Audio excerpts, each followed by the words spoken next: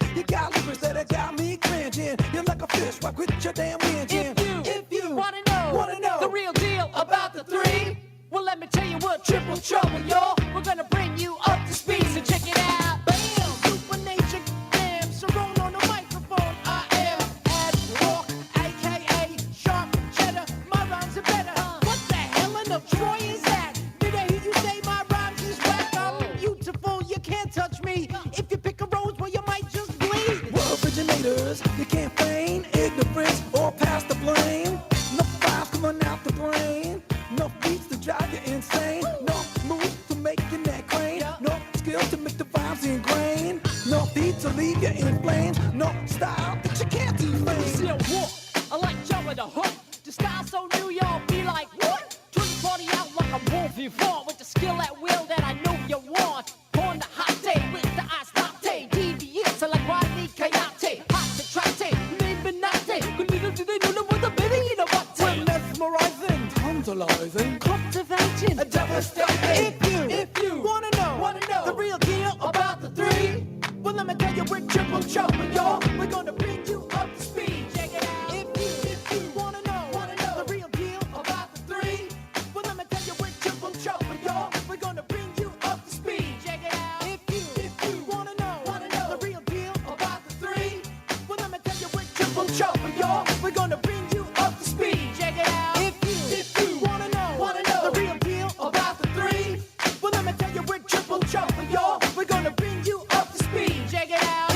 If you wanna know the real deal about the three, well, let me tell you we're triple trouble, y'all. We're gonna bring you up to speed. Check it out.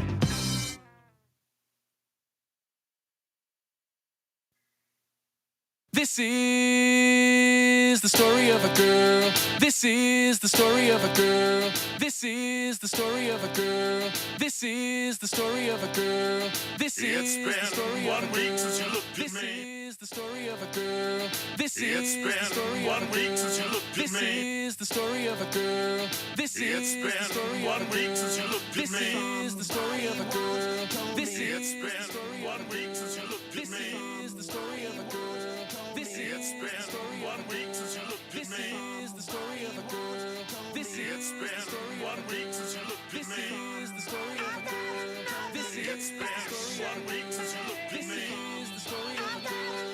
This is the story 1 week since you looked at me. This is the story of a girl. This is the story 1 week since you looked at me. This is the story of a girl. This is the story 1 week since you looked at me. This is how we do.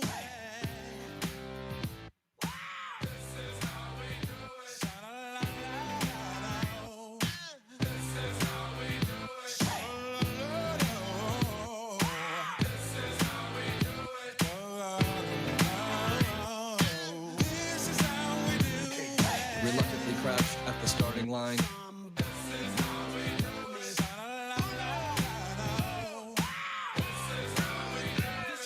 Reluctantly crouched at the starting line.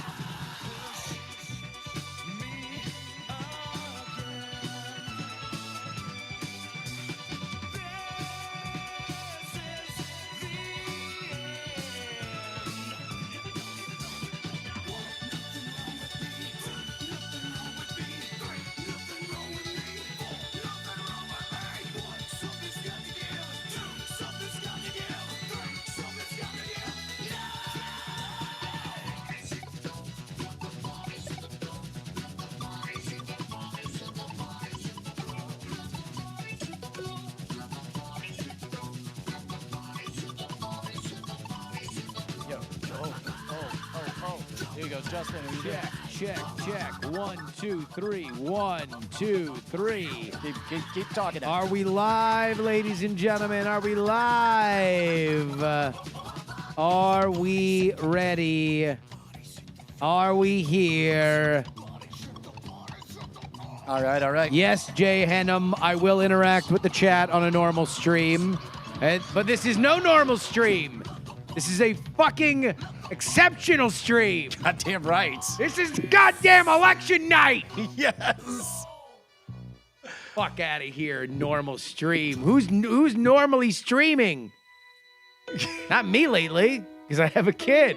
It's my fucking jam right here.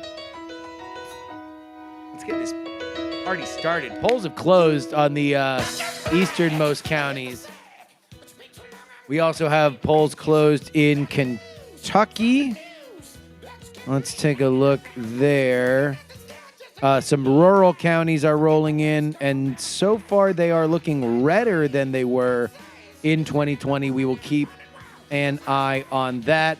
And as we begin, Brian, single me up. I don't know which one. Who's got me on a single? Yep. Here, tell you what, can we get a punched in shot? Am I there? Push me in. Somebody clip this. I'm calling Florida. I've called Florida. Florida's called. I am seeing the first votes that are in. I've actually been watching Florida all day. I'm calling Florida, which means we already have one of our two conditions met to break our first pinata.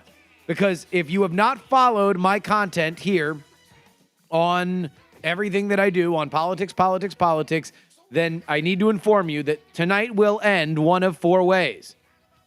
Two that are very good for the Republicans, two that are very good for the Democrats. We will go from the order of Republicans first. Actually, on my single here, Nathan, can you move the camera down, because I want to go talk to everybody here about our scenarios. Oh, yeah. We are going to be breaking pinatas every time that one of these scenarios does not come to fruition. Our first is right here. This is Roe sends her regards. This would be a Democratic sweep of the White House, of the Senate, and of the House. All right? So if I'm already calling Florida, then that means that we are probably not going to get Mariska Powell beating Rick Scott in Florida. That would be a Democratic flip of a Republican seat. That is going to be what needs to happen if Roe sends her regards and the Democrats take all three chambers. I will need to see some early returns from Texas to see whether or not Ted Cruz is running ahead of Colin Allred. And at that point, baby, we're running this fucker right up to the top of this goddamn building, and we're hitting it with a boat oar until all the candy falls out. That's what's happening. We move down to our second most likely, and this is something that a lot of people believe is very possible. In Wilmington, Delaware, you can ask the Democrats. They're going to say this is what will remain standing, and that is unburdened by what has been. It is a burro, Spanish for donkey. All right? This would be a Kamala Harris presidential win.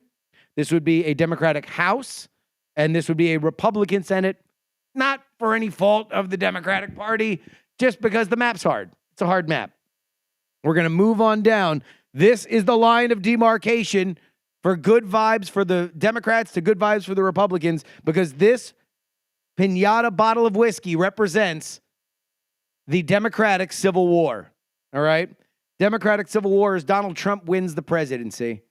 The Republicans win the Senate, but there is a Democratic House, meaning that it was not the message. It was just the candidates. And there's going to be quite a bit of fighting over why that happened. And then meanwhile, we move down here. Our big pink boy down at the end, that is Pax MAGA. That is a Republican sweep. Republicans take the House. Republicans take the Senate. And Republicans take the White House. If that is how it ends, then Donald Trump will sit upon a rock and cry, for he will have no libs left to tard. I'm sorry my snort wasn't on These are, come on, yeah, we have a live audience. Yeah, we sorry. can laugh. We don't have to be shy about it. These are our 4 different scenarios, and as they end,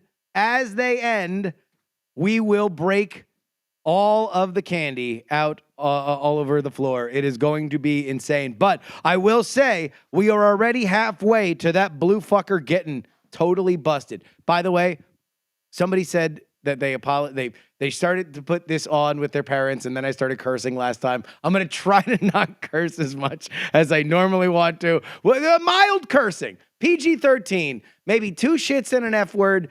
But there we go. I'm going to do my best to do it. Welcome everybody to the Politics live stream.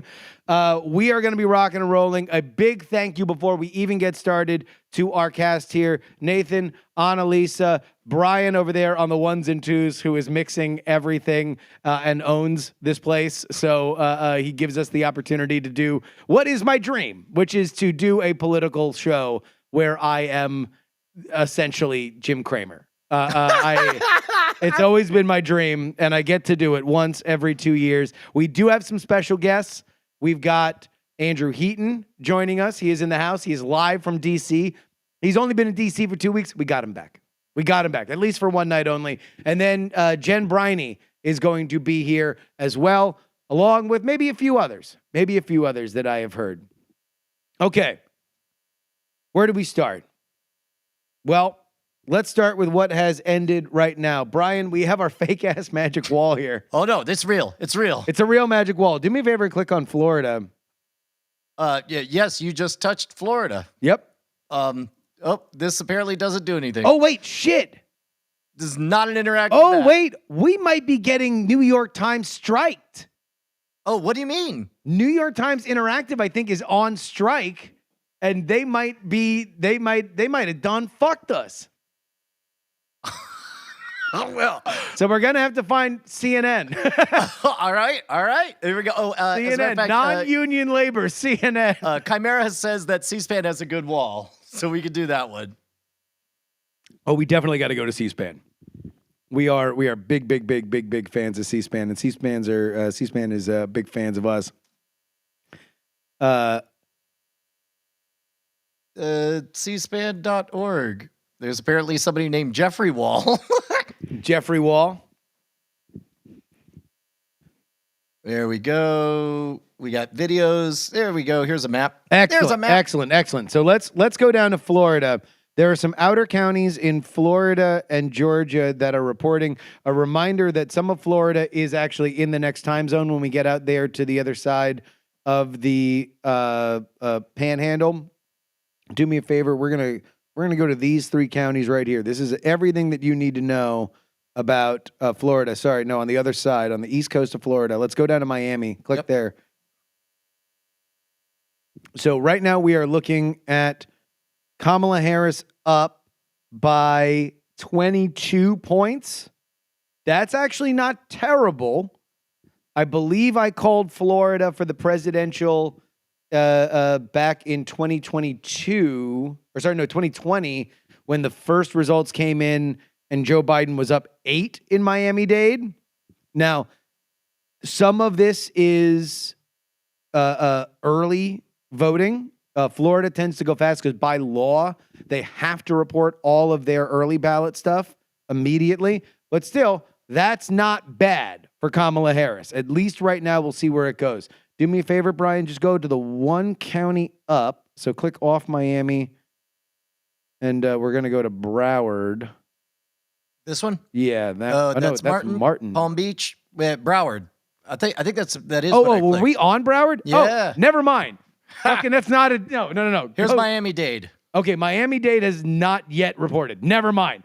Everything I said, total lie. Broward is liberal as hell. There will be only 1 blue county left in Florida eventually, and it will be Broward County. It is where I am from. I know it well. It's all the Jews. It's all the liberals. It is everybody. They all live in Broward County. They all go to the same deli. It's a great time. Go to Palm Beach. I do want to see Palm Beach. So that is not reported either. So I am wholesale out of pocket calling this state. Ha! Let's just know I am reckless, dude. I don't even know what is going through my mind. I didn't even see a shred of data for the record when I called Florida. I didn't see one single shred of data, and I called it. I'm gonna stand by it. I'm gonna be like that one dude who called Arizona for Fox. I don't give a fuck. We'll see how close it gets. I am unbothered. Unbothered. Let's leave Florida alone for right now. We are going do me a favor. Let's actually go to Georgia. Also, please do me a favor, guys, and take clips of this show. Put it up on X. I will retweet it. 7% in. Oh, so apparently there is something on the New York Times. Go to Kentucky here, Brian.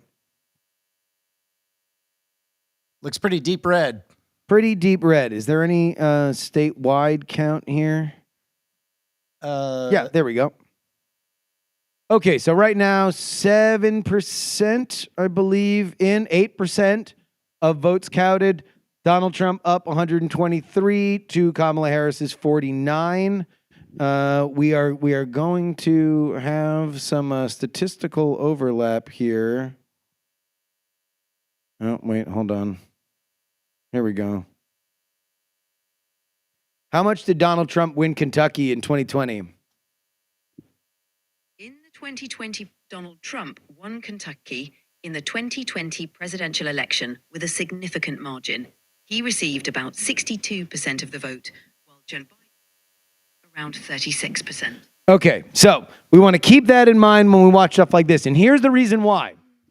Not because Kentucky matters. Kentucky doesn't fucking matter. And I mean that in many different ways. I mean that in spiritually, I mean that financially, I mean that in many, many ways that isn't bourbon. It's because of a little lady named Ann Seltzer. All right? Ann Seltzer. If you are a political junkie like I am, you know her very, very well because once every 4 years, you go down to Des Moines, Iowa, and you live on this woman's work. You live on it. She is a pollster, and she is known as the gold standard. She is somebody that is trusted. She is believed to have the pulse of Iowa correct, which is why on Saturday, everybody in Trump world sharded themselves because she came out with her final poll that said Kamala Harris was going to win Iowa. Now, do I believe that Kamala Harris is going to win Iowa? No, I don't. I don't believe that she's going to win Iowa, but I do believe that Ann Seltzer is a very good pollster. I do believe that the stuff that she was keying in on is something that we should pay attention to. And what she was keying in on was that rural women, and especially women over 65, were tilting very hard to Harris. It is something that has not been replicated in other polling, but we want to pay attention to other rural states because we do want to see whether or not Donald Trump is doing as well as he did in 2020 in 2024. It appears that we are starting to get Georgia votes. Brian, can we take a look down there? Oh, And there it you go. is largely the Atlanta metro area, which would be expected.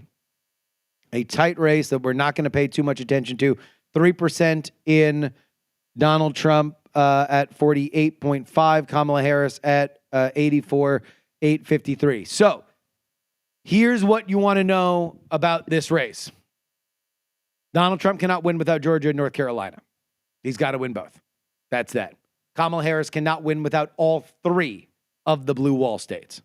Now, I know that there's a bunch of people out there that go on 270 to win, and they say, oh, I'm going to pick a little state over here, and I'm going to put it with Kamala, and I'm going to put it with this, and it's a mix and match kind of thing. No, it ain't going to work like that. These states tend to herd together. And so it's far more likely that of the 7 swing states, one candidate's going to win 6 than it's going to split something like 4-3. That being said, it is of my belief that Donald Trump is in a position to win in Georgia, North Carolina, Nevada, and Arizona, at least in terms of early voting and in terms of polling. We do not know what is going to happen in the blue wall states. We have no idea what is going to happen in Pennsylvania, which will be the most decisive state. We do know that early voting for Democrats was soft. We do know that election day voting, by all available metrics, seems to have picked up comparatively to 2020 for Democrats. Is it going to be enough? And could Republicans pull out elements of that Democratic coalition? Young voters by way of young men, black voters, Hispanic voters. That is what Donald Trump has tried to do. He has essentially told what used to be some of the bread and butter of the Republican coalition, those safety moms from 2004. He says, y'all are wine moms now. I'm going to leave y'all with your keys, and I'm going to go ahead and find these votes elsewhere. We will see whether or not that will happen. We are seeing Florida vote come in right now. 44% in.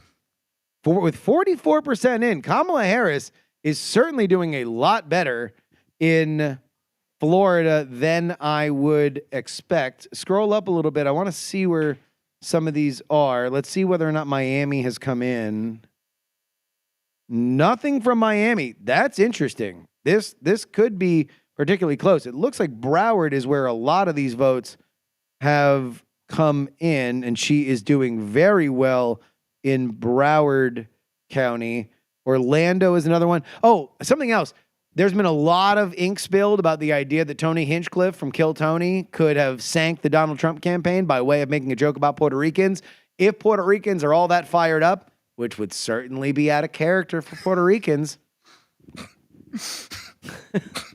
I don't know. I don't know what the style guide is on chuckling here. We can laugh. It's a fun time. Good. It'd be like, yo, yeah. It's like, I go, no, you categorized Puerto Rico incorrectly. And it's like, I'm so fucking pissed off, I'll kill you. If Puerto Ricans are going to be pissed off, they're going to be pissed off in what is called the I-4 corridor. Scroll up a little bit, Brian. You got it. The I-4 corridor is this. This side of Florida over here, all the way to the other side. It is where the I-4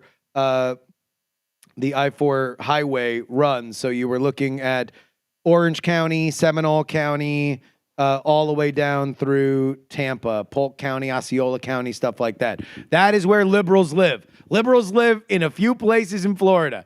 South Florida mainly, Miami-Dade County, Broward County, Palm Beach County. Then they live in the I-4 corridor. Then they live in the college towns, and that's pretty much it. The rest of it's Georgia, right? The rest of it's Alabama.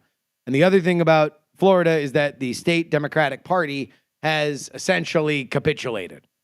They don't really exist. From Jeb Bush on, the Republican Party in Florida has not only increased voter registration, they have just run a better operation all in. So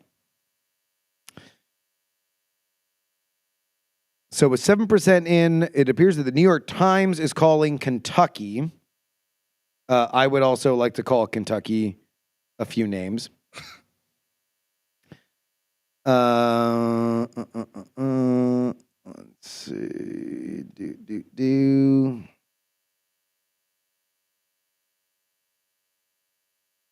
Hey, Justin, Yeah. have any of the states that you mentioned so far, are they, and by the way, this is, every good sports show needs a newbie who has no idea what's going on. Hell yeah. None of these states were ever really in play, or were they? No, not really. This race has had a pretty well-defined set of swing states. It's been 7 swing states from the very beginning, and toward the tail end of the Joe Biden stuff, it was actually kind of narrowing down to like 3 swing states because some of the shit was getting so out of hand in the Sun Belt. Kamala came in, rebooted stuff, and things are better in the states that they need to win in the Sun Belt. That being said, you are not really, unless something crazy is going to happen. Here, I'll put it this way. If we're looking at a really good night for Democrats, here are the 2 states that you're also going to have to pay a lot of attention to. That big red wanger in Florida and where we are right here, the state of Texas. Stars at night are big and bright, and if Kamala Harris has her way, she'll be deep in the heart of Texas. We have not seen any of the polls close there, so we're not going to see numbers there. If this is a big night for the red team, Here's where you're paying attention. New Hampshire. And you're paying attention to Virginia. Right now, the polls are closing there. We will start to see those votes come in, but those are the states where you would begin to see the math change if indeed Donald Trump is playing in those states. Let's scroll over Virginia, see where we're at right now. 0%. Yeah, 0% of the votes. Yeah. So there is a fart, and then let's go to New Hampshire.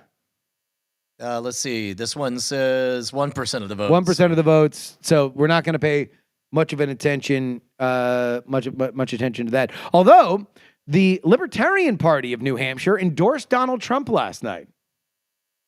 Wait, is that one dude? The one dude on Twitter? He's one of them. He's one of the people that run the Libertarian Party of New Hampshire. But yeah, they were, you know, I don't know, whatever. We'll see. I don't believe that New Hampshire or Virginia are particularly in play, but then again, we don't know the state of this race. Exit polling have come out, and I will tell you, I don't like any of them. Like, exit polling is notoriously more of a CTs, you're welcome, parents, than they are instructive. That being said, you did see two different exit polls that told two very different stories. One of the exit polls said that the vast majority, like 70 to 80% of voters believed that the country was on the wrong track. And I think 20% said that massive change needed to be enacted. And then another one said that the number one issue for voters was the state of democracy. One of those is really fucking good for Donald Trump. Sorry, parents. One of those is really good for Kamala Harris. And so we will continue to move on. I don't think it's good for the Libertarian Party to endorse Trump. Well, I will tell you what their perspective is, or at least the current leadership of the Libertarian Party. Their perspective is that they want libertarian things to happen. And so they believe that the Libertarian Party would be better off to be in a situation not unlike where RFK was. RFK was a big enough threat that he operated in the mind share of both major candidates. And then theoretically, although I don't think this really happened with RFK, but theoretically, RFK could have gone to both campaigns and said, hey, here's what I want from you for an endorsement. They would have had to make promises, and then he endorses them. The Libertarian Party is more along those lines these days. What they see is the ability to actually get things done as opposed to run a protest candidate. It's controversial. Some people really, really, really don't like it. That's their perspective. That is what they want to do. Now, the Libertarian Party of New Hampshire, I've talked to people around them. I don't think that they're particularly, they're not the most effective people I've ever seen politically. I don't necessarily agree with the way that they go about things, but, you know, for whatever reason, for the 20,000 people they have on Twitter, that mattered. Don't come at me. I'm sorry. Whatever. You're allowed to call, you know, John McCain a piece of shit if you want, I guess. It's a free country.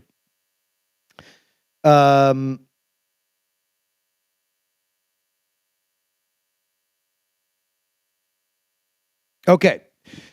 So we are watching this stuff come in. Let's go ahead to Indiana too. I want to see Indiana.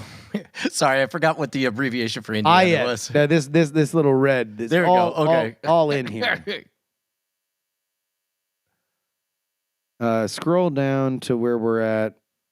Okay, 16 votes counted, 61 to 37. That's enough that we can ask the following question. In 2020, how much did Donald Trump beat Joe Biden in Indiana statewide? In the 2020 presidential election, Donald Trump won Indiana with 57.02% of the vote. Joe Biden received 41%. Okay, so this is what you kind of want to look at. Obviously, I believe if we scroll up, well, let's take a look at where these major cities are coming in. Okay, so we haven't really seen Indianapolis come in. You would expect that to be a little bit closer. But what you're looking for with Donald Trump is he beating where he was in 2020? Because I hate to break it to Donald Trump, but he didn't win in 2020. So he's going to need more votes. He's going to need more votes than he would than he got then. Okay. I'm gonna take a seat as more stuff comes in. My identify is having to identify random states in front of a crowd. Yeah, well, I mean, like, there's kind of a crowd here. We got a little bit of a crowd. Okay. You want to know what? Let's bring on our first special guest. Let's get Brett Weaver on the mic over here, because I don't know how long he's gonna be over here. Everybody, let's get a big round of applause for the one and only Brett Weaver. Woo! All right. Hello, friends. Oh, now I have to set up another shot. Here, you guys Okay, no, that's fine. covered by doing a show. Yeah. I'll cover. Oh, there we go. So, Brett, you are not a unbiased truth angel like I am, descended from heaven so I can sort fact from fiction, trained in the finest institutions. You are a Democratic partisan here in the state of Texas, Sure. right? Is that untrue? I wouldn't say that I am a Democrat, but that just seems to be the way I lean right now. Gotcha. But you got a team that you're cheering for is the greater point, right? Yeah. I mean, yes. Like if I just announced Donald Trump won, would you go hooray or would you go boo? I would say definitely boo. Okay, so there we go. All right, that's all I'm trying to get at. Do you believe? Let me ask you this, because you have spent a lot of time here in Texas. That we will end tonight with Texas bluer or redder than 4 years ago. I honestly do not know anymore. Take a guess. Search your heart. I'll search my heart. Search your heart. All right. Go deep into those cockles. Search it. Search it. Sure. I will commit to it. I say that it's going to be bluer. We're going to be more purple than we were before. Now that would be where the trend is. Mm-hmm. In fact, here let's go ahead and crack this here.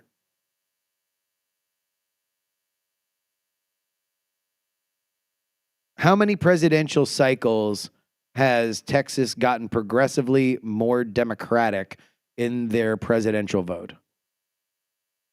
Texas has shown a trend towards becoming more competitive in presidential elections over the last few cycles. This trend has been noticeable from around the 2008 election onwards, with Democratic candidates gradually increasing their share of the vote. However, Texas remains a largely Republican. Okay. Yeah. So it's Obama. Obama is where it started. Polls suggest this might be the first presidential cycle that does break that trend.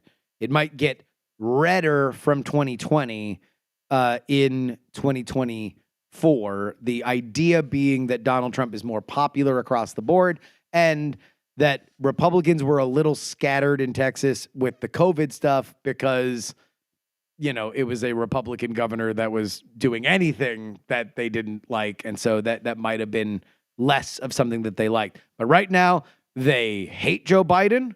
They hate what's happening with the border.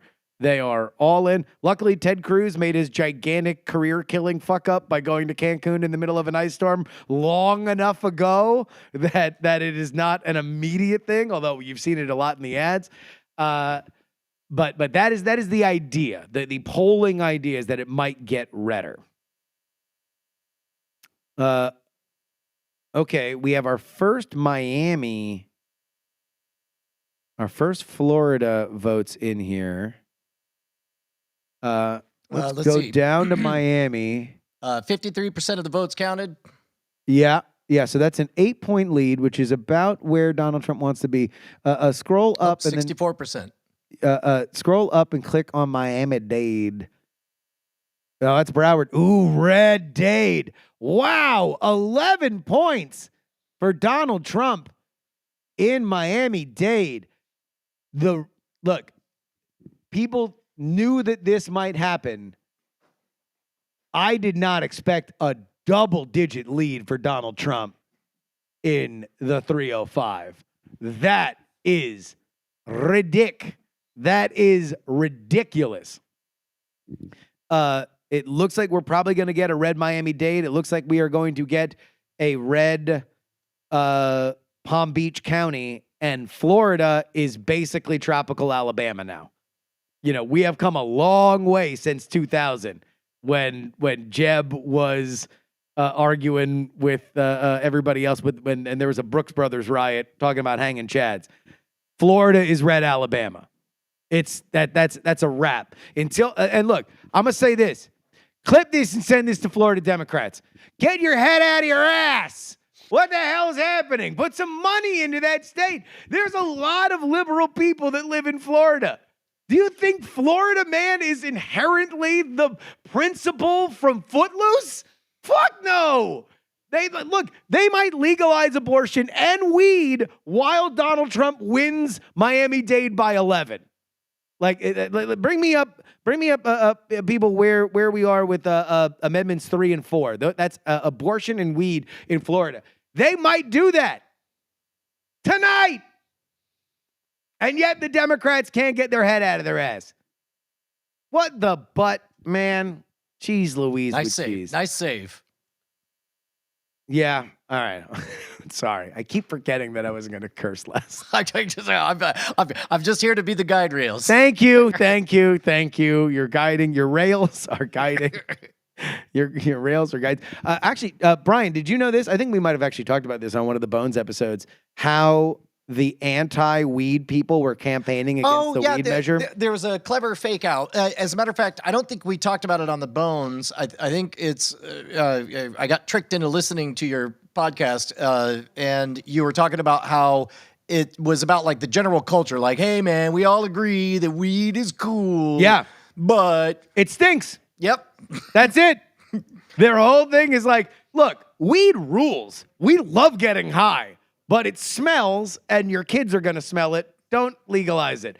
Basically, their argument is everybody who wants to smoke weed in Florida is smoking weed in Florida. Maybe right now. We don't need any more people smoking weed, or we don't need the people that are smoking weed in their house right now to smoke weed in places we don't want.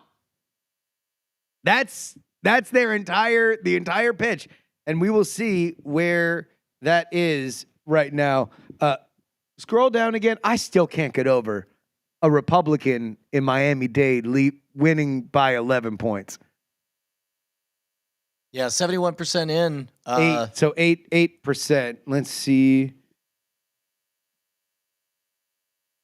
Let's see how that.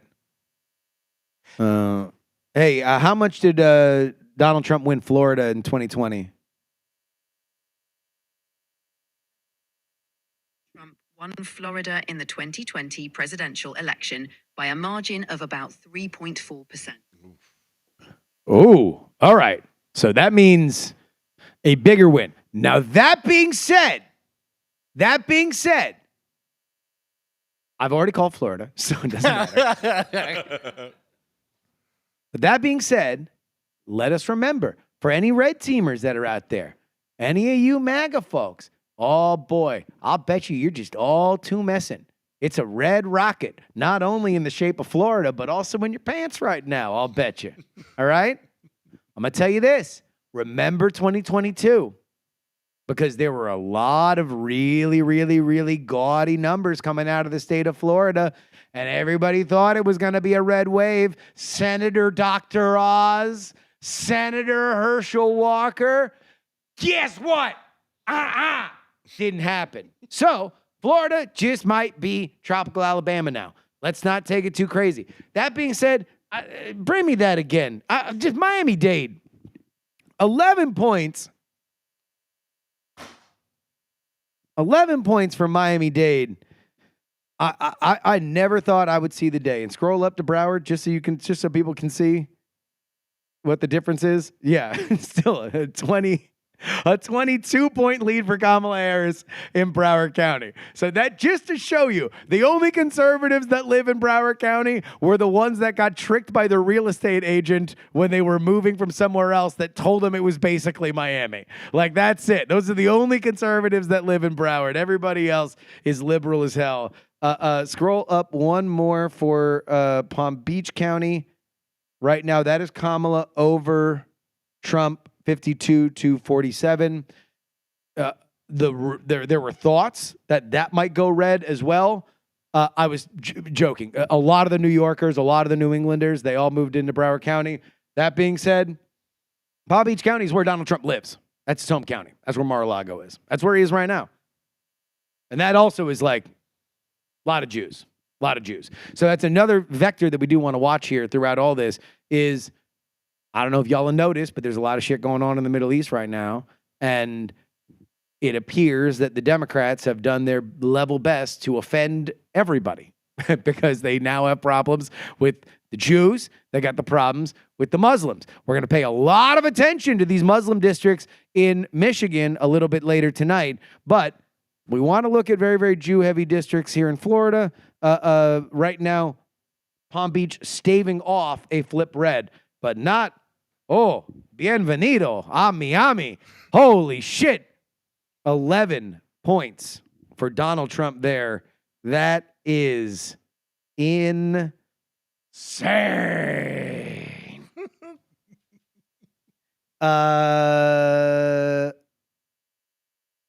Okay. Good thing Tony Hinchcliffe didn't talk smack about Cubans. No, he didn't. Well, I mean, I'm sure he would. I'm sure he does. I'm sure he has. Probably talk shit about Cubans. Oh, sorry, I had something in my throat. Oh, can I say it? All right.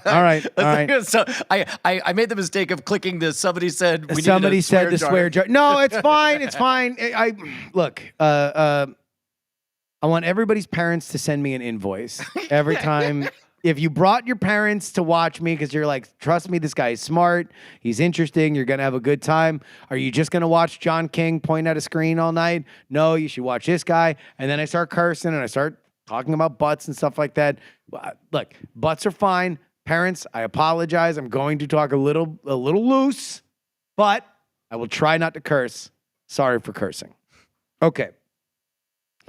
The AP has called the race in West Virginia, which basically means that those polls closed. Let's go ahead and jump out of here, Bride, to the big map, and let's go over to West Virginia, Mountain Mama, Country Roads, Take Me Home.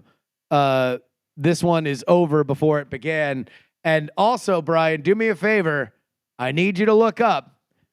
Now officially going to the White House, Baby Dog.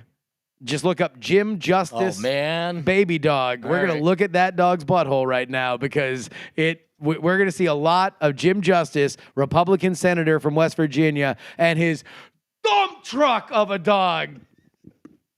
If you are unaware of this story, yep, here we go.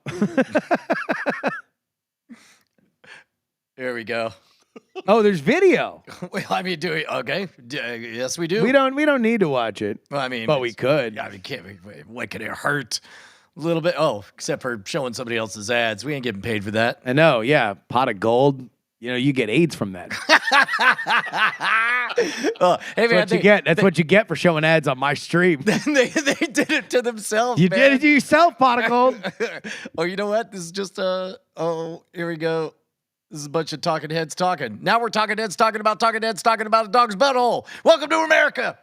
Yeah. All right. Anyway, Jim Justice is up. Here we go. Anyway, Jim Justice was the governor of West Virginia.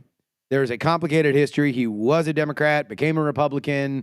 He fired Joe Manchin's wife. Joe Manchin was the Democratic senator from West Virginia. He decided he was going to retire this year. And so Jim Justice runs. But during the pandemic, Jim Justice bought a dog. And that dog was a big fat dump truck of a sumbitch that he paraded around everywhere. He used it as a tool for people to get vaccines. And then at one point, you can see here over my shoulder, show the dog's butthole. Yeah, there we go. There we He go. showed- there we go. I'm trying to maximize Yeah. it to get He maximum just showed the pucker. dog's butthole right there, right to everybody. Yeah, it keeps on jumping over here. That's fine, whatever. I just want to see it. Anyway, he's a senator now, and I think the dog is a senator now too. So that also gets us that this was not a shock, right? So nobody is surprised by it, but it gets us ever closer to breaking our first pinata, because if Mariska Powell in Florida is out, let's keep an eye on people calling the Rick Scott race. Hey, Justin, just for anybody joining us, walk us through these guys again. Give us the Let's do short it one more version. time. Good idea, Brian. Good idea. So there are 4 ways that tonight ends. There are 4 ways that this election ends in terms of the White House, the Senate, and the House. Let's start here at the sunniest for the red team. Let's close my laptop here. The sunniest for the red team is this pink pinata. It is our Pax MAGA. This is a sweep, a Republican A sweep. clear. This is totally non-ambiguous. Just No, plain as Donald day. Trump is the president. Republicans have the Senate. Republicans have the House. Let's move down 1. This whiskey pinata is Democratic Civil War. This is Trump wins the presidency. Republicans win the Senate, but Democrats win the House. Meaning the Democrats believe, hey, look, this wasn't our fault. It was just Biden's fault. It was Kamala's fault. Let's all fight for the next 4 years and see who our next leader is. So when you say civil war, you don't mean like people erupting into violence because the vote was so No. close. No, you mean this is basically AOC, Pete Buttigieg. They all start amassing armies like in Gangs from New York and then start marching down to 5 points over the next 4 years and start screaming at each other and saying, "You're the reason why we lost to Hitler." Anyway, that's that. Line of demarcation. These are good scenarios that could happen for the Democrats. This is unburdened by what has been. We have our little burro, our little donkey. That means Kamala Harris is the first female president. That means that Democrats control the House. Speaker, Hakeem Jeffries. But look, the Senate map is just rough this year. It's not the fault of any Democrats. It just means that they couldn't win in Florida. They couldn't win in Texas. Tough places to win statewide. What are you going to do? You're going to be happy at the end of the night. But this baby right here, But the borough is definitely Kamala wins, right? this is Kamala wins, Yeah. and this is Kamala wins, but this is also that the Democrats win the Senate. And right now, we're starting to look a little more far-fetched on that. We're starting to look a little far-fetched on whether or not the Democrats are going to win the Senate, because we need to take a look at where specifically the Rick Scott, Mariska Powell race is.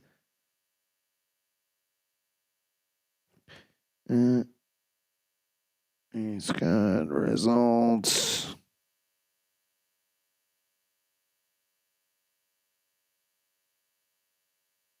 The AP has not called that race. Ooh, but it's close.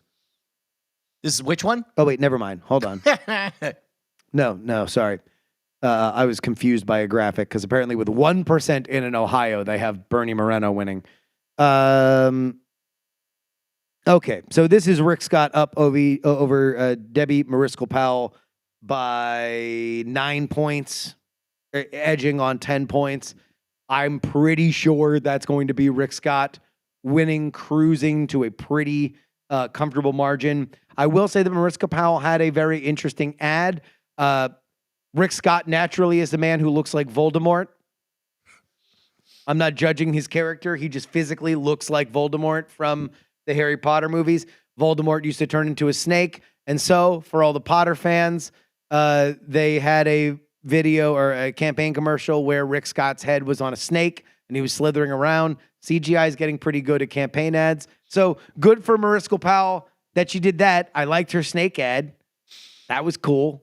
Unfortunately, it wasn't so good at, winning an election. because with 70% in, 72% in, Rick Scott is up on Mariscal Powell. So that means we're going to have to wait until we get the Texas results. Unless Colin Allred is very competitive there, then we're going to be breaking that first pinata, because it just means the Democrats are not going to get the Senate. That does not necessarily mean that the Democrats aren't going to win the White House. They might very well win the White House. But it definitely means they ain't going to win the Senate, because they would have needed to win Florida or Texas. So we will keep an eye on that. We do have our first votes that are coming in North Carolina. So let's go ahead and take a look there. Right now, only 2%. 2% is in, and it's mostly the cities. So let's go ahead and let that cook for a little bit before we get too far into things. So Roe does not look to be sending her regards as of now, at the very least.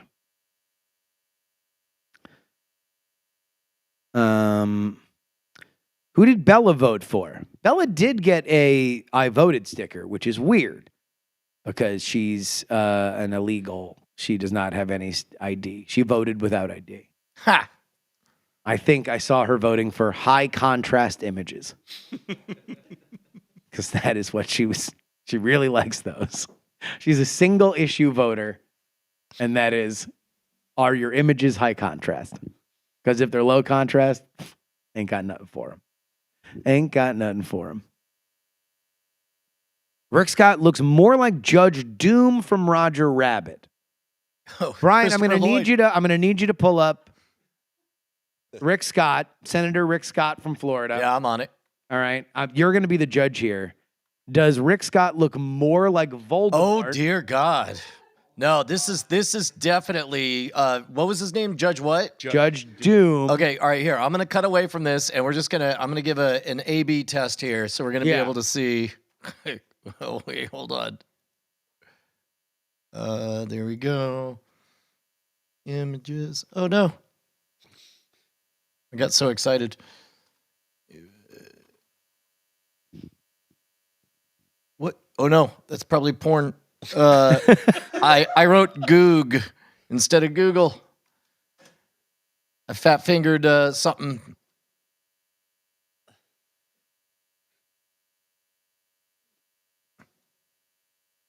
For a second, I thought, man, I wonder what I hit. That's really wild. Images, Google. Is this a real tie? Hell yeah, it's a real tie. No, you're going to see me slowly decompose. This is my favorite part of election streams. Is I start looking like a reservoir dog, and I end looking like a sweaty pile of trash. Okay. Yeah. All right, here we go. You're at the optometrist, and the question is, better one, better two? Well, no, but give me Voldemort. Better one? You got to give me Voldemort. No, Better give me Voldemort too. Wait, okay, all right. You got to give me, because you got to, I need you to be the judge here. Okay. Voldemort or Judge Doom, who does Rick Scott look more like? All right. Voldemort. Boom. Let's go ahead through, Oh, man, this is... told you. Oh, jeepers. Jeepers. Okay. All right. Back to the optometrist. All right. We got better one. Uh-huh. Better two. And again, we have the reference image. I don't know. I think we might have to go all the way around on this one. I'm going to say it's closer to Judge Doom. You think Judge Doom? Well, that is crazy that Rick Scott, we're actually getting a leak of his victory speech here tonight. We're reading now directly.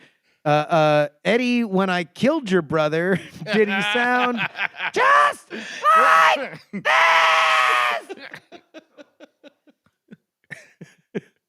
It's amazing.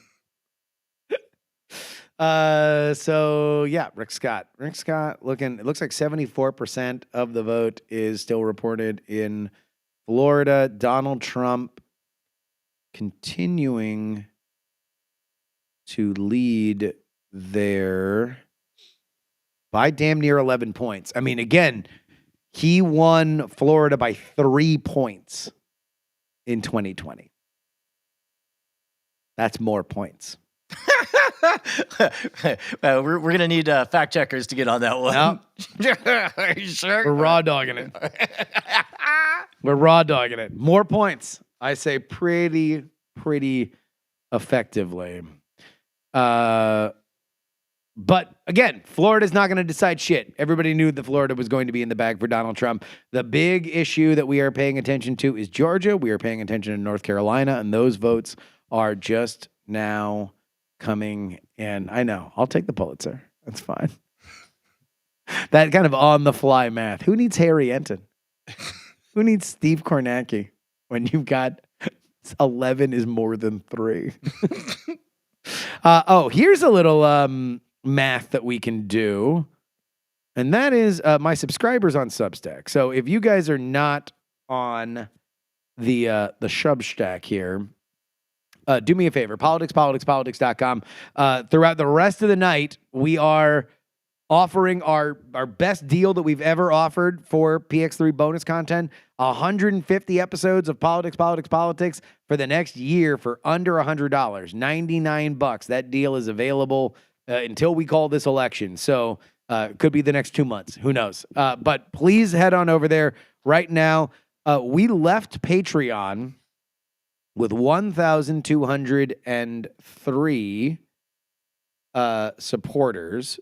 So 1, 2, 0, 3. Ooh, I love this one. Amy Desk, I subscribed to your Substack today while in line to vote. That's the best way to do it. That's like those drive time early morning radio shows where it's like, what's the craziest place you're doing it? Yep. In line to vote. In line to vote. Right now, we are 85% to where we were on Patreon on Substack. Hell yeah. Boy, Dude, would I love it. I say you gotta cross the threshold tonight. Tonight. It would require 178 new paid subscribers. We got this. But we are, what are we sitting on, Brian? first of all, you can see, scroll up to the top right-hand corner of the restream if you hover over all the how many folks are watching right now? Yeah. We're just shy of 3K. Just try 3K? Yeah, so I'm saying 5% of y'all cough up. 1 in 20 of you, we got this. Because, I mean, like, if everybody that subscribes to me on Substack is watching, it's only a 30th. Yeah. There's another 2/3 that are right there. So politics.com, where you need to go. You get 2 bonus episodes each and every week, including this week. I don't know how many episodes I'm going to do this week. Maybe it'll just be one super big one to recap everything. Maybe it's going to be a lot of little ones because we won't know what's going to happen. We'll find out tonight, baby. We are all waiting. We should point out, somebody was saying I only see 500 folks. We got to remind everybody that we're live on Twitch. We're live on YouTube. We're live on X. Yeah. And I'm very amazed by this tool that streams and collates all the chats. That's amazing. No, it's pretty awesome. Pretty awesome. Okay. Let me pull up. Ooh, you want to know what? All right. So let me make this point. Poly market and the betting markets. A lot of people hate them. They don't like them. What do all these French baguette eating motherfuckers have to do with my political discourse? Bunch of crypto bros with VPNs throwing coins at each other. I don't give a rat's patoot. And I agree with you in general. I don't necessarily think the betting markets are predictive. However, I do know that right now, as information is coming in, that you will probably know where things are moving earlier on the prediction markets than you might know on those needles. So, if we take a look right now Poly Market in Georgia. Donald Trump has just opened up a massive lead. Poly Market in Georgia has Donald Trump at 81%, Kamala Harris at 17%. Let's take a look at North Carolina. Come on and raise up. Take your shirt off. Wave it around your head like a helicopter. Shout out to PD Pablo. 69%. Nice. I mean that in terms of the meme, not a presidential. not a specific endorsements. And by the way, it is raising up as we speak. Donald Trump up to 71% in North Carolina. And the reason why I pay attention to these things right now is because there's a lot of information coming out, and these sweaty-fingered boys, boy, will they do whatever they can to make a crypto buck. So if they see numbers coming in at a certain way that they like, they're going to bet it. The way that it is joked about on those sites is they're giving away dollars for 70 cents. So let's say Donald Trump is right now at 71%. The way that works is you buy $1 for 71 cents, and they're like, oh, they're giving away dollars for 71 cents. This is definitely going to happen. Put all your money into that. That's what they say. That's what it means. And right now, the Poly Market odds are they're jacking up. I don't know if they're jacking off, but they're jacking up. Well, that was a gray alert right there, sir. Guardrails don't know what to do with that one. I'm tested. I'm like a velociraptor. I'm testing the fences to see where I can go. Let me bring up. We got a few. Anybody who wants to brag about subscribing, I'll throw your name. Oh, on the hell screen. yeah. Oh, we might need to pull up my thing here to see whether or not I can give him a shout Give out. a live update. Yeah, give him a We shout got out. to fill the air somehow. This is You ever see those Jerry Lewis telethons? It was always best at like 5:36 in the morning. Yeah. when everybody was loopy and had no F words to give. Yeah, there we go. Shout out to John. Shout out to Gabriel, to Matt, to Zach, to Sam, to John, to Shane. Shout out to Don. Shout out to Martin, to Tim, to Eddie, Will, Greg. Come on. You guys are amazing. You guys are great. Let's keep this going. Let's keep the hype train moving. By the way, you can always sign up for free. You can get the two bonus or the two regular episodes for free each and every time. Did you see this? They got folks in bars streaming you. We got free riders on your streams. Oh, snap. Hey, whatever bar we're at, can I hear you? Yes.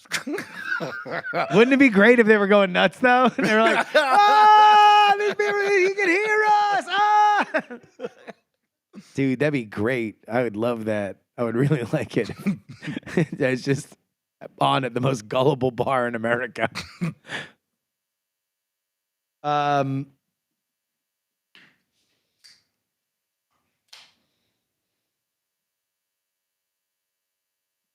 Oh, Dottie's Bar. Salute to Dottie's Bar. Woo. I'm a loner, Dottie, a rebel. You want to know what? We have some time here. What do you say we bring on one of our guests here? Big Andy Heats. Are you ready to come on? All right. Oh yeah. Come on over here. Come on over yonder. I meant to have some music going. What else? Hello, America, and interested foreigners. There are interested foreigners. There are interested foreigners watching this show. Hello, Justin. You look very good. Thank you. I am seeing you at like peak Justin. I'm seeing you in like you're maximum inner luminosity is coming out. You're seeing me how you would like to see everybody in a suit. No.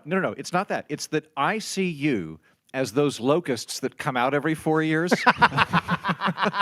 The cicadas. This is the. I have big cicada energy. You were the cicada.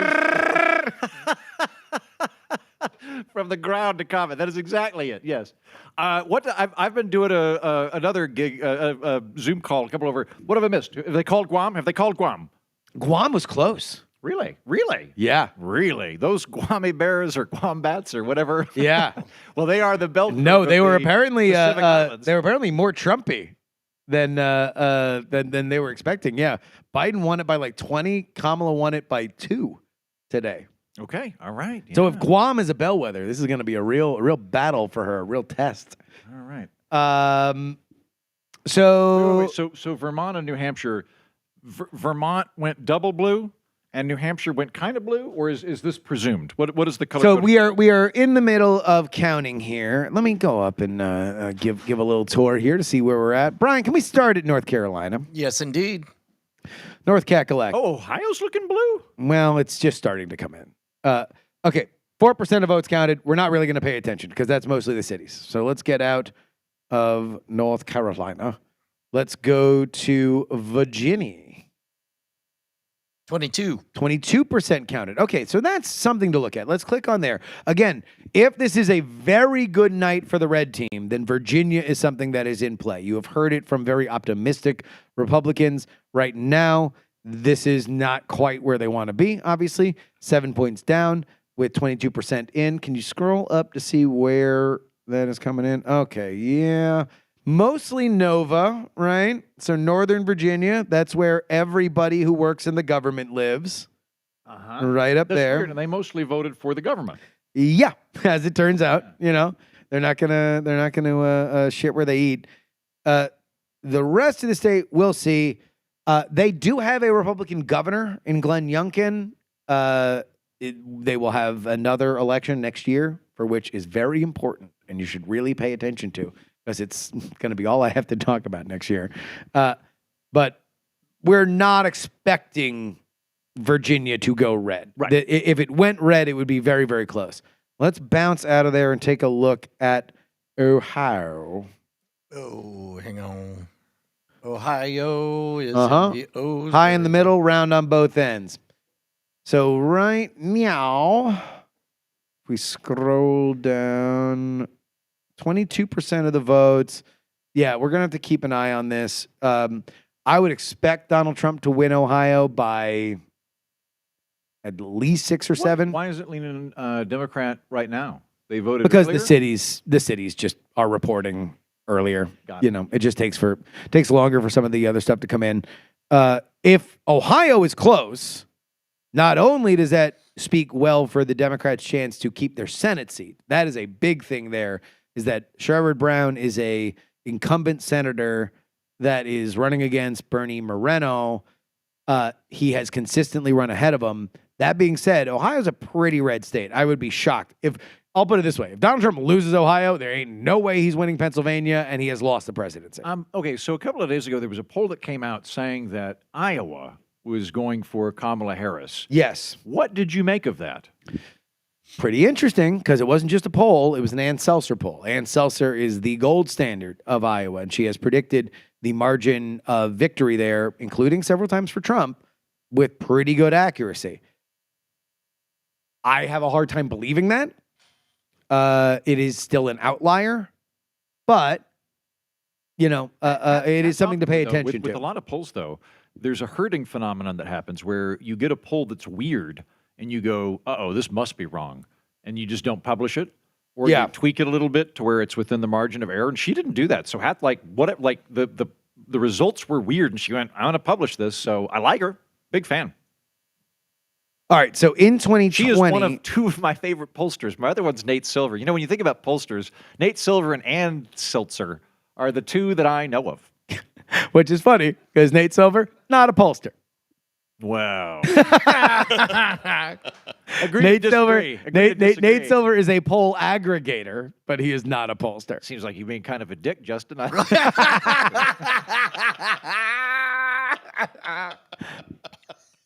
All right, roll on over Pennsylvania. I'm assuming that we are talking about singles of percentages that are in 3%. right now. Yeah, okay. So we're not going to pay attention to that right now. Blue Texas, look at that. Oh my gosh. Yeah, 8% in. I was right. Where on earth? Yeah, okay, Dallas metro area. Colin Allred was being truthful the whole time. Yeah, so Dallas County, Which, I mean, No one else in Texas voted. It's Yeah. just people Do in me- Dallas do- yeah, do- and Fort Worth. do me a favor. Here's a great Dallas way and that Plano, maybe. Yeah, here's a great way that you can find all of the Democrats in Texas. The names of the towns. Yes. If you see a name of a town, holy shit, or there's some Democrats up in there. Other than that, you're fucked. Like it is. Sorry, Oh, mom. spare Sorry, mom. jar. Sorry. But still, all right. So Ohio, Donald Trump won by 8 points. That is a state that we're going to pay attention to the margins because I do think Donald Trump's going to win it, but how much he wins it by is certainly going to be indicative of where he is in Pennsylvania, which is probably going to be the state that tells the entire story here tonight because Kamala Harris cannot win the presidency unless she wins Pennsylvania. Am I right in thinking, though, we're probably not going to get the results of Pennsylvania? Under Pennsylvania law, you cannot count the absentee or early ballots until the day of the election itself, which means that despite whatever they were doing in terms of collecting things from aforementioned early voters, absentee voters, they did not begin tabulating those until this morning. Well, depending on where we are margin-wise, we may or may not be So able. if it's such a blowout, it doesn't matter how those votes go. Well, we And do know yes. by registration who voted and who requested ballots. So the lead for Democrats is much less than it was in 2020. In 2020, they had about 1 million vote lead in Pennsylvania because of early voting and mail-in balloting. This year, they have about 400,000. What we don't know is what the split is going to be with independent voters. That's something that we're really going to also pay attention in Nevada. But we are going to keep an eye on it. Let's take a look at Pennsylvania here in Polymarket, which again, I don't tend to believe in Polymarket as a predictive engine. I do believe that these sweaty crypto nerds are looking at every scrap of data and trying to make money on it. And so I do think that consensus wisdom on stuff like this is probably going to form with these weird crypto bros before other stuff. While we wait for more information to come in, Heaton, you've got a big episode out now. You're releasing a new big episode Yeah. tomorrow. Talk about This it. has been a big fortnight for the political orphanage. Last Friday, I had a special come out called Flee Not to Canada, My Countrymen. And I just got a thumbs up from the audience. Thank you. It is an unabashed tribute or parody, whatever won't get me sued, of Garrison Keillor and A Prairie Home Companion. And it's a very, come together episode. I thought I wanted to have one kind of bright moment of, hey, your neighbors are fine.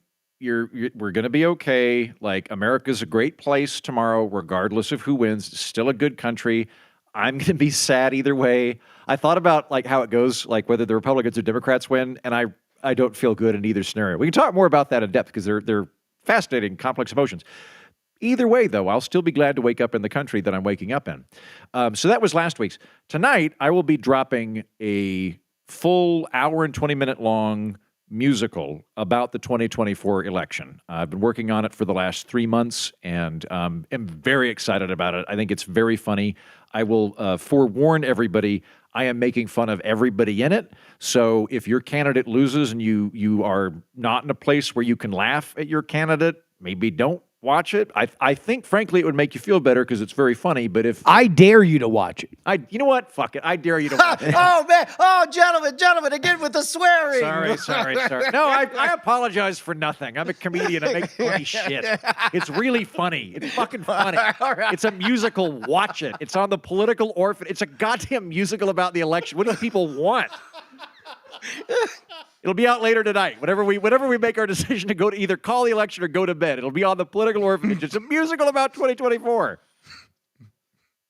All right. So there we go. Thanks. Appreciate the plug. That's there. Yeah. You've been working on this one for a minute. I have. I've been working on this since late July. Working on this one. I think it's the most technically complex thing I've ever made, and so it should be a hoot.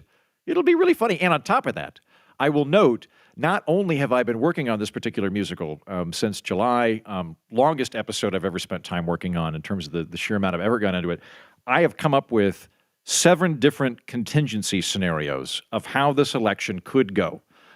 You've talked about that on your own. Yep. Of Rose sends her regards and all the various. I have 7 different contingency scenarios, and I've come up with a unique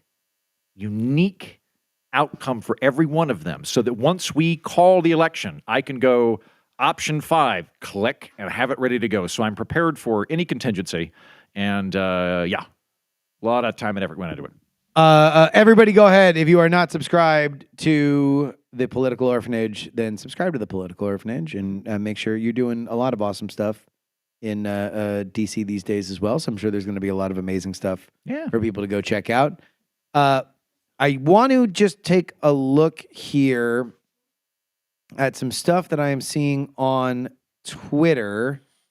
Decision Desk, which is a nonpartisan outfit, is now raising their chance for Donald Trump to win the presidency to 72%, up from 63% but a half hour ago. I don't know whether or not that is. Are they not what seeing they are Dallas? seeing. What they are. Look at how blue Dallas is, like a blueberry. I think we are 60% waiting. in. Yeah, we are waiting for that to. There are They some. haven't even counted El Paso yet. Well, here, go down to Austin. See what is that red dot there? That's Williamson County, which is very red. Also, I mean, not that far. I've never even heard of Williamson County. Is that Round Rock? That's Round Rock. Thanks, IKEA. How much in Williamson is counted as red? Let's see, 16%, 16%. and red only. But by that is 1%. not a red area. It's Williamson. It's purple. I got a weird vibey thing I want to bring up. Go. Who's that guy that writes for the New York Times? Maybe it's not the New York Times. You know what? Skip it. I'm going to drop that analogy. On my way over here, I had an Uber, and I was talking to the Uber guy, and he's like, "Hey, what are you up to today?" I was like, "Well, I flew in. I'm going to be talking about the election. I'm a comedian, but I'm not that funny, so I have to do politics." And so I went through all of that, and like for the first 10 minutes of the conversation, we were both really cagey about how we voted. And I was like, I'm fine. I'm not going to push the guy. And I get that he's afraid he's going to get a 1-star review and all that. But I asked him, like, have you found that other people have been cagey today? And he's like, everybody's been cagey today. Last time, everybody really wanted to say who they voted for. And I found that interesting. I feel like 4 years ago, 8 years ago, half of my friends, their entire goddamn personality became their bumper sticker. It was infuriating, and they became insufferable and boring for 4 years. But anyway, now he said everybody's being cagey. I thought that was, I don't know, have you found anything like that? I have heard from a friend of, I think a mutual friend of ours, that when it comes to Ubers, Donald Trump wins in a landslide. For whatever reason, the Uber driver demo is MAGA to the fucking bone. That has been... Ouch! I'm just gonna act like I'm getting shocked every time. Good. No, I want you to. I want you to. All right. Real quick, I want to bring, this is one of my favorite Twitter accounts, Bad Electoral Takes. This was a back and forth between a man named Keith Rabeau and Nate Silver. Keith Rabeau said, "You're a buffoon. Trump wins Florida is 8 points. More likely, it's 10-14. Nate Silver said, "Dude, you got to stop huffing the Twitter vibes. How much money are you willing to put on a bet on a Trump plus 8-point spread in Florida?" Keith says $100,000. Nate Silver says, "Have your lawyer drop a quick contract and it's a deal. Nate.silver.media@gmail.com. No contract, no bet because you've been nutty lately and you're a payment risk." If this man sent Nate Silver a contract, he is 6 figures richer right now. Because it looks like Donald Trump won Florida by 11 points. Wow, really? Yeah. Wow. Now, the other, I mean, again, Nate Silver doing OnlyFans to make up the difference. Didn't see that. Hell of a poll aggregator under normal circumstances. We have more polls closing here. Is this Virginia that we're looking at? No, this is Florida. Okay. This is Florida. Yeah, let's see. Where are we at in Florida? Just never mind. 88%. Nah, we can leave. Yeah, and it's still 11 points. Let's take a look at North Carolina. North Carolina is the other big one. How much are we at? All right, 8%. God damn it, count your votes. Count your votes. I can't say GD. I'm saying GD, whatever. Yeah. Swearing versus blasphemy. If a child is intelligent enough to weigh the consequences of blasphemous content, then Wait, they're so smart enough is to. pink just how it's leaning? Is red called pink is leaning? Yes. No. This is the AP embed. AP doesn't do grays. It just is like red or blue. So you're going to see some of these states flip back and forth quite a But bit. looking at your map, though, Texas is pink and Oklahoma is red. Yeah. So here we go. Oh, yes. In the key here, it's like just how red or blue they are. Got it. Okay. Yeah. And Oklahoma is the holster of the Bible Belt. So right now with 37% in Georgia, Donald Trump leading by 14. I am not smart enough to know county by county where things are. Also, right now in Ohio with 26% in, Sherrod Brown is up by less than 2 points. We'll see where that goes. And we are now starting to see our first ballots come in Pennsylvania and Michigan. I'm going to say this. The second that Ted Cruz goes up over 5 points, we're breaking this first pinata. Because Wait. I'm going to... Sorry, which one's out? If right now, with 17% in Texas, Colin Allred is up on Ted Cruz. I do not suspect that that's going to be the case for very long. I think that is just how things are being counted. People are getting excited in the back. Do not get excited. Please, you're my friends. You should not get excited. It is not that exciting. Because I'm not going to be terribly happy regardless of how this election, I'm not going to be thrilled either way here. What I am rooting for is just all the states to flip, to mess with things. Would love it if Iowa went an opposite dark blue, day Texas election. elects Colin Allred, just like the simulation breaks down. Would love that. What do you say we bring on one of our other special guests here? Ladies and gentlemen, let's go ahead and get a big welcome for the third member of our We're Not Wrong triad, the one, the only Congressional Dish's own Jen Briney. Hey, Jen! You're going to go over there. You're going to grab that mic right over there. Jen, you got smoke. I don't think I got any smoke. You didn't when I get came smoke on. because I forgot. You're right there. Yeah. We're in the middle there. Oh, look at that. Nice. Holy shit. Ouch! Okay. Also, if somebody can grab me a Lone Star. Jen, how you feeling? I saw my mother sent me a wonderful quote that said, "Tonight feels like a combination of the night before Christmas and the night before your colonoscopy," and that is very much how I'm feeling at this moment. Yeah. I've been staying off the internet, which I think has been healthy because no one knows anything and they pretend to know shit. And I just. Ouch! Oh, yeah, we're trying to curse less. Oh, please. I was watching you at home when you said, I'm not going to curse. And then you said the F word 10 times in the next 5 minutes. I'm trying! How many beers deep are you? I'm trying! This is my first. Well, that's going to be my second. Yeah, by 4, that rule's going out the window. Let's not Okay, all start right. by enforcing it on me. Start. Jesus. You're the sober one. You're supposed to be setting a good example. 2 years. Yeah. It's my anniversry. Good. Congratulations. Thank you. Congratulations. Set a better fucking example next time. See? I'm on. Well, I've been dry since January. I had one evening off because there was a really old port I got offered, 1912 port, and I was like, all right. But anyway, I'm dead clean sober right now myself. Yeah. That might have to change. Thank you very much. Thank you. Did you vote? I did. And then I treated myself to ice cream. Nice. So Do you want to say who you voted for? I've already said it on the show. I voted for Jill Stein. So you didn't change. The weird part, though, is that she wrote in Jill Stein for every part of the ballot. Yeah. So, like, county commissioner, railroad commissioner. And now she's going to have to do it. Yeah. It's like it. Jill Stein will have to move to Texas. Yeah. Become the comptroller for Travis County. It's like the Santa Claus. She doesn't have a choice. There was a second green on the ballot for railroad commissioner, and I voted for him too. Oh, nice. Yeah. So That's Garza, I think, was it? Okay, yeah. like that. Yeah. That's a big thing here. Railroad commissioner Yeah. in it's Texas. important. Yeah. And then there was a long list of judges. And when I saw that, I was like, God, this research is going to take me a year. But none of them were contested. So why you Yeah. have them on the ballot? I hate that part of the ballot. I voted today. Thank you. And I felt like I let my country and state and local municipality down. Like I talk about politics for a living, and I felt confident about maybe 25% of the votes that I cast, and not too confident about 50%, and 25% I had no goddamned idea.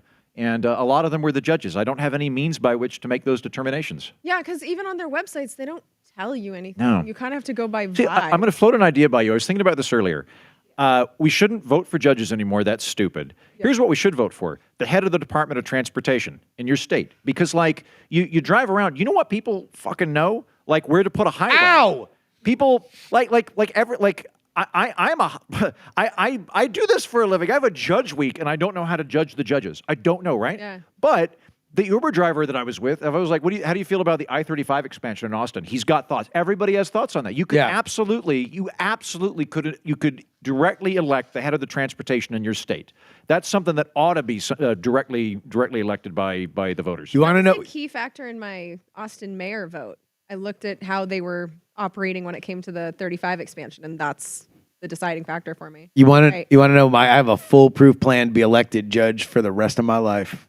You ready for this? Yeah. Change my name to something silly. If you see lemon snickerdoodle right there on that ballot, you're voting for it every single time. Because every time you go down those judges, and it's always like Matt Giardi versus William Smithelwick or whatever. If you just saw a lemon snickerdoodle, again, no one would have any shot at beating you ever. I think that's why Lloyd Doggett has been in the Congress for so long. Lloyd Doggett! He sounds like a cartoon Texan. I voted for him, even though I'm not a particular fan of Lloyd Doggett. His bad moral character? Is that why?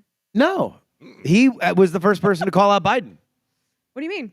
He was the first person, an elected official, to say Joe Biden was not fit for office and should drop out of the race. I'm Lloyd Doggett. I found the senility funny at first, but enough has gone too far. We need to have half senile at best. Doggett's fine. That and when we went to when we were in Congress, we visited the Doggett office, I like and they the were staff. nice because everybody in the House is 11. Yeah. No, that the median It's age basically is like 26. The maybe. House is basically an ugly real world. Oh my God, that's an unnecessary dig. So much Sorry, fun. House friends. Working as a congressional aide is more like college. I think our friend who actually took us on the tour might be watching. We don't mean I it. was texting with him today. He got dispatched to like the ass end of America so he could be a poll observer for. Oh no. Yeah, no, it's hilarious. I love him, and he was a cutie, so we don't mean it. You hit it. Look at that. Hey. Husband's not here. I can say that. He is watching this from home, but Yeah, well, he can't yell at me. So eat it. All right, 16 electoral votes for Georgia. 48% of the vote is in, and Donald Trump is still up by 11. In my back of the envelope math, I do see a fair amount in from Fulton County, from Douglas County, from Cobb Douglas County. DeKalb is probably the biggest one. That's another Atlanta county that will have a lot of Democratic votes. That has no votes in right now. But other than that, Clayton County, that's all in. Most of the Atlanta metro area is in, and Donald Trump is still up by 11 points. I would suspect that is going to close. Donald Trump, of course, lost Georgia last election. So, or did he? need to find me 11,000 votes. you just got to do it. It's like they just treat it like a scavenger hunt. I'm going to give you a clue. There's 11,000 votes. Find them. Brad Raffensperger. Sounds like a terrible burger, personally. They've How actually. is he still in the running for president? I mean, by the odds, he is more likely than ever right now. And part of it is because he has run up the score in some of these other states. Like he won Florida by 3 last time. He won it by 11 this time. Like Florida's already done? Didn't the Florida's a polls wrap. close 17 minutes ago? Yeah. Nate Silver owes $100,000 to some guy on the internet, and he's apparently not a pollster. He's a poll aggregator. I learned a lot today.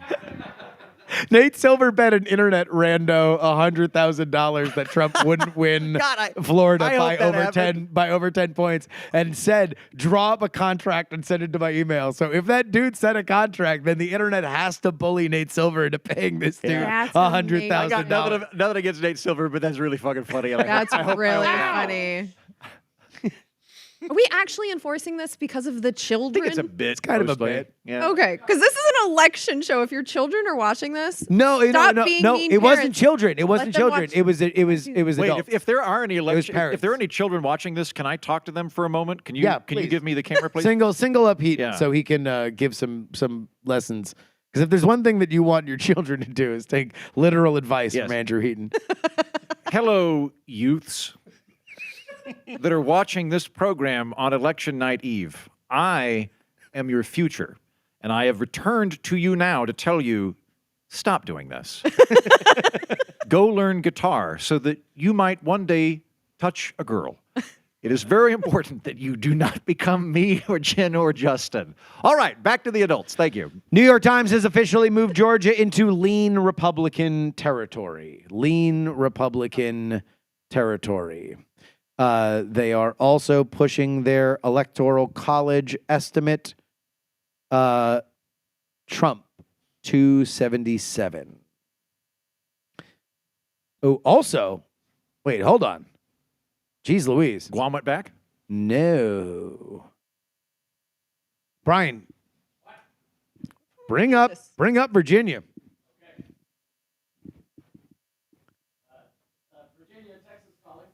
Scroll on down. Take a look at that. Donald Trump, 48.8. Kamala Harris, 49.5. That is a 1.5 lead. How much? 36% of the votes counted. Let me tell you this. Donald Trump wins Virginia, this is a wrap. This is going to be an early night. If Donald Trump wins Virginia, this is going to be an early night. Because now you are taking things off the map for Kamala. It's going to be harder for her to win. And if you are looking at states like now, not only do you need the blue wall, I would have to actually take a look at the actual math on it, but just in the way these things go, nothing moves by state boundaries, right? If Donald Trump wins Virginia, it means he probably won Pennsylvania. It means he probably won Michigan. It means he probably won Wisconsin. What if Kamala Why? takes Iowa, like in that Seltzer poll? If Iowa was randomly something that flipped, then that would be interesting. In general, though, oh, wow. Go back to Virginia. Donald Trump now leading in Virginia? Yes, he is. Oh my God. Well, that's a dead heat. Oh, wow. 49.2. Yeah, no, By it's literal points. dead heat. By a cant hair. Ha! There you go. Good save. Ah. Hair. Ah. Oh, Thank you. I got it. You guys are going to make me go through this night without alcohol or the F word. I'm not going to survive. Well, hold on. Let's actually get a little bit of silly. Let's take a look at that Colin Allred race. Because I'm telling you, the second that Ted Cruz goes up by over 5 points, we're breaking that pinata because Colin Allred is not going to win. I don't believe Colin Allred's going to win. Did you vote for him? No. Did you also vote for your mom? I voted for my mom. Senator. I voted for my mom. The Huey P. Long of Justin's ballot. Yeah. I voted for my mom for everything. Well, good luck tonight to Gloria. Yeah. I genuinely wish you were our senator. Fingers crossed. Fingers crossed. We're gonna. Can you go into Oklahoma just for my own edification and amusement at some point when we're vamping? Oklahoma's been called. Oh, I know. I Yeah. just want to see the map. Oh, got you. Cool. I Yeah. knew how the map. I don't even need to look at the map to know how the whole state went. I just have I'm curious to see. Holy Yes, yes. Shooter McGavin. Hooray! Can I go up and see the map here? I want to see if What anybody. state is that? Is this Oklahoma? Is Oklahoma, where the wind does something Yeah, with that the looks rain. about right. Yeah. Yeah. Okay. How much then? All right. Well, it looks like Woods County hadn't been called yet.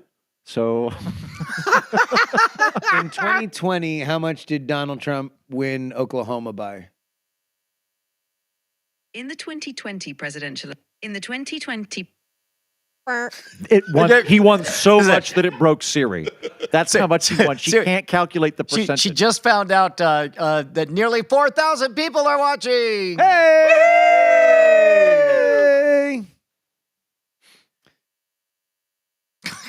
Dead silence. Yeah, no, sorry. Did your robot slave die? My robot slave died. In 2020, how much did Donald Trump win Oklahoma? You want to switch her to my Starlink? I brought my Starlink. I think we're fine on the bandwidth. with 65.4% of the vote, beating Joe Biden, who received 32.3%. Okay. 65 to 32? Wow. Yeah. So what's it now? So that might be less. I don't know, but it's also Scroll. not there's not a lot. You scroll down. Oh, this is only Less. 19%. Yeah. Well, we'll see. We'll see. I think that's Oh, yeah. because the rurals are probably going to run that up, and they Once don't Woods actually. County comes in. The thing about my Oklahoma, friend Mitch, the thing who about is Oklahoma is they 50% only of the have people in Woods one County. car, so it's going to take a while to round up all. Yeah, the votes. and we don't allow cows to do early voting, and so it has a whole thing. Arkansas forgot, just the whole state forgot to vote today. Arkansas. F word. Was that today? Damn, damn it. When's Rosh Hashanah? October 2nd. I caught that reference. Oh, I wonder how DC will go. It's still gray. DC's been called. Why is it gray? I don't Why know. isn't it bright blue? Does DC even get to vote? In presidential elections, it does. Yeah.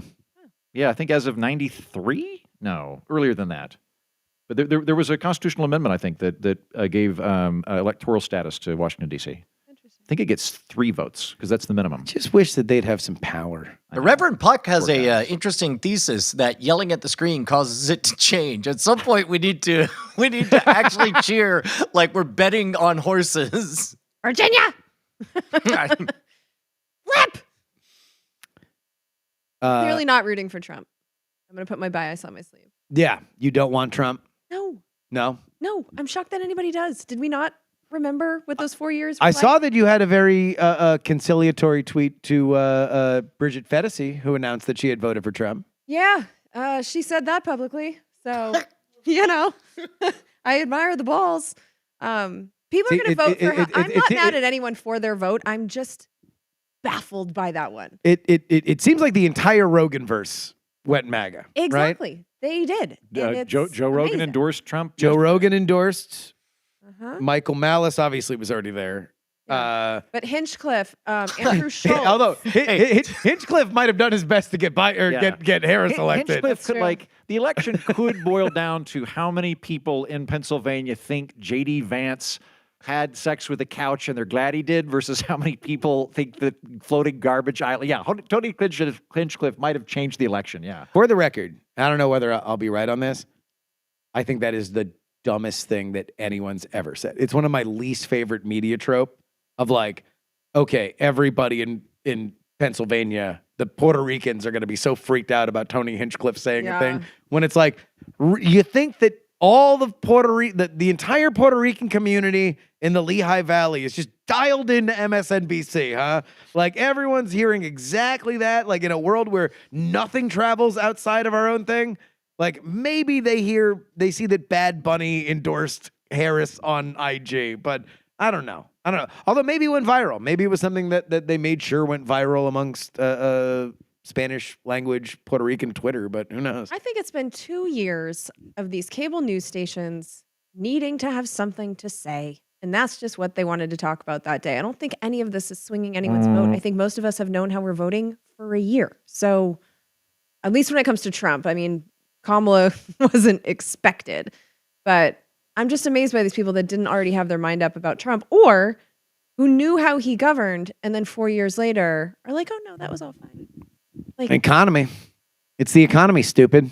That's what James Carville said. I knew Kamala was going to be the. But do we not 3 years ago, I remember called it. what kind of condition our country was in at the end of the Trump administration? I mean, there was a bit of a mitigating factor. There was, Yeah. and he did not help that situation. Mercury in retrograde. I'm just amazed by this country. Donald Trump now pushing up a full point in Virginia. Was this expected? Are we just kind of No. calling something? So this was something that we thought Kamala was, This was not a swing state for. No, Virginia was not considered a swing state at all. Virginia, Like, what I know said, but what I said before tonight, I told this to everybody. If this was a very good night for the Democrats, then you'd be looking at Texas and you'd be looking at Florida as indicators that you'd be pushing into red considered states. Donald Trump won Florida by 11 points, and we'll see where Texas ends up. I said if this was a good night for Republicans, then you'd be looking at Virginia, you'd be looking at New Hampshire. So I don't know what's happening in New Hampshire right now, but right now, Donaldo Jean Trump is Virginia's leading not- in old Virginia. Virginia's not presumed to be a swing state. Like I know people. So I moved to Northern Virginia recently, but I haven't got an apartment yet. For tax purposes, I am a Swiss citizen and I died in 1998, and all of my shit's here in Texas. But I moved over there recently, and talking to Virginians that are planning to vote third party, they were saying things like, I would vote for Kamala if this were a swing state. Yeah. Like, so there were a number of people that were presuming that like this is reliably blue, therefore. Like in Texas, I voted third party here in Texas, but I also was pretty confident that I voted no party. That's fair. I mean, I voted. My mom hates it. the Democrats ran the same way they ran in 2016, where instead of appealing to their own base and turning out the vote, they turned towards Republicans. It didn't work in 2016. Not entirely shocked that it didn't work. Well, now. we'll find out. We'll find out. We don't know. We don't know. No, but it's just- Pennsylvania is going to tell the tale. 8% in But there. aren't they the last to report? Like we could find out about Pennsylvania on like Thursday. if it's overwhelming, no. If it's yeah. a biter, yeah. Okay. I will say right now,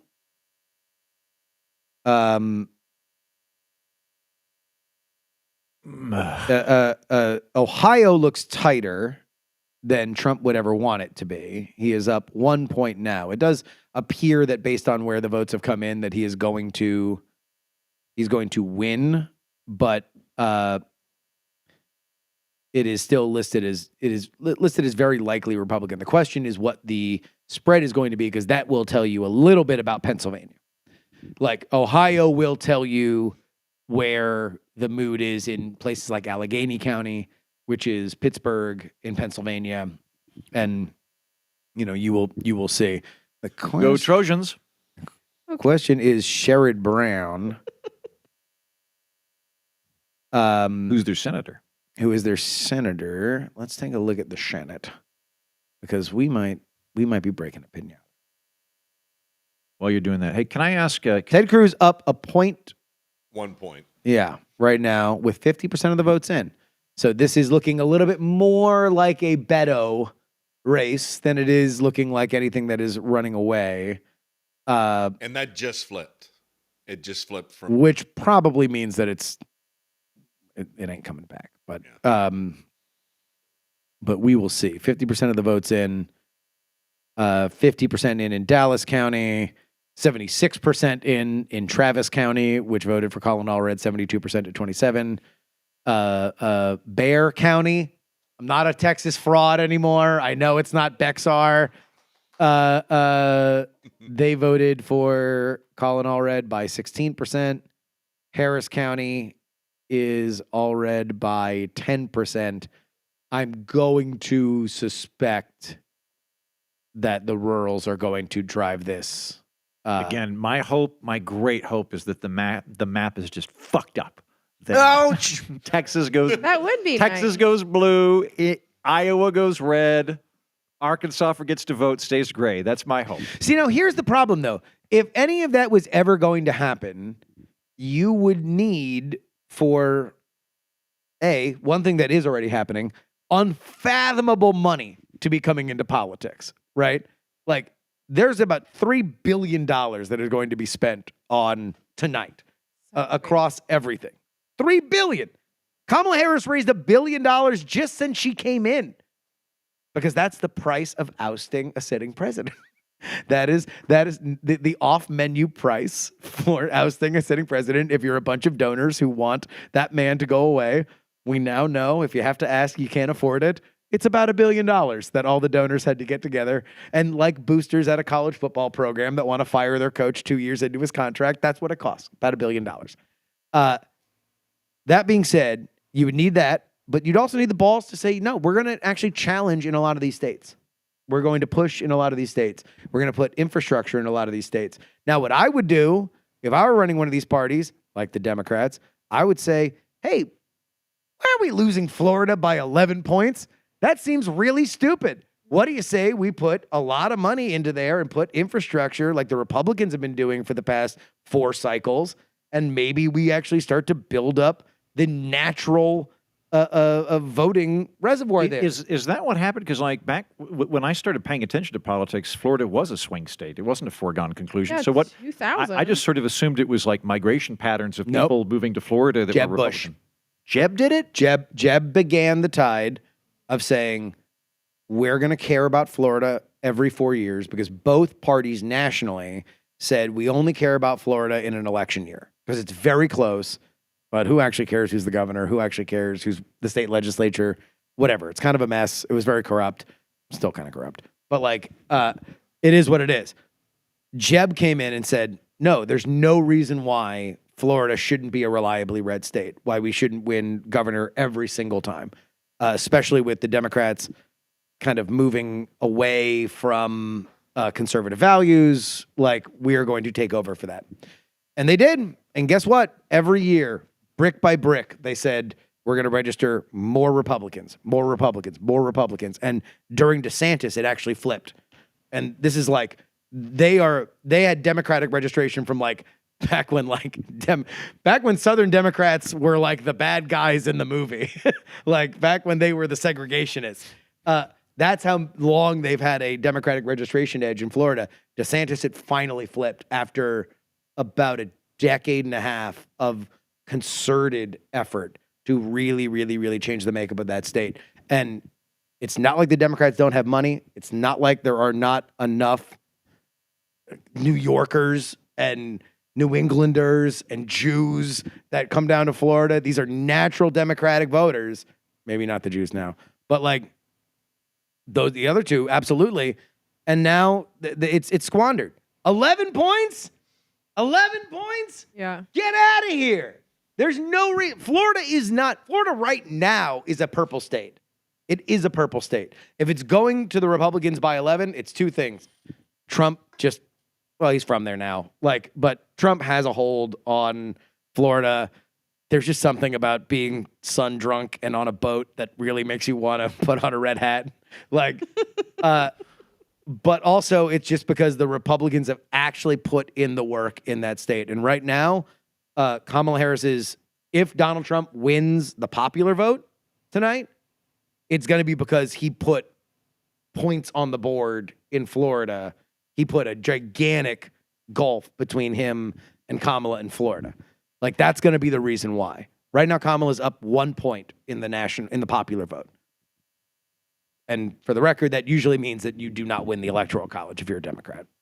Granite Lorax says that's 13 points for Trump now. And in Florida? Yep. Just So now Nate Silver owes $300,000. That lady. You better aggregate some polls. Wow. yeah, you better get back to aggregating them polls, Yeah. dog. That dude wrote a book on gambling. Hey, Justin, we did get He a couple. literally wrote a book on gambling. we did get a request for late covers that you introduce. Kind of tell everybody about the room. So, yes. Welcome, everybody. So, my name is Justin Robert Young. I am the Politics host. I have a great show that you can watch. We have covered this race, and as we cover everything. But joining me are my co-hosts on another great podcast by the name of We're Not Wrong. To my left is Mr. Andrew Heaton of the Political Orphanage. Hello. That is a very smart show about very smart ideas, very funny. Please, if you like Mr. Rogers and Spock, Yep. then what are you doing, man? I am. If Mr. Rogers and Spock had an illegitimate bastard child, Yeah. and he was just talented enough to pull off full-time podcasting, that would be me. And then to my right is a woman for whom had a very, very, very brilliant idea that I think maybe only 4 people regularly do in America, and that is to read bills that are passed in Congress. She is the host of the Congressional Dish. Her name is Jen Briney. So we are all here. We're gonna bring you through. Tonight. And if it doesn't wrap up tonight, we've all pledged to stay awake and continue live streaming until it finishes. We don't mind if it's 4 days. We will be here every step. I am wearing astronaut underwear, and yes, I just peed. Ted Cruz now up 2 on Colin Allred with 52% of the votes in. When it gets to 5, we're breaking the opinion. Oh, look, Arkansas showed up. Arkansas did remember. I believe Arkansas was actually called with 0% of the vote in. Bill, how you voting, Trump? Okay. That's all we need. Oh, Arkansas. Trump now up 5 in North Carolina with 22% of the votes in. He is up 11 in Georgia with 58% of the votes in. This is feeling more 2016 than it is 2020. But all of that does not matter until we start to see what is happening in Pennsylvania and Michigan. In Virginia, we still have an absolute dogfight, less than a point, although the New York Times needle is leaning D. Yeah. This is nationally or which state? Virginia. Sounded dirty. Virginia. Third date, how you feeling? Leaning D. Leaning D. Damn.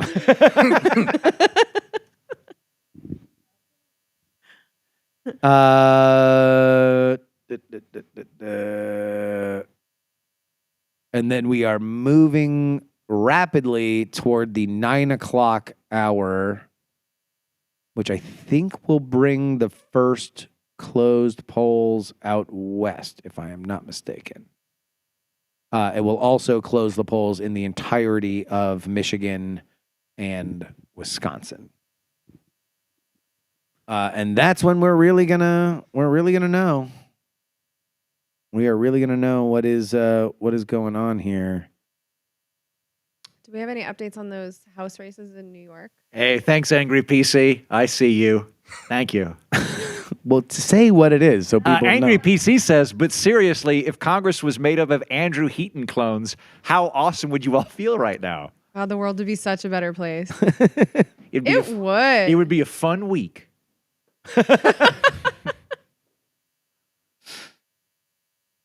can tell you that zoning policy would be different in the United States. It would be brought up. It would certainly be discussed. We know that. That and ranked choice voting, so he could vote himself out.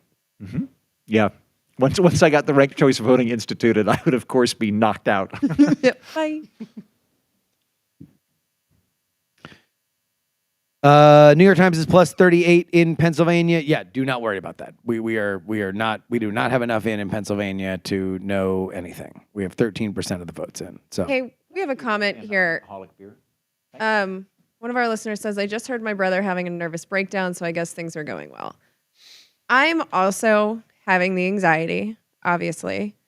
I just want to remind people, especially ones that are nervous about Trump, we did survive the 4 years. At the end of the day, all he really accomplished was tax cuts for the rich, And yes, he did some things with our regulatory agencies that disturbed me. Corporations were allowed to run pretty wild. But then we had a new administration. Things got back in order. He can't run again. So we're maxed out at 4 more years of this. I won't be happy about it if it happens, but we have survived it once. So let's try and we'll be okay. I know I have to remind myself of it too, but it is also, we have the benefit of it also being true. So, I will say that Michael Cohen, who is on our show all the time, Trump's fixer? no, Jinx. God damn it. the man who wrote the book on the modern political campaign, he does say in our group chat that he does believe Kamala Harris is going to win. He believes that she's going to pull it out in Pennsylvania, Michigan, and Wisconsin. That she will lose Nevada, she will lose Arizona, she will lose North Carolina and Georgia. But in this, the scenario that is the tightest, she will win the one district in Nebraska and the blue wall and take home the presidency. So that is what he believes. He would also probably rather cut off his own penis than say that Donald Trump was going to win the presidency. So he is hardcore never. I bet him $100,000 that.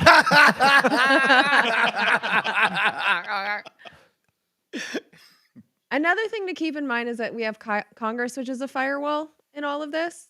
So in the first Trump administration for the first 2 years, Trump had the presidency and the Republicans had both the House and the Senate. And that's when they got all of their stuff done. And again, all they got done was tax cuts for the rich. And that seems to be the top of his agenda next time too. If the Democrats take either the House or the Senate, that is a roadblock to any kind of big thing that he can do. Look, let's also just remember that we are at the highest point of hyperbole right now. Like yes, political campaigns make salient points. Sometimes they are right. Sometimes they are prescient. They are always hyperbolic. Yeah. They are always selling you the worst case scenario that could happen on either side. And I think that is the most important election of our lives. Oh, And this time we mean I it. know I've said this since Carter, but this time I mean it until I say it again next time, because I like to rattle the bars to make you people jump. For the record, in the Senate, Sherrod Brown still up on Bernie Moreno by 2 points. Hey, Justin, we actually we got an influx of newbies on here who probably don't know that we're about to smash a pinata. Well, yeah, we are waiting on right now. Ted Cruz still only up on Colin Allred by 2 points. As soon as that goes to 5 points, we will smash the pinata. So, if I can get, let me just get up here. There we go. Well, no. We're not smashing it right now. We're not smashing it right now. I know. You want to explain what it is, right? I will explain it. Yes. Oh no. Yeah, you can get up. Yes. Okay. There we go. Thank There's you. a rope dangling above us at this very moment. There's truly a rope there. It is not for anybody to hang themselves, depending on the outcome. It is for pinatas. Jen, why are you getting up? Because we want to be able to take a look at everything Standard here. pinata shot, just like they got on CNN. There are 4 ways Or that QVC. tonight ends in terms of the House, the White House, and the Senate. We have a Republican sweep. We have Republicans with the Senate and the White House, but not the House. We have Democrats with the House and the White House, but not the Senate. And then we have a Democratic sweep. Right now, because the 2 best opportunities for Democrats to take a seat from Republicans were in Florida, which is an absolute wash, and Texas, which I don't suspect is going to happen. That means that the quickest scenario to be ruled out would be a Democratic sweep. And that means that our gigantic Rose sends her regards pinata will be broken right here on this show. It just requires for me to believe that Colin Allred is definitely not going to win, and 3%. we are 3%. I'm going to give it till 5 because I don't think that this is going to come back. I do not suspect In fact, let me ask. I'm going to ask my friend Scrimshaw. He is Democratic leaning and he is a blue Texas believer. Let me just. Yeah. There's some people seriously questioning whether or not those are real pinatas or the BS pull string ones. Oh, y'all gonna say? You want to know? You want to know? Keep watching. Keep watching. Because we are going to blow this sumbitch up. Wait. Some bitch. They say some bitch in Marvel movies. Yeah. I'm only feeling a slight tickle, not a full on electrical shock. Tickle where?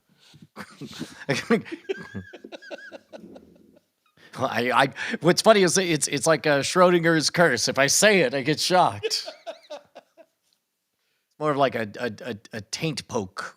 I just felt it. Apparently, that was the middle line. Brian, that was me. When your taint was tickling, that was me. That was me. Who's tickling who? I actually said there's a new Indian restaurant on Lamar called the Tikka House. I saw it. Yeah, and so I walked by it the other day. I took a picture and I sent it to the Ice Cream Social boys. Oh, that's great. Who's Tikka who? Stick a who. Texas, closer than I would have expected, with 53% of the votes in. 4% for Ted Cruz. One more. I need one more point, and a scrimshaw nod, and we're breaking this piñata. By the way, Fani Willis elected to a second term because things have gone so well for her. This is the Fulton County District Attorney that brought RICO charges against Donald Trump. And by the way, ran the longest court case in the history of Georgia, the Young Thug case. That fell apart last week. Young Thug negotiated a plea deal that had him serve no time in jail. So no RICO charges, nothing, just literally Young Thug. It was a betterment plan for Young Thug. He's not allowed to talk to anybody that was involved in any kind of criminality. So now he's probably just going to move to California and be a famous rich person for the rest of his life. Sure. The state of Georgia has benefited his life. Going to be an old thug. Old free thug. North Carolina called for Josh Stein. Shout out to him. Of course, his opponent, Mark Robinson, did have a scandal where his messages on a pornography site named Nude Africa came to light, for which he said things like, "I'm a black Nazi." You know, sometimes when that happens, you're gonna... Unless you're Trump, You're going to have to roll with it. Sink your campaign. Exactly, yeah. I was on Nude Africa. It was a great site, an amazing site. Many nudes, many Africas. I did post. Black Nazi. Love it. I know many blacks, So many which Nazis. part of that was the kicker, the black part or the Nazi part? Well, it was Nude Africa. No. Mark Robinson is a black man. Sure. So the black part wasn't offensive. So yeah, he was black. He was on a site for amateur black pornography. Oh, yeah. Which is what Nude Africa was. It was people recording themselves having sex and posting it. Is there like a Nude Sweden for people that look like Yes, us? it's called all pornography. Yeah, I was gonna say. I don't know. There's a lot of Asian porn. There is. Yeah. I wonder governor's race is going to turn on that next. I'm an Asian Nazi. What are we looking at here? This is Texas. People are saying How Kansas. blue What? No. Hold on. Yeah, scroll down on Texas. So that is Trump up 8, which is, I believe, where 2020 ended. Which this is the other thing that we're waiting to see is whether or not this is going to be the first presidential cycle since Obama that Texas gets redder. It has consistently gotten bluer, which has fueled Democratic hopes that, oh, this is going to be the year. It looked an awful lot like you looked over at our friend Brett when you said that. It fueled a lot of hope. For once, they're looking at me instead of you. Well, Well, I never thought Texas was going to go blue. No. It seems preposterous. I like your hope, though. It's cute. I like your hope. All right, hold on. Where are we at? Where are we at with All Red? Justin's excited. We're at 4. Scrimshaw says no. Brian? Oh, is it about to happen? Brian, What? Yes. play the song. Oh my God, it's coming. Oh wait, hold on. I'm playing two things at once. I gotta stop one of these. There we go. What's happening? There it is. Yes. Oh. Bring it out wide. Let's go ahead and hoist. Hoist. We are hoisting. We are breaking our first piñata. I am hereby declaring that there will not be a Democratic sweep of the White House, the Senate, and the House. Mariska Powell, gone. Colin Allred, gone. Republicans will take the Senate. Thanks to the dump truck.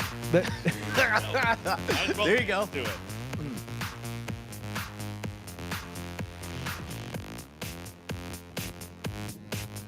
No, that's the shake weight. Yeah, it's like two dicks. He's double fisting. That's what he's doing. Jen, do you want to hit it? You want to hit the piñata? Go ahead and grab the orb.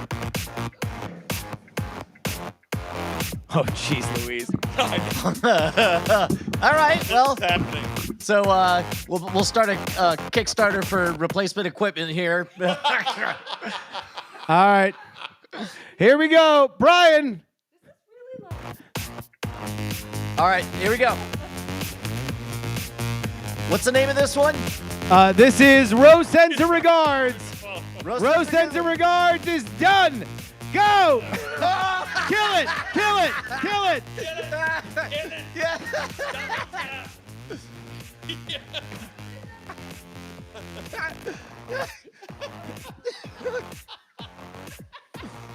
You got it! You got it! You got it! Yeah.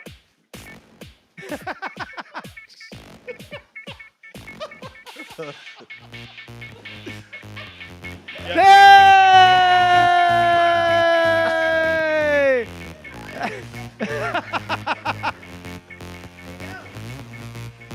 There we go. I guess we have to clean this now. Yeah. I don't. Or It eat does it. look like dead mouse. Yeah, you got to put it on. You got to wear it. There you go. There you go. We need you to pretend to lean over and press play. There you go. Maybe next time. You got to hit that fog. Where's that hog?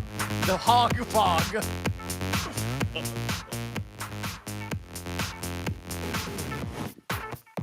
Jake Tapper could never. CBS could never.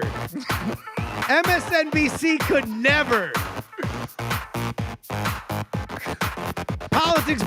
Politics.com.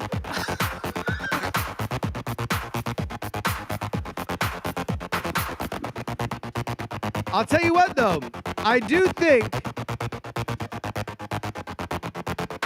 that we might have one of the other piñatas broken before the end of tonight. I don't know if we're gonna get through. I don't know if we're gonna get through all three of them. All right. Oh, look, it's a Twix. All right, we should probably All right. get a shovel. That's some fine journalism there, boys. I know. Does this mean we might get to break piñatas on We're Not Wrong tomorrow? Maybe it depends on how late things go. All right, we need. We probably should have made an epilepsy warning. Oh, sorry. Yeah. It was all the cursing we were trying not to do. The $99 deal Finally, is all of that electricity just boiled over. It is still going. All right, let's see if we can. We are because otherwise we were just gonna squish a bunch of chocolate. Into we're casting an unfortunate shadow on the diamond logo there. It looks an awful lot like a news segment.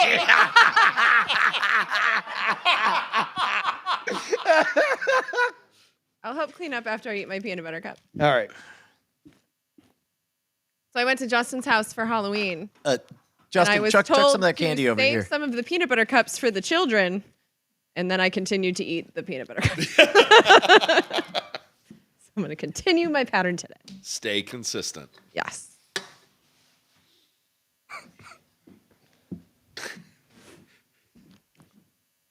Bernie Moreno now up on Sherrod Brown. Really? That would be another big pickup for the Republicans in the Senate. Yeah, the question is, I don't know which of those areas.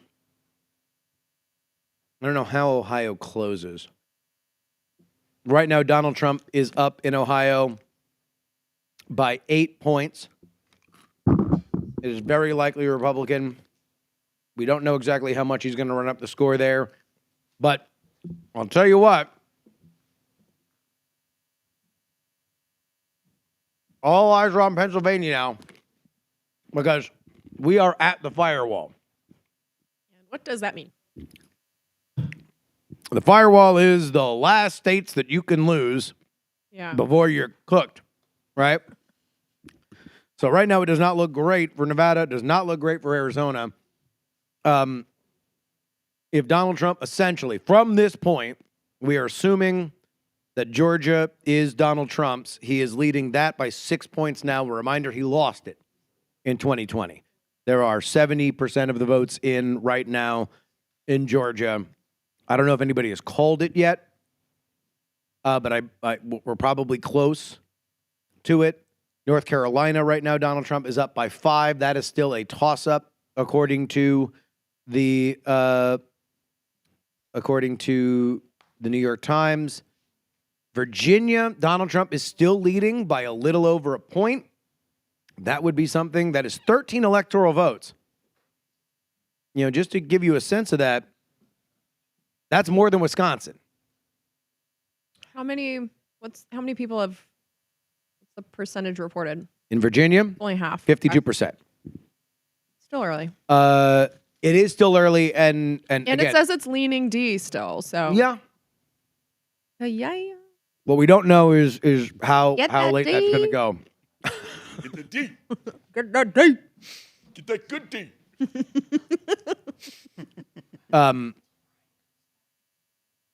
But I think we are at the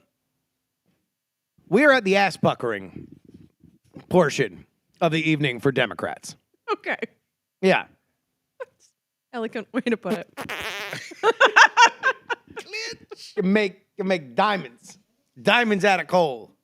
I did walk past, I don't know if it was CNN or MSNBC, but ex-Senator Claire McCaskill was on the screen and there was no sound, but she just looked like, so it wasn't a good vibe. No. Oh, man. Decision Desk headquarters now predicting Donald Trump will win 281 to 257. Again, those are rough estimates based on where they think if this state goes here by X, then historically this state will go, more 1%, one place than the other. I think the people that are paying no attention to any of this until 10 p.m. are wise, because we're all just jerking ourselves around. This is just torture.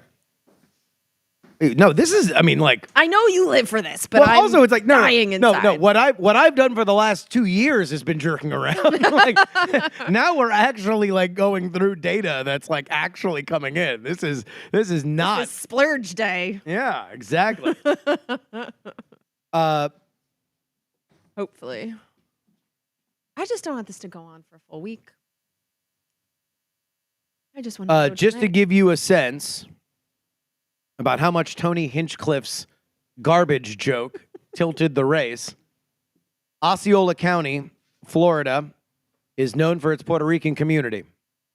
In 2016, Clinton got 60% of it. In 2020, Biden got 56% of it. And I want to remind everybody that he appealed to the Puerto Rican community by playing the song Despacito off his iPhone into a microphone. Tony did that? No, that's Joe Biden. Oh, okay. And he won that race. That is a great song. He did. He literally came up and said, like, hey, Puerto Ricans. Despacito. Literally, that was his idea. He won it by 56%. In 2024, the enraged Puerto Rican community, because of Tony Hinchcliffe, voted for Kamala Harris 58.7%. She didn't even win the district with all the Puerto Ricans in it. Yeah. Oh.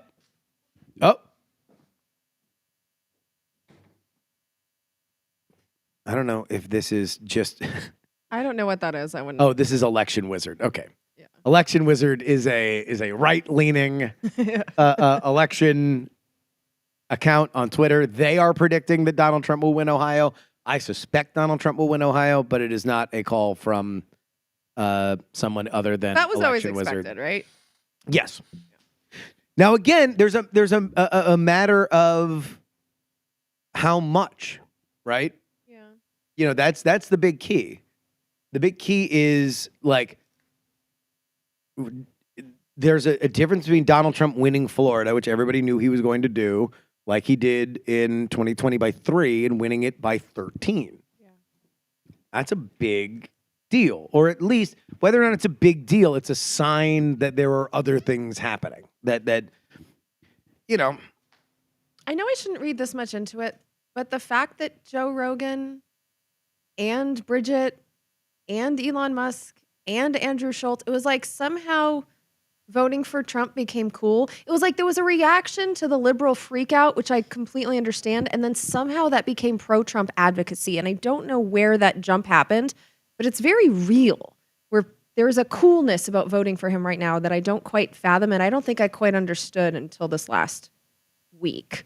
That it wasn't just like, hey, I'm Trump curious, or I understand where some of this is. It's like, no, I want him to be president again. Yeah. I want the January 6th man to be president again, because this other stuff is so prescient. It's such a big problem. The stuff they keep talking about, it's confusing because they keep talking about, you know, free speech. The Democrats have free speech problems. And like, I read the Twitter files. I know that this isn't wrong. But at the same time, if you're talking about First Amendment and free speech, Trump has promised to violently take down protesters. That's also a First Amendment right. So it's like, that doesn't make sense.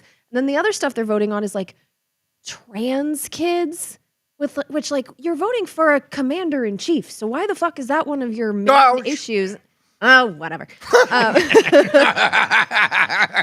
It was this culture war stuff. Like even Bridget, I like Bridget, but her whole thing was, I want to vote against the liberals. I'm not necessarily voting for Trump. And it's like, but you're choosing a commander in chief. So I don't know, just like these cool people, especially in the last 2 weeks, I was surprised to see Tony Hinchcliffe at that Trump rally. I was surprised to see Trump speaking to Andrew Schultz and like yucking it up. Like, I don't know what happened there. But it really seemed like in the last 2 weeks, I'm going to tell you what it is. It was the indictments. They do see him as a victim. As soon as, like, we'll see. Kamala Harris might still win this. If she doesn't, I'm going to tell you, Donald Trump was losing power until he was indicted 4 times. You mean until he got the opportunity to play the victim, his favorite role? And everyone got shot in the head. And everyone agreed. That's the other problem. Or enough people agreed. Because everybody says, oh, he consolidated his power in the primary. And in the general. It was the first time that he was running ahead of Biden was when he got indicted. When he got raided at Mar-a-Lago. And all anybody had to say was, whatever, he deserves it. Maybe it's a little, but whatever. You don't think he had done anything bad? What about meh? Right? And it's like, if you just would have let sleeping dogs lie, you just would have said, hey, the last thing anyone remembers is you being an embarrassing piss baby who couldn't lose an election. And so instead you embarrass the country and you tarnish your political legacy. That just leave it there. Whatever. Fight with him like you fight with every ex-president about their records. They all keep their records. Like, just knock it off. But they went after him so hard, and that changed this entire race. It changed it. Yeah. It changed it in the primary, and it changed it in the general. There's and I think a lot of truth to that. When you look at the cultural element of it, of like, I think part of that crowd reacts to, wait a minute, so Joe Biden was obviously out of it. They kept saying he wasn't until he embarrasses himself on screen. And we don't even get a public airing of like Kamala Harris has to go on television and say, the first time that I noticed that he was slipping was 6 months ago, but I always believed in him. I always thought that he would recover. He just never did. We never got any of that. No. It was just like, meh. Freedom, freedom, here we are. Joy. Oh, here we go. Like, put your Snapchat filter on because here's the coolest thing that's ever happened. Brad Summer, the gays are doing backflips. Here's Little John for some reason. Yeah. It was none of that. There was no element of, here, let me know what this person is in a way that like Donald Trump got drugged to court. He had to take a fucking mugshot. Sorry. He had to. Ouch. We're not sorry. There was a human element to him that there was not to Kamala. Now, again, she still might win. But by the way, the AP has officially called it that Amendment 4, which would have guaranteed access to abortion and repealed Florida's 6-week abortion ban, has failed to meet the 60% threshold. So that is the first state. 60%. Because that's how amendments work in Florida, is that you can do a direct amendment change, but it has to hit 60%. By the way, also, take this as you will.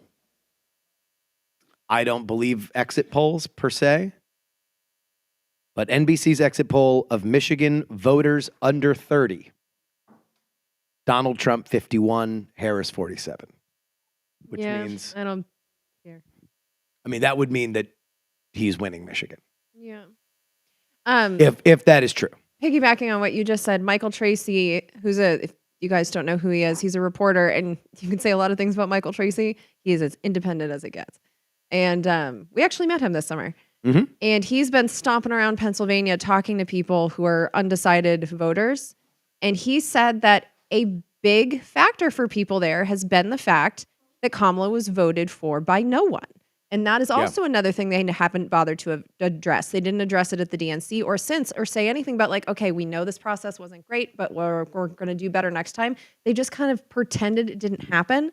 It's always felt wrong to me. And apparently I'm not alone. And he's walking around the swing states. And so I think what's happening is that people are not voting for her.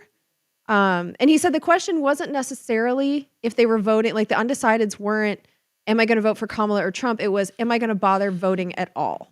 It's a turnout thing with these undecideds. And so I find that kind of interesting because I know that I've kind of been feeling like if there really were only 2 people on my ballot, like I would have voted for her, but I wouldn't have been excited about it. I don't know anyone was all that excited about her, especially the way she got anointed.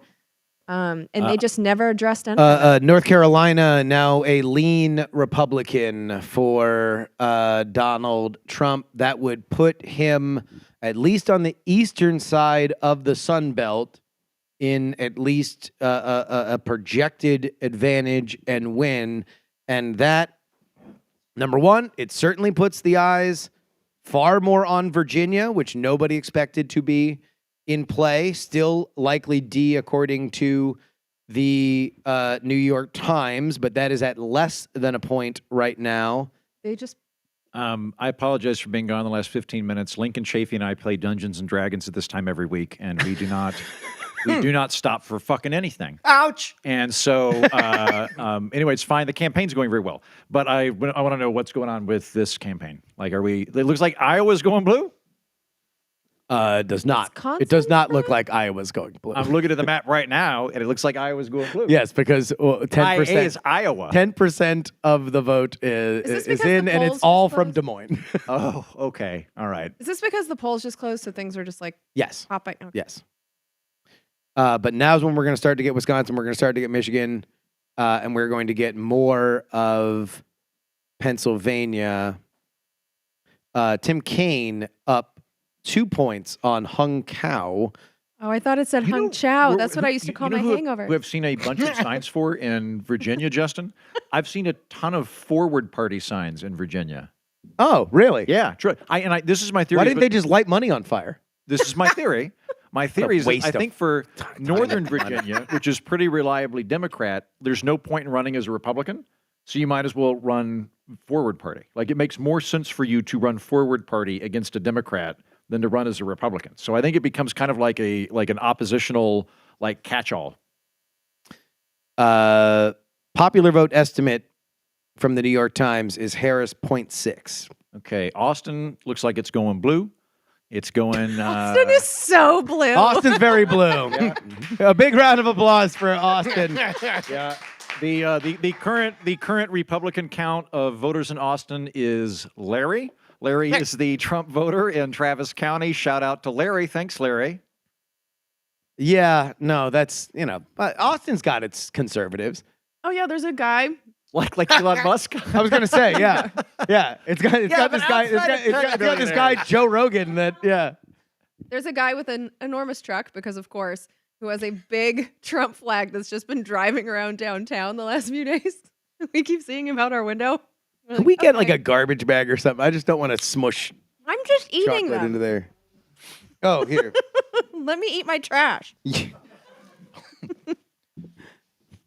There you go. Yeah, if you and I bought help me with bought that. 3 bags of Halloween candy, and I did not realize that no children would come to my house. So it was literally just me hanging out by myself with 3 bags of Halloween candy, trying to lure children to my All porch. right. To give them candy. Now, the fact that this was in November, Okay. the fact that this was in November, I don't think should make a difference in the story. Hey children, there's candy in my fuck bus. Why? I took it as far to the yard line as it should go, and then Jen took it into the overtime zone. Yeah. No, but she's doing the lore because lore, your camper is called the fuck bus as far Camper as is called the fuck bus. where not wrong goes. I know. I'm For sorry. consenting adults. I'm That's sorry, the Mom. subtitle of the fuck bus. The fuck bus for consenting adults. For the record, for PX3 listeners, Anat Schenker Osario, the progressive organizer who has come on the show and explained everything that comes along with her job. She has been active in this cycle, working to elect Democrats. She does tweet 4 minutes ago. No matter how many times we tell ourselves this election will be held in the U.S. among American voters, we seem to forget our votes are coming. Get your game face on. So for anybody who is on shaky ground, shaky knees, who is losing hope in Kamala Harris, then Anat says, buck up. Buckaroo. At this point, like, the votes are cast, so your hope doesn't really matter. You Yeah, can feel how Democrats you like to feel. worry about things, though. I mean, I'm worried too, but at this point, like, it's called almost kind what? of freeing that it's over. It's called empathy. I'll tell you, I'm taking off the jacket. Oh. Yeah. Oh, there we All go. right. Getting hot in Gone here. from Reservoir Dog Justin to. There we go. Yeah. Take now- up more. Justin, you look great. Look at that fat body. Yeah.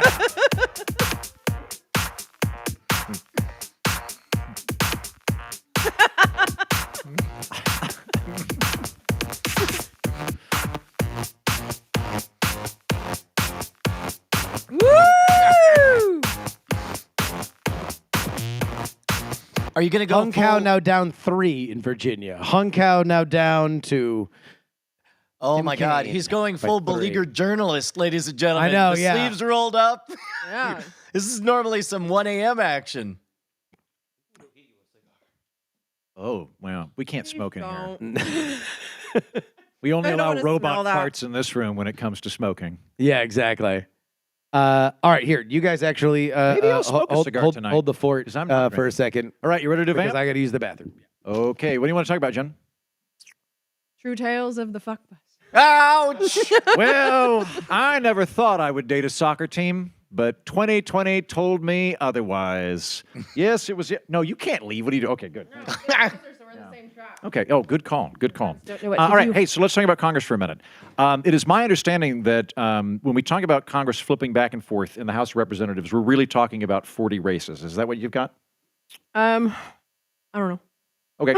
Honestly, I know that there's some races that in 2020 they're reliably Republican districts in New York and California that I'm not a Democrat, but the Democrats think that they can flip those. So ironically, the House really rests on New York and California in a way that is just not normal. And so those are the races people are going to. That's where the swing districts will be. Yeah, they're hoping to swing them back. One of the things that I find really weird about American politics is that even when we talk about like landslide elections, where like, oh my God, the Democrats take the House and the White House and the Senate, it usually means that the actual amount of offices that have changed parties is like 5% because there's so few competitive districts.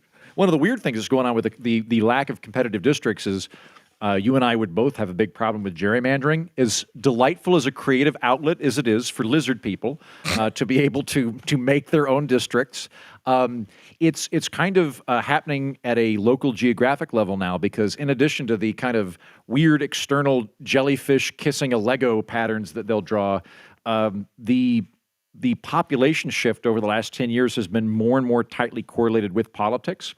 So even if you were to remove the gerrymandering, like it's just becoming more and more saturated if Republicans live here, Democrats live here.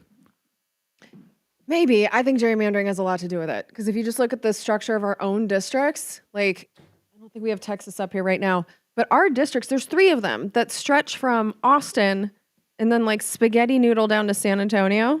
Like, geographically, they make no sense. And you'll see that all over the country. So the idea that I'm I don't not know. saying I don't really buy it. gerrymandering's horrible. It is happening, yeah. But I'm saying that like an additional phenomenon that is affecting that as well is just geographic sorting. Like you see that in terms of people that are moving to or leaving California. It's increasingly like people moving to Texas are increasingly Republicans coming here. People moving to California are increasingly Democrats. So just migratory patterns seem to be more correlated with politics than they used to be. I don't know. Because I know a lot of people that would consider themselves more like lefties that are now living in Texas because they just had reasons. Mm-hmm. I don't know. In Austin? Well, yeah, but I think by the numbers, Heaton's correct that people tend to relocate, at least in the COVID migration. People were leaving for places that they were more ideologically aligned with, as opposed to moving to places for other more natural migratory reasons for which they were bringing their politics. Well, I get that. I'm not like, you want to go somewhere where you feel comfortable, right? So I don't know if I would feel all that comfortable moving to like the bayou of Louisiana. Like that's just not. What my would they scene. sound like in the bayou? How would I know? I don't know. But just give an example. Yeah. No, I'm gonna get yelled But at try. by bayou people. No, they won't. They love it when you call them bayou people. They don't have the internet. down there. The banjo. Got myself a hound dog. In polling, though, people say that they're not moving for the politics. But we're living in this odd time too, where lifestyle is so tightly correlated with politics that it ends up being the same thing. So most people in literal exit polls when they're leaving a state don't go, "I am moving to Texas because I'm a Republican." But a lot of the preferences and activities, like if you want to live in an urban walkable area, there's a high likelihood that you are a Democrat. If you want to live in a rural area with a lot of land, there is a high likelihood that you're a Republican. So even though you may not be moving for political purposes, it ends up correlating with lifestyle. Well, and that makes sense. I mean, because if I'm moving to a city, I would want to have a government that takes care of, the poor people in my neighborhood, so I'm not getting robbed. I want a government that cares about public transportation, so I'm not sitting in constant traffic. Where if you're living in a rural location, you don't care about public transportation because you're not using it. So you can kind of understand why I think there's exists. something to that. I wonder to what extent there's like a subconscious phenomenon of whether you grew up in the suburbs or the rural area or an apartment complex in terms of your interaction with other people. So if you're growing up, I grew up on the edge of the suburbs in the rural area. Everybody lived in a house. And so the mindset accurately is, why do you care what I'm doing in my house? If I want to listen to music, it's none of your business. I'm not affecting you. And that's a very truthful, accurate thing to say. When I lived in New York City, that dynamic changed. Like if you're living in an apartment building and you want to smoke, other people in the building can smell it. If you're listening to music, other people can hear it. So I wonder if being in an urban environment does not make you have a more collectivist attitude towards government. If you're living in a rural environment, if it does not make you have a individualist attitude towards government, just by virtue of the interactions you're having with neighbors from a formative period on. Just some stuff that is coming in here now on Twitter. Latinos in Florida shifted 30 points for Trump in this election. Also, El Paso County moved 16 points toward Trump. Why? The realignment of Latinos into the Republican coalition is real.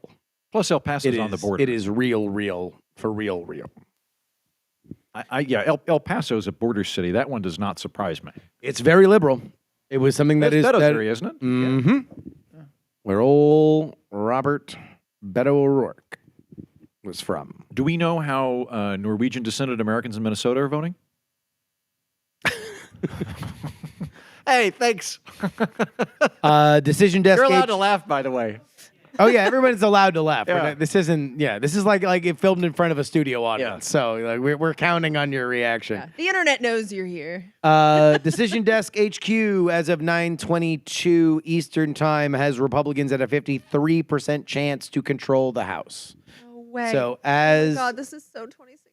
as of now, if you were just looking at Decision Desk projections, this would be Pax MAGA. This would be Donald Trump sits on a rock and cries because he has no more libs to tard.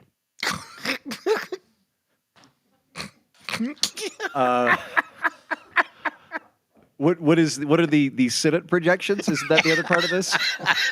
Although I do got to tip my hat. He's trying so hard.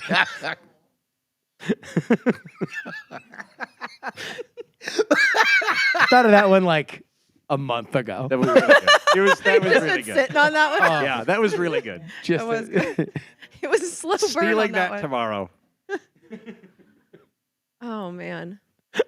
Did you see Tim Alberta, who may be a fabulous? I have no idea how he gets all this stuff because he is like a hardcore Never Trump dude writing for The Atlantic, which actively is like agitprop against Donald Trump. For whatever reason, he reported this deep reported thing inside the Trump campaign. And the lead of the story is Donald Trump in the waning days of Joe Biden's participation of this election saying, I've got a new nickname for him. Retard Joe. Oh my God. I believe it.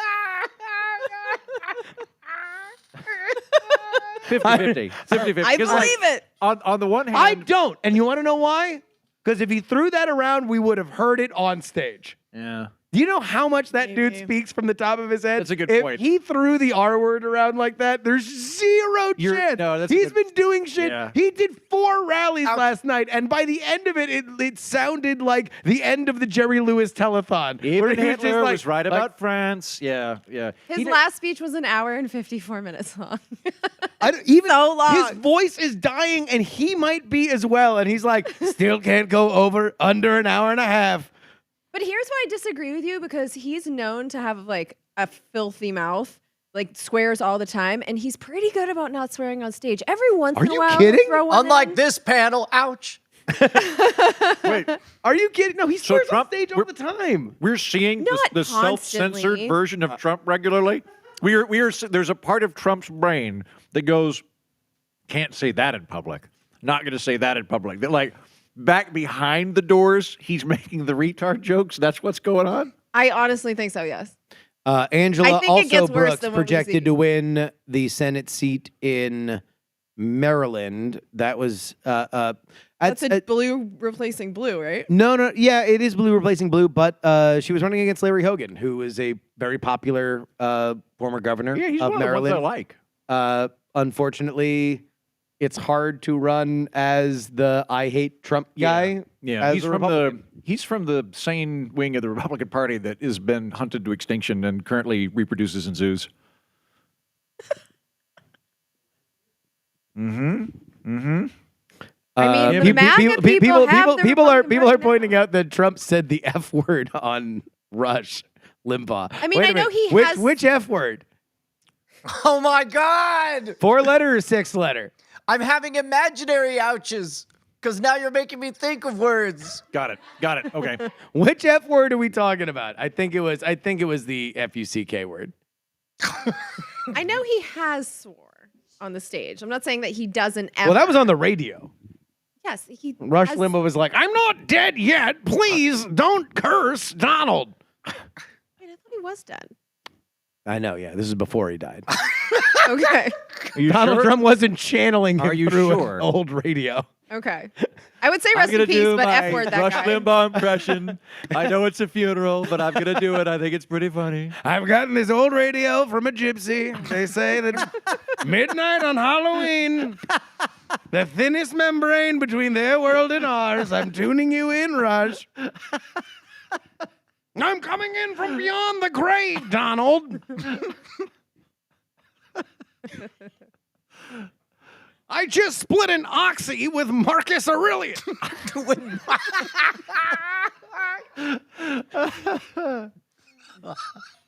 would be nice in heaven. To be No able to one's do ever all said that the sentence on CNN. I just split an oxy with Marcus Aurelius. Wait, No one has ever said that on Ted Turner's CNN. When Joe and I were eating dinner and watching the beginning of your live stream, we were just like, this is the most unprofessional, entertaining election night thing we've ever seen. And it's great. You missed the dead mouse dance. I think I did. Yes, Justin put that. Yeah, we broke the pinata we broke on the his head. pinata. Oh, In case you were yeah, wondering yeah. how the candy ended up all over the ground. Yeah, I hadn't even thought about that. Yeah, I just kind of assumed the pinata was poorly constructed. You can beat up the next one. Georgia, 75% in, Donald Trump leading by 5, my guess. That's less. Grasping at them straws. Is Kansas going blue? I'm looking at the map and it's looking blue. No. Okay. Spoiler alert. Yeah, no, they're up by. That's also just Des Moines. The margin for Kansas is smaller than the number of people watching us live. 18,000? Wow, Donald Trump currently with 65% votes, percent of the votes in here in Texas, up 11. I just got a text saying that somebody just spit on his computer because of the libs to tart joke. So good to know. Good to know. Oh, here we go. Let's ask my assistant. What time is it? It is. What did Republicans win Texas by in 2016 and 2020? In the 2016 presidential election, Donald Trump won Texas by about 9 percentage points. In the 2020 election, he won Texas again, but by a smaller margin of about 5.6 percentage points. Okay, so yeah, we are going in the opposite direction. This is a big step back to the Blexis, the blue Texas movement. This is the first time since Obama that Texas has gotten more red than it was in the previous election. This is now, and we don't know where this is going to end because it's 65 now. 13 percentage points in Florida. Again, Florida was won by Donald Trump in 2020 by 3. He won by 13 tonight, and he might win Texas by a similar margin. What? Coatsuck, Longstain, Leaky, Gout, and Jumbles. Harris County has 73% of its votes in. Travis has 80% of its votes in. Only one of Dallas those has was 64% of its votes in. And San Antonio, or Bexar County has 74. El Paso has 65. Where are you looking for? Wilco. Texas bear. It's not spelled Bexar. What are we doing? Bear. That is ridiculous. That's like how all of England works. Every time you go to England, there will be something spelled, it's clearly spelled macaroni. And you'll be like, oh, macaroni. And they're like, Worcester. Fucking England. It's always Worcester. Ouch. That's a fun one. Do you spell it somehow weird? That's nice. That's very nice. Ding dong, man. Ding dong. Where is that? Is that somewhere rural?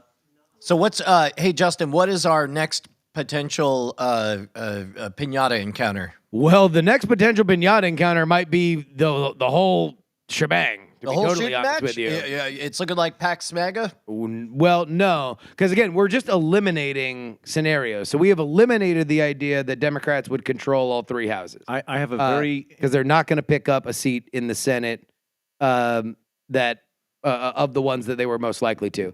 So that is out. Yeah. Go ahead. I have a prognostication for you. Go. For you. Prognosticate. Prognosticate this. Which of the pinatas is most likely to have almond joy in it? Because that will determine. Oh yeah, Which I'm direction I glad want you the brought country this to up. go. Heaton, can we talk about this? Yeah. Justin is singing the praises of all them coconut candies. I love him. I went to go pick up some more candy on Halloween night. Every single bin, as far as the eyes could see, totally empty. One bin full. It was a blue wave of almond joys and mounds. Those are devil candies. I'll tell you No what. one likes them. I prefer Mounds over almond joy because what do you do? I don't want that texture in my mouth. Almond Joy's got nuts, and when I'm eating them, so do I. Nice. That is the That's what she said. In my pants. Oh my God. Change of underwear. They're that good. We're very professional around here. Yeah. I'm working. Y'all think I'm going to change the subject? I'm working on a dick joint rejoinder. I'm not good at puns. I'm not good at puns. Question mark? I don't. Right now, 31% of the votes in Pennsylvania. Kamala Harris is up by 6. It is rated a toss-up. We are seeing Philadelphia County, Montgomery, Bucks. Bucks County is probably the biggest one. That is the bellwether county. I mean, this is for all the marbles, Pennsylvania right now. If Kamala Harris loses Pennsylvania, it's over. And right now, because of what has happened in the rest of the map, if she loses any of the blue wall states, it's a wrap. Let me see if I can get this in the hole. Oh, yeah. No. Oh. You ruined my game. Go ahead. Turns out you're bad at it. Okay. Oh, so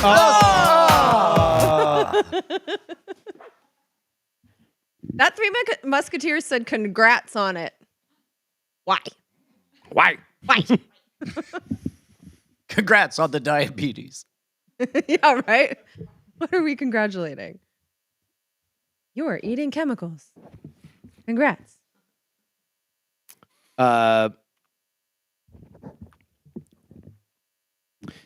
Any news? So on here we go. how- With an estimated 28% reporting Harris is underperforming Biden by 4.9% in Duane County, Wisconsin. That is a Democratic stronghold.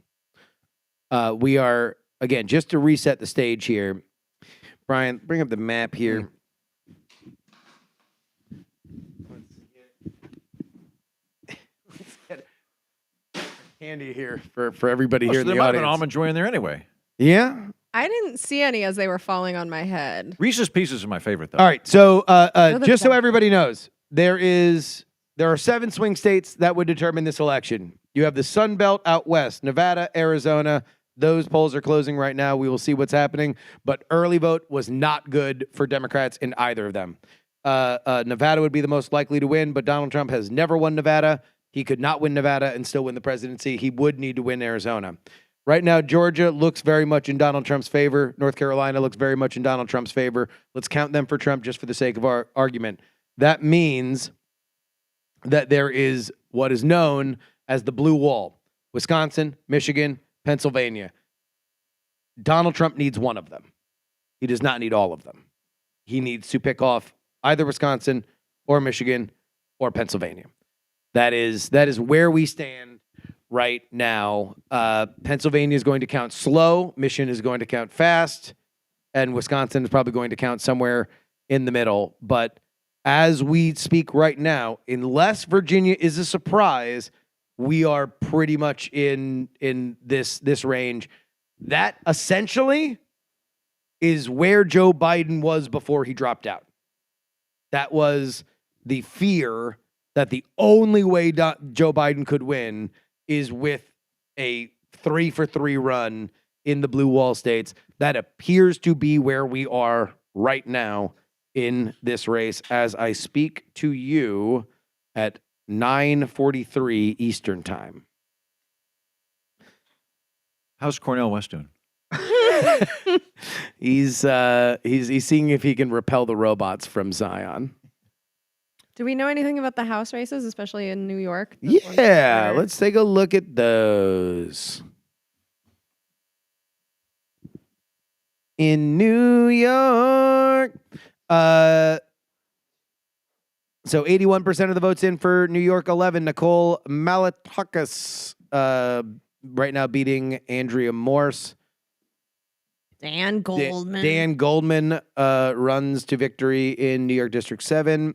Joseph Morell Owes me money. His race is called in New York 25. And Adriano Espaliat, a winner. Gerald Nadler, a winner. Little meatballs coming back. Yep. Yvette Clark, a winner. Hakeem Jeffries, a winner, and possibly the next Speaker of the House. Nadia Velasquez, a winner. Richie Torres, a winner. George Lattimore, a winner. Wait, Alexandria. go back to that one. 'Cause I think that was. No, that's not. Keep going. Sorry. AOC, a winner. Wow, very popular. Grace Meng, a winner, and Gregory Meeks, a winner. The ones that we do not know about are New York 19, New York 26, and New York 23. And then Those. New York too. Oh, and then Northern New York. New York 24. Pat Ryan's seat in New York 18, although he is leading in that. New York 17. This is the one. So the New York 17, Mike Lawler is a Republican. He won Yeah. this district, but the Democrats think that they can take this back, and this is key to who gets the House. There's only 16% of the votes in, and Lawler is up. Yep. He He is up this by is 6, the one yeah. we need to watch in New York. It does look like a flip in New York 22, 42% of the vote in. Brandon Williams losing his seat to John Mannion as of now. And Elise Stefanik, it appears, will hold her seat in New York District 21, although that has yet to be called. All right. Thank you. No prob. No prob. Do we know how All Red is doing? Says Joey888. Yes, Not we've good. already called All Red, and we broke our pinata because we do not believe that Colin Allred is going to defeat Theodore Raphael Cruz, and he will be sent to Washington for another 6 years. Ugh, I actually do a decent Ted Cruz impression. let's go.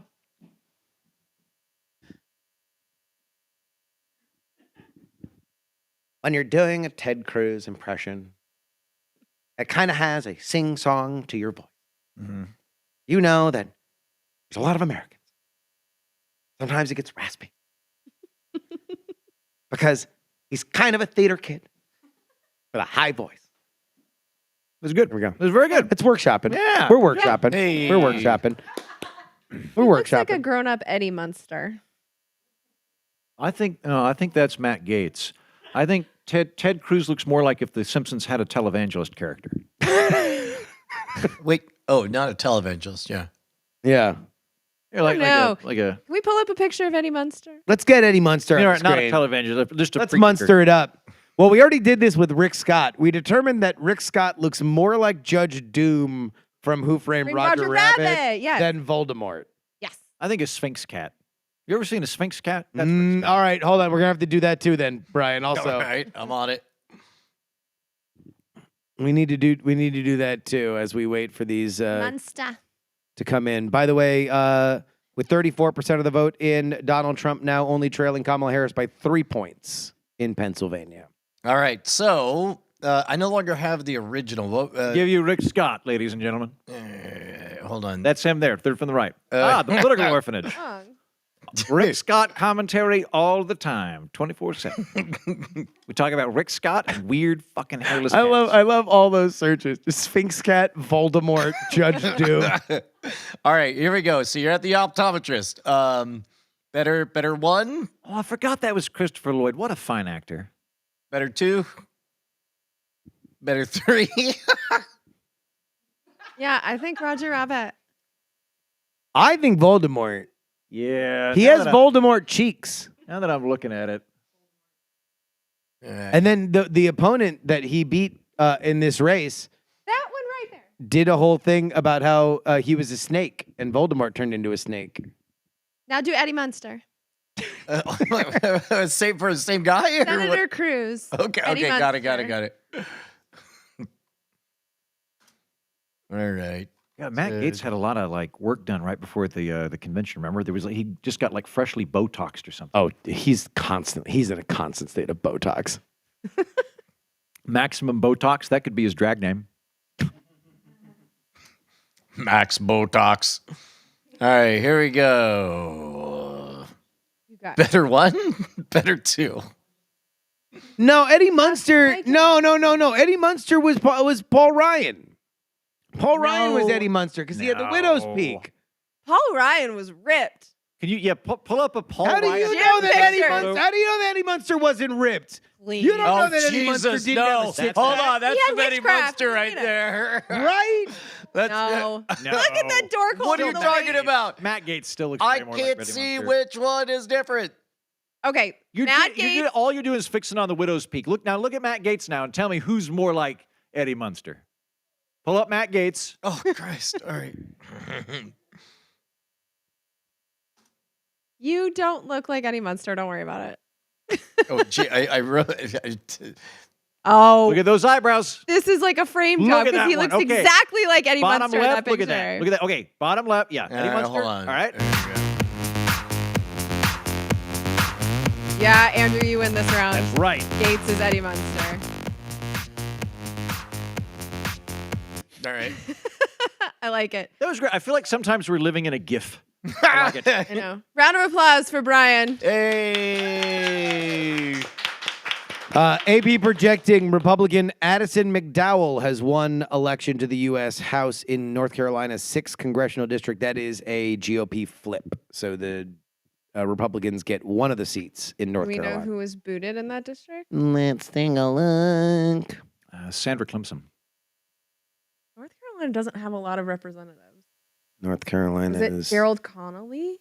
Ooh, let's find out. Did she get it? Did she get it? North Carolina 6. Hey, real quick. People are complimenting us. That means it's time for everybody to do a plug. Ooh, nice.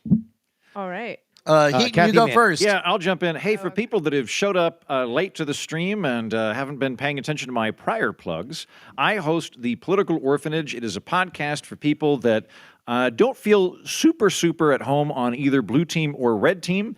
Last week, I did a Garrison Keillor parody. I did a Prairie Home Companion parody, which was very nice and bucolic and will make you feel better about being in America, regardless of how tonight's outcome is, but particularly if your team loses, it's worth checking out. But the fun one will be coming out tonight when we call whatever the election is that we call.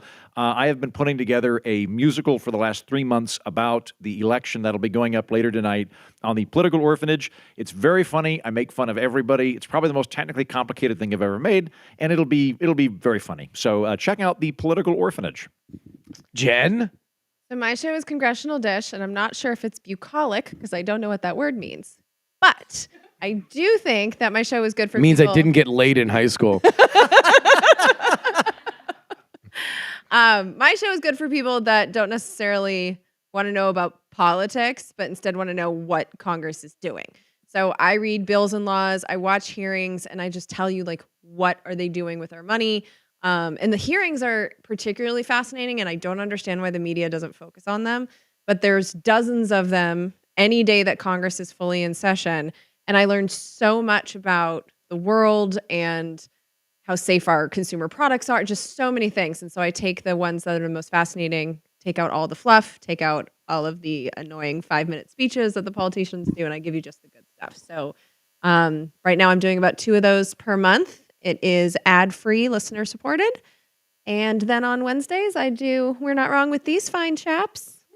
Yeah, it is mandatory listening. Congressional Dish is something that you, I would consider it to be like Dimetap.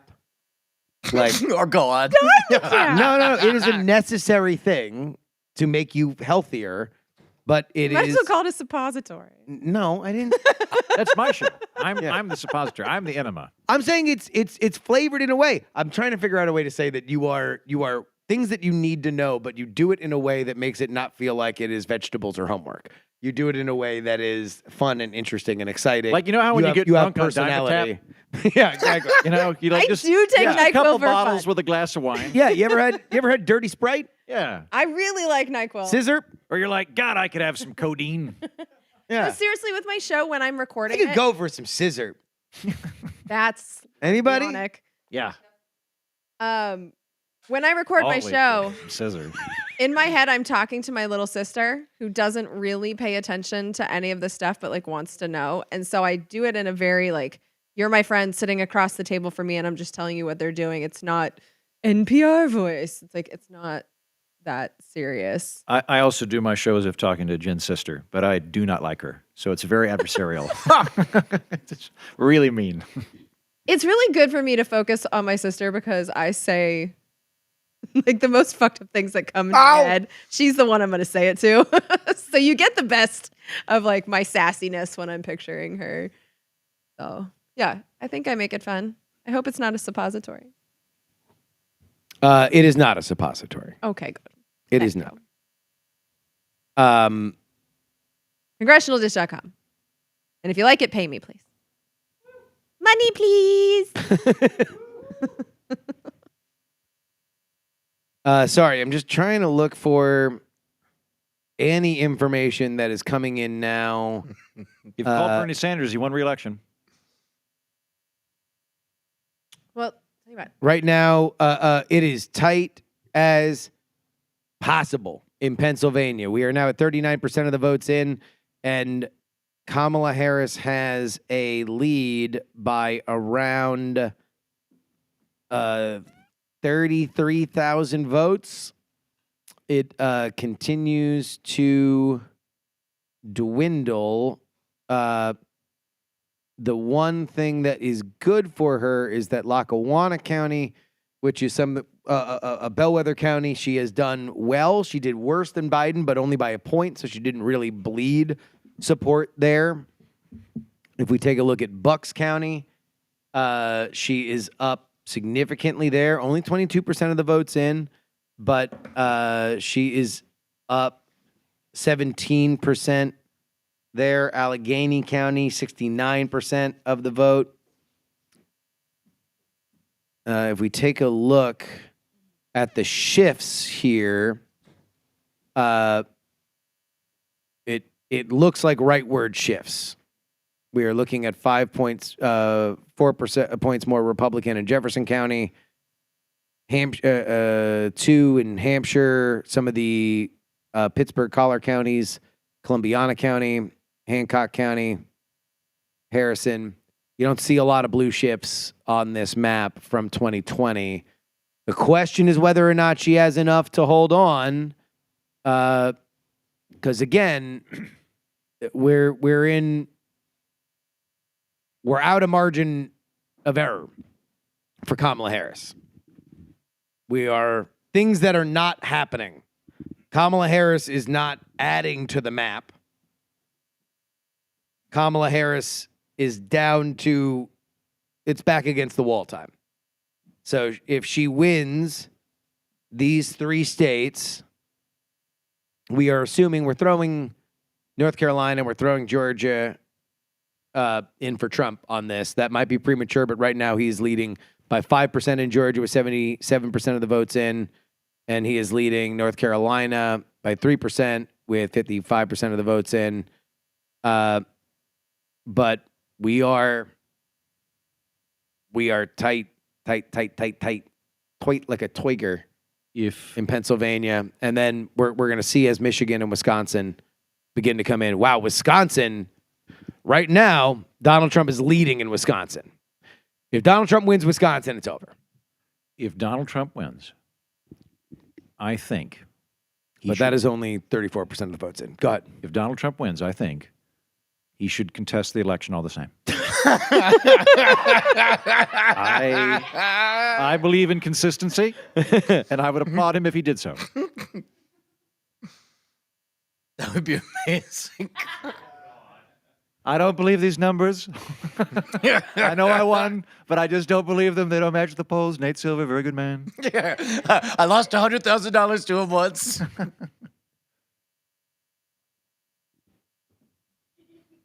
I'm going to mess around with some house votes, see if I can get some gossip for you guys. Oh, okay.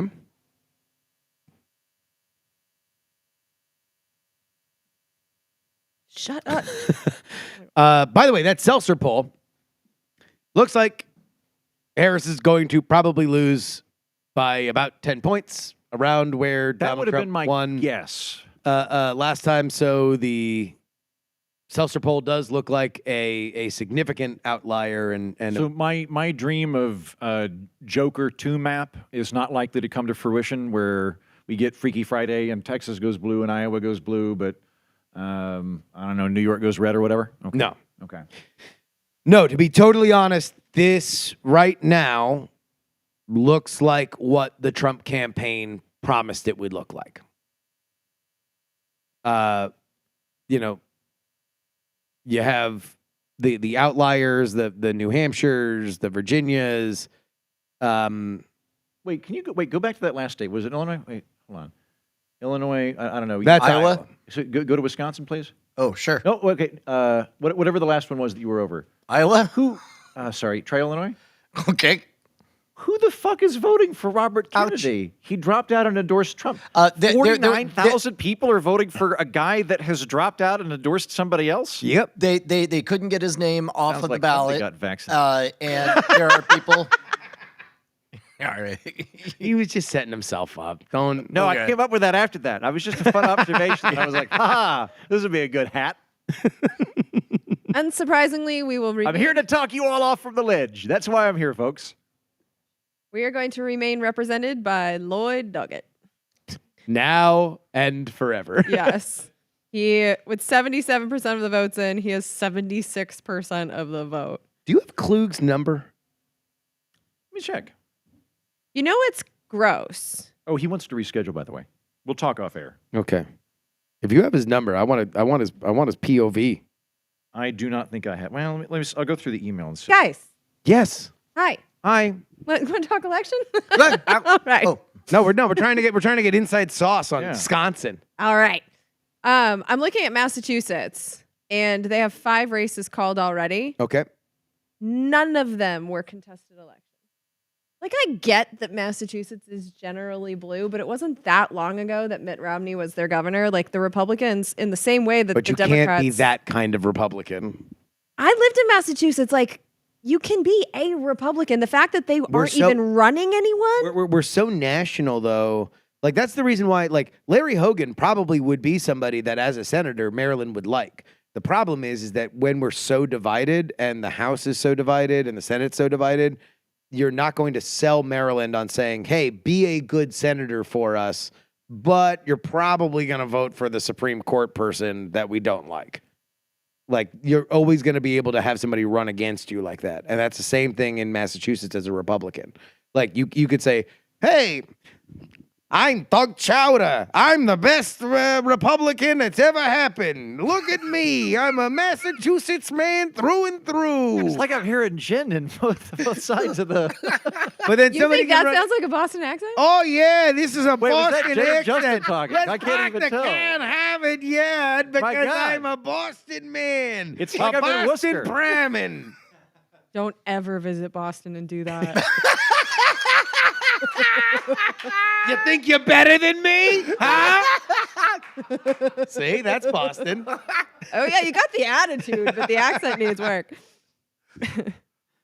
I have no doubt you could walk in there and be a masshole. No doubt. I loathe Massachusetts. I've been there a couple of times. I had a Why? great time both times. Everybody was Massachusetts super is friendly to me, and I liked the accents. Oh, I do too. I like that they're kind of dicks out there too. They were all really nice to me. Yeah. I got off the plane in Rhode Island and yelled at a stupid Uh-oh. within like 5 minutes. Vibe shift. Eden Germentum, a guest on our show who was writing literally but hours ago about how Kamala Harris this was not a toss-up race. Kamala Harris was leading.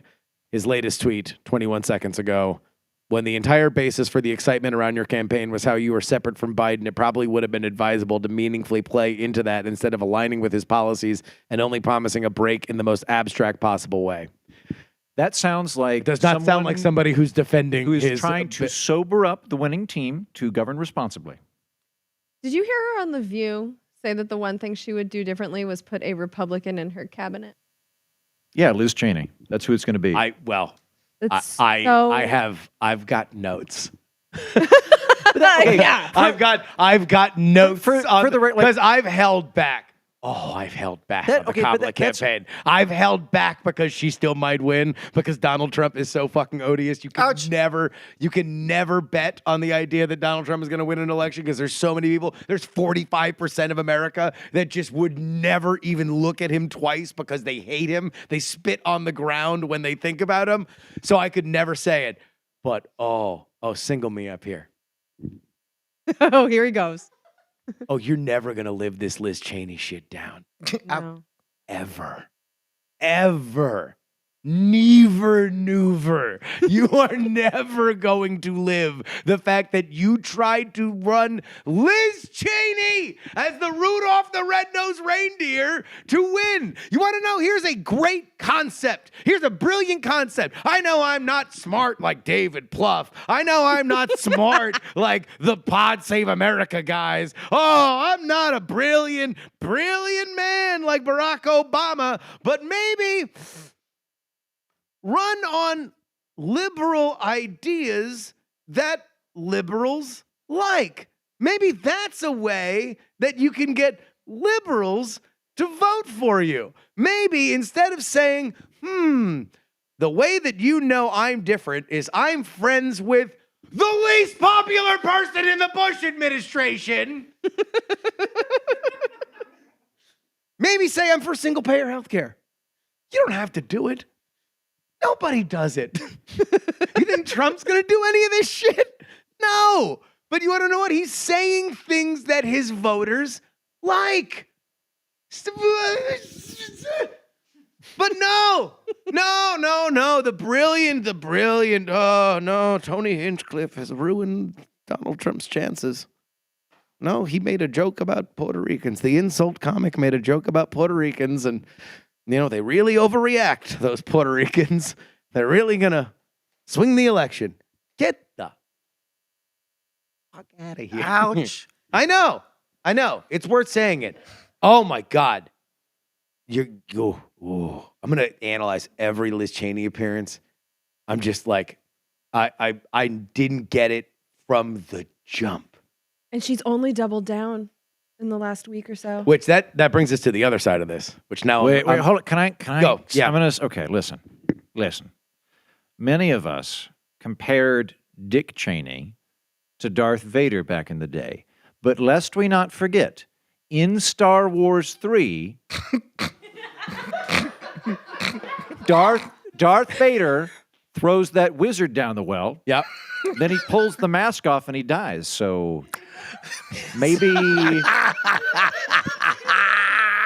that's what the Democrats are going for. For the record, Donald Trump now leading in Pennsylvania. Oh my God. He threw that wizard down the well. He called it Star Wars 3. I didn't get that wrong, gang. I was afraid for a long time. It's so much Nobody better sent me 'cause I any know what a corrections on that dirty one. is. I'm doing a bit. I'll tell you this about Arizona. Arizona has a disproportional amount of jackoffs that tried to help Trump stay president. And all 3 of them are winning. No one's being punished for any of it. Well, how much is in Arizona? One of them, Andy Biggs, he's one of the worst. Yeah. 54% in, he's winning 57-43. I mean, the ultimate indignity is if Carrie Lake wins in the Senate. Ugh. That would be the ultimate indignity. Although, by the way, here's how crazy this election's been. Kirsten Sinema, right? Senator from Arizona. Yeah. Too moderate. Just get this moderate POS out of here. She can't be a part of the Democratic coalition. The progressives demand she get out. She get out. You gotta get out. You gotta get a true blue progressive like Ruben Gallego. Ruben Gallego, the true blue progressive. And now, what did Ruben Gallego spend this entire campaign doing? Running to the center. Running to the center. Border hawk. Ruben Gallego. Kirsten Sinema would have won this seat going away. Now, we'll see whether or not Ruben Gallego is still up. He's up 8%. I don't believe in ticket splitting. I believe Donald Trump's going to win Arizona. That being said, Carrie Lake has spent a disproportionate amount of her very short political career talking wild crap about the McCain family personally. Which you don't do. People For like whatever the reason, McCains. there was an element of Republicans in Arizona that believed the McCains were the devil and they were going to run them out and they were MAGA through and through. Guess what? You don't need to denigrate a dead John McCain to win as a Republican in Arizona. Yeah. And so Carrie Lake apologizes to Meghan McCain on Twitter. Doesn't have somebody do a private thing. And Meghan McCain is like, I hope that you die. Yeah, Meghan McCain. And I don't blame her. Her. Like the people that were the Kelly Ward and Carrie Lake, they both were just out of pocket. The Arizona Republican Party is one of the dumbest parties that exists in America. It is as feckless as the Democrats in Florida. It's just that Arizona, fortunately for them, is a border state, and Donald Trump was right on the border. The thing that he made his entire thing for 8 years wound up becoming a big bipartisan issue that people want to pay more attention to. And that's why Ruben Gallego has to wear, cotton fringe like things and be like, oh, I'm a tough man. I'll get these illegals. Switching gears. Yeah. Why do I know the name Jim Justice? Because of his dumb Dog's truck of a butthole. dog. Oh, yeah, that's Baby Dog. Baby dog. Baby dog. Yeah. Baby dog's coming to the Baby Senate. Dog's the best Oh, thing that yeah. happened in 2019 or 2023. Yeah. Yeah. Baby dog's big fat ass. Where's Jim Justice? Is he Alabama, Mississippi? West Virginia. Is he running for Mountain Senate? Mama. Is he going to be the who? He is. He's It's looking replacing likely. Joe Manchin. Okay, that's actually a very fitting replacement Yeah. for Joe Manchin. That I makes, hope he brings the dog Because to work. Oh, yeah, he's for sure. bringing the dog. Because the Democrats had to run that guy out too. I've been saying that about Joe Manchin for a while. It's like he's not progressive enough, and I'm like, okay, like, do you want Mitch McConnell back? Kick him out. That's Yeah, what you get. Like, Yeah. you're not going to get a Democrat in West Do you want Virginia. to lose that seat Yeah. forever? You can either have a conservative Cool. Democrat or you can have a Republican. That's what you can do with him. By Bob the way, Casey's Pennsylvania race is looking very close. yeah. Well, if Donald Trump's going to win, then Dave McCormick has run a pretty good race. Wow. Let's see, Senate, PA. Jared Brown's looking bad. Yeah. Bernie Moreno. Bernie Moreno's going to be a senator. Bernie Jared's Moreno. one of the good ones too. But you can't win in Ohio as a Democrat. Sing a new song if you want to run, because you shouldn't. Sorry. I didn't even know Bernie was running. Holy crap. He crushed. McCormick is right up on Bob Casey's ass. Yeah. So it's like now, neck and oh neck. my God. All right. So We have no votes counted in Montana, but that is assumed to be a Tim Sheehy win over John Tester. So boot that and boot the vacant seat with Manchin out for Jim Justice and his dump truck of a dog, baby dog. That was the leadership, right? So now throw in Brown. Sorry, now throw in Moreno. Now throw in Dave McCormick. If that is a thing, he is now leading in Pennsylvania with 50% of the votes counted. The other two seats are Eric Hovde and Mike Rogers in Michigan and Wisconsin. But now this was the nightmare map for Democrats in the Senate. This is just how it works. Sometimes you're on defense more, sometimes you're on offense more. On party, this was always the map that Democrats feared the most, and we'll see. Right now, Michigan, there's not a lot counted. Well, and this is early, but Heinrich in New Mexico isn't looking good either. I got Scott Klug, by the way. You want him? Heinrich is a Democrat. Oh, yeah, call him. You just want to put him on the screen? Yeah. Make sure to hold it right up to the microphone. Yeah, because there's a gate on there. Gentlemen. Mr. Scott Klug, it's Justin. How you doing, buddy? Good. Let me hang on a second. I'll put some headphones on. It'll sound crisper. Okay. All right. 15 seconds. Sure. No problem. And pants.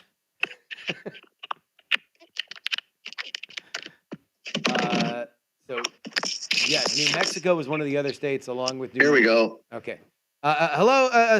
Scott, what I wanted to just ask you what you're seeing here in Wisconsin. Rain. That's what I'm seeing. It's been a rainy 2 days here.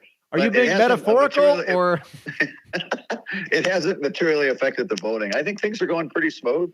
Wisconsin, along with Pennsylvania, are the two idiot states that don't allow counting of absentee ballots or early voting until after the polls close at 8. So like Philadelphia, which will be where everybody's eyes are tuned to pretty soon, Milwaukee's going to be the same way. And the early results are basically, it's a jump ball. I mean, I think the last I saw, Trump is ahead by 0.5 point, but I don't know what's come in yet. I don't know if that reflects the rural areas or it reflects Dane County where Madison is or reflects Milwaukee. So what should we watch in Wisconsin? Right now it looks like, at least in some of these other states, that the Trump campaign has kind of gotten the splits that they want. If this is a Trump victory, what counties are we looking at as they come in? Well, it's an interesting thing. Basically, the only powerhouses for the Democrats in Wisconsin are Milwaukee and Dane County. And Dane County's crazy. I mean, in 2020, the turnout was 90%. And it was almost that high in the midterms in 2022 because it was sort of the first vote on abortion. And I suspect that's the same kind of turnout we'll see here. For a while, there was this sense that some students would stay back because they were mad about Gaza, but I don't see any evidence of that at all. And as I drove around campus today, I saw lots of 20-year-old girls jumping up and down with Vote Heroes campaigns, and amazingly, no Trump campaigns on campus, says the Republican. So, yeah. So that's where Madison is. That's where University of Wisconsin and Madison. And not only Madison, it's also a big high-tech headquarters. So pharmaceutical companies, the largest medical records company in the world, Epic, is based here. And so a lot of the folks who moved into Madison tend to be sort of 25 to 30-year-old techies, which, as you imagine, is not exactly a real conservative base. So that's all good news for the Democrats. But, we're a crazy ticket splitting state. In 2022, we reelected a Democratic governor, reelected a Republican senator. The House split is 6-2. The Assembly and Senate have been Republican for a long time, but because of redistricting, it's not impossible to believe that the Assembly could flip. So we're just a jumbled mess here. So as you've watched the rest of these results come in, it doesn't appear that the Ann Seltzer poll was indicative of where Iowa is going.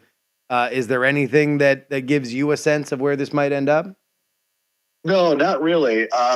You have to remember Trump won narrowly, I think, by 20,000 votes in 16, and then Biden won it by 12,000 votes. Going into the night, Biden had better numbers than Harris did, and that was true in 16 when Hillary was actually up by a couple of points in Wisconsin and ended up losing it.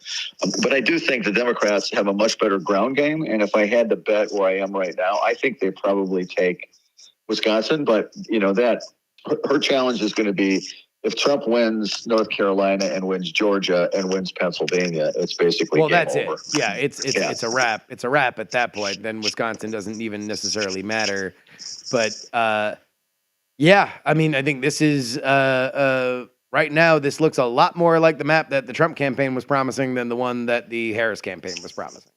Yeah, but it's still early in the night, and lots of times my wife was just asking me, it's like, why are the votes so slow to come in for Milwaukee? And it's like, well, because of this and the fact that they can't start counting ballots. But Milwaukee County, a little bit like Philadelphia, is a little bit like Broward County in Florida. They never really seem to have their act together. I don't think it's fraud.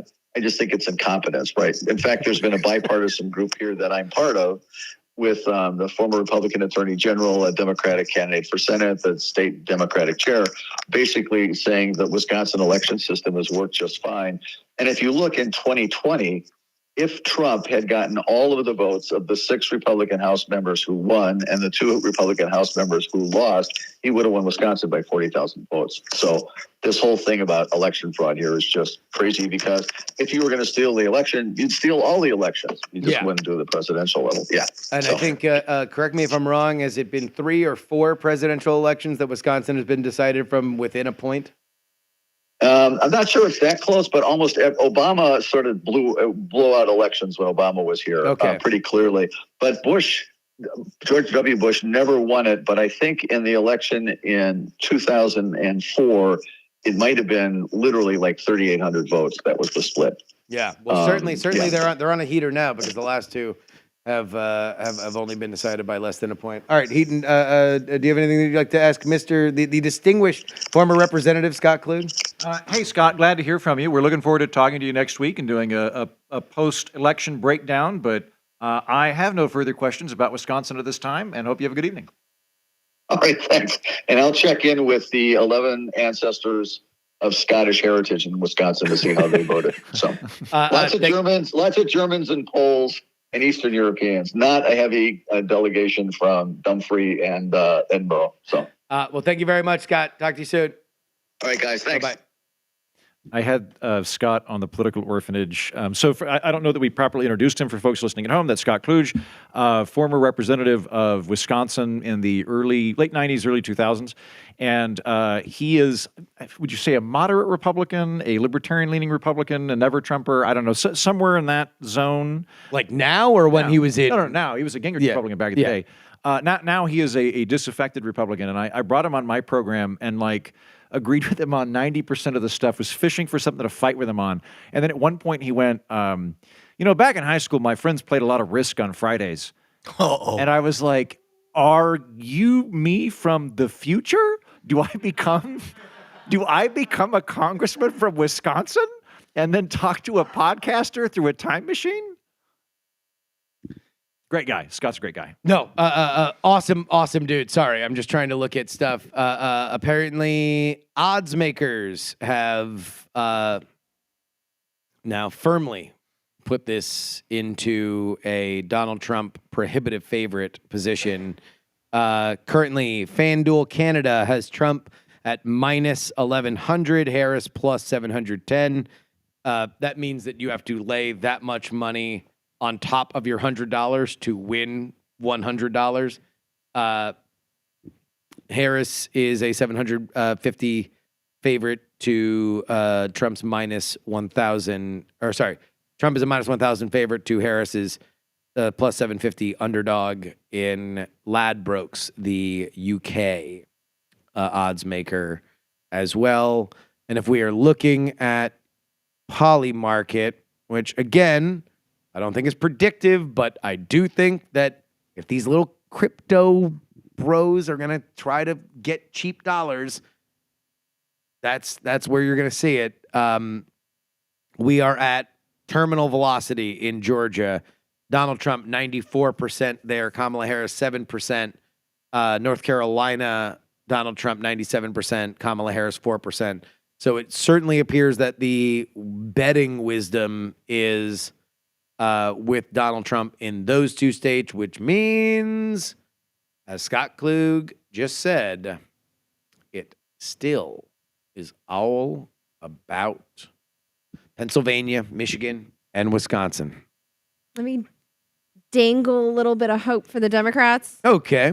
There is a district in Pennsylvania where an incumbent, real jackass, Scott Perry, he's another one of those people that was like helping Trump with the January 6th plot.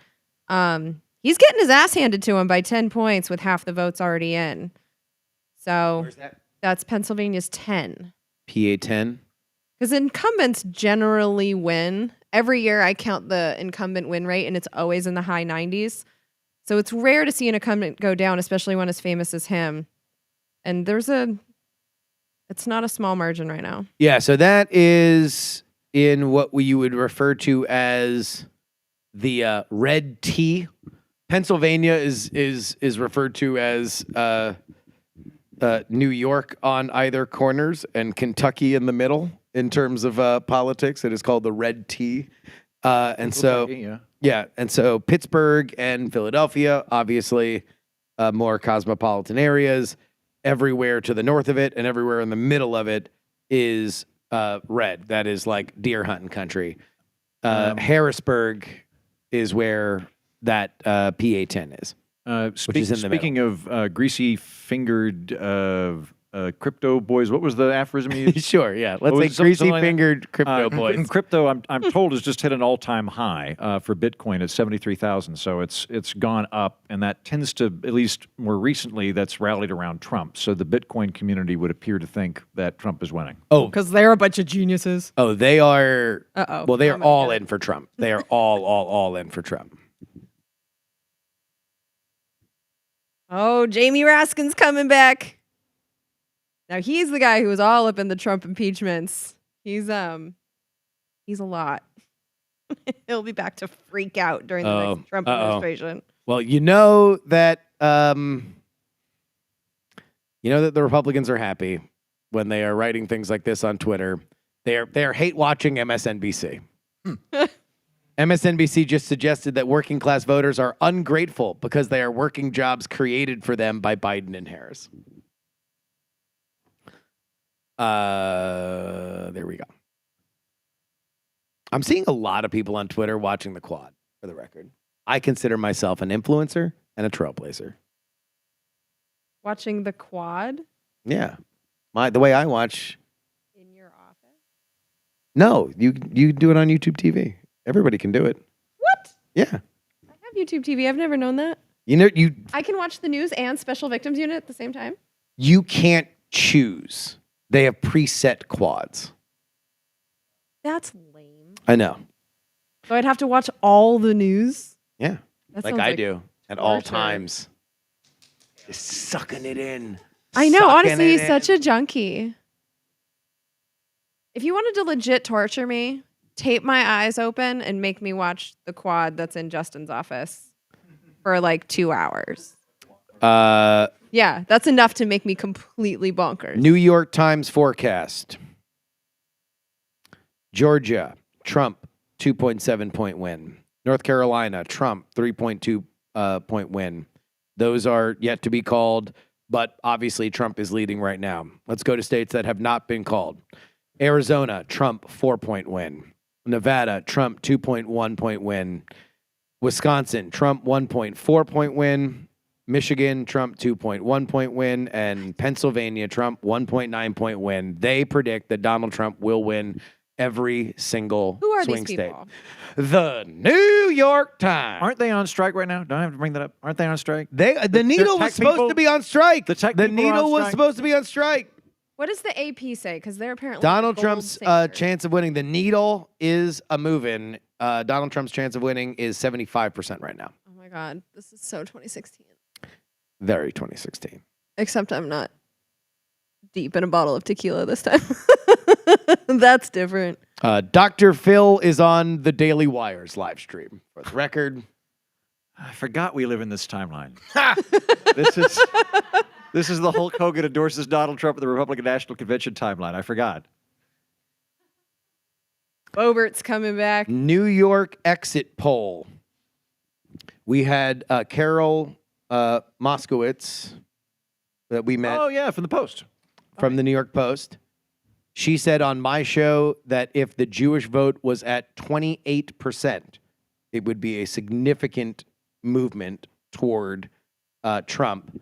The exit poll for Fox News has the Jewish vote at 43%. 43% for Trump? For Trump. Nearly threatening at a 50-50. That is a solid Democratic voting base. And yet the Biden administration gave Israel everything they wanted. It's like, if that was going to be the result the whole time, like, why? You can't build your house on both sides of the river and expect not to have it washed away. Seriously. That's the fucking problem. They didn't make a choice. They didn't make a decision. They showed no fucking leadership. And that's that. Look, there's a lot that we can discuss that is morally about what is happening. There's not a lot that you can discuss about what is politically what is happening. That was malpractice. It's malpractice. And the worst thing is they made it worse trying to be political. What do you mean? They tried to play both. They tried to do this triangulation kind of thing by not actually fixing the problem, not actually making a decision because of politics.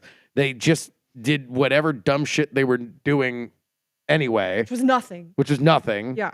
And then said, no, but we're very, very mad. We're very mad. That's what we're going to do. Money. We're very mad. Here's more money. House is running very close, though. Decision desk has Republicans at a 51% chance. Trump winning is one thing, but the trifecta going Republican. I mean, watching this Congress as closely as I have, I can't believe we reward this behavior. They were insane. And we just keep voting for them. And then they get more insane. And then we vote for them again. Maybe there will be some large cities we don't know about in the Midwest that will surface and vote Democratic.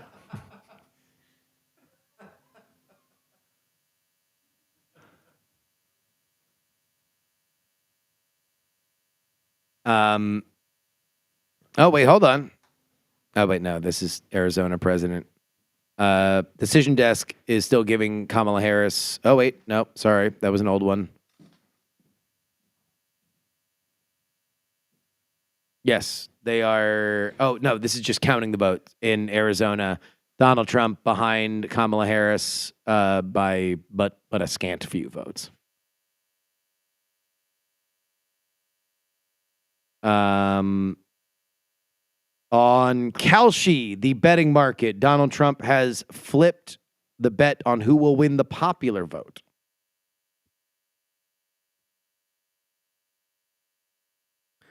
I don't know what that is at right now.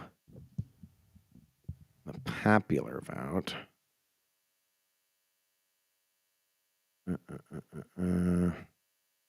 You think Rudy Giuliani will be given a police in the administration? I kind of think he will. Oh, what kind of dipshits are we going to have running our government? Ouch. It's going to be... Yeah. Oh, my pillow for sure. Oh, Secretary by the way, of Commerce. For the record, we are right now looking at Pennsylvania. Donald Trump is up 3 points in Pennsylvania with 57% of the votes in. A reminder that Kamala Harris had a chance to pick the popular governor of that state for her vice president and decided to go with the knucklehead, Tim Walz. I like Tim Walz. You know, I think he would be an interesting guy to hang out with. I also know for a fact that he's not plus 19 in Pennsylvania, a state you need to win if you want to win the presidency. But he apparently ran a mean pick 6 with AOC in Madden. Well, that's what matters. I think he was a disaster. Walz. Now, look, he might be a nice guy, but he didn't give. I'll put it this way. I'm cool with picking Walz if you are going to run a more progressive campaign. Because what Tim Walz is best at is being on television and explaining liberal policies in a way that normies can understand. You go back and you watch his old debates. He's like, I think I joked about it in one of the emails. He's the guy that explains single-payer healthcare with a Cabela's metaphor, But right? there's the rub. You need to have policies to explain. Yep. Well, and that's what everybody was thinking. Everybody was thinking when she went with Walz over Shapiro, the leftists were like chuffed because they were like, oh, this means that she's not going to be just a run to the center like a Biden with a new coat of paint. It's going to be a whole different thing. It's going to be a progressive thing. She's going to have some ideas. Because why would you pick the progressive guy over Josh Shapiro if you're not going to run with progressive ideas? Or even pretend to.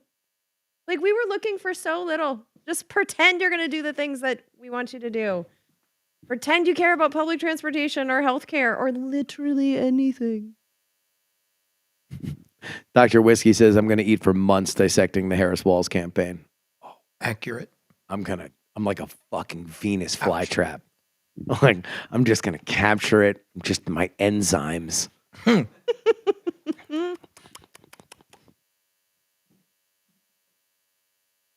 I was on the phone with my assistant this morning about, like, what do we do? Oh, shit. Like, if this happens, because, like, we have the defense authorization coming up, right? It's a 2,000-page bill. It authorizes all kinds of, like, war activities. And if it's Kamala, it's a continuation of the establishment. Like, yeah, it'll be relevant. But Trump, he's going to do whatever the hell he wants, especially now that the Supreme Court's given him immunity. So. On the upshot, Tony Hinchcliffe will not be murdered. Tony He will not kill be killed. Tony. He will live to fight another day. Do you think he's going to play the inauguration? Tony Hinchcliffe? He's like, well, apparently the things I said were good, so. I wouldn't put it past Trump. I really wouldn't. He won the Puerto Rico majority county in Florida. Well, and Tony Osceola is- County. He is funny, man. I would imagine that Trump would like the dude. Are we going to try and go to the inauguration? I probably will. I will too. Just to see what the hell. Yeah, I guess I will. I mean, if you guys are going. Mm-hmm. Live show? Nice. Inauguration live show? Yeah, live show and then attend. Well, there won't be I could do a riots. housewarming. There could be. Yeah. Please put on your pussy hats. I'm not afraid of you. Didn't do shit last time. Yeah. Name one good insurrection you guys have had, Blue Team. I know. You didn't get arrested for Yeah. anything. You know, that's what I've heard why January 6th happened. Because of the DC police. DC police believed, based on previous, like, because there'd been plenty of demonstrations, but their operating theory was Democrats destroy property, Republicans fight in the streets. So if you're Not if wrong. you're looking at that problem, then when Democrats are around, you put up all the fencing, you put up all the like stuff because you don't want them to bust out windows. Protect the you property don't- value. Yeah, exactly. With Republicans, what you do is just keep plainclothes cops in the crowd.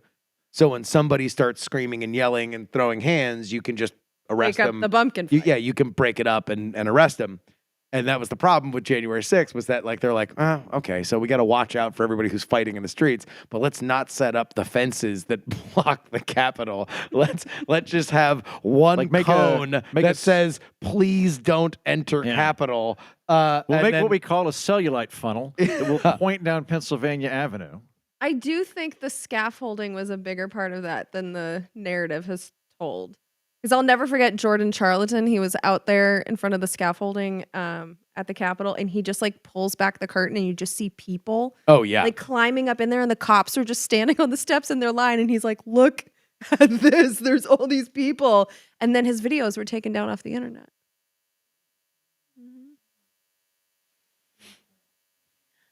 Where's the tinfoil? This coming in right now. Donald Trump won 27% of the Bronx. That is up 11% from 2020. Isn't that AOC? Wait, the New York Bronx or the Texas Bronx? that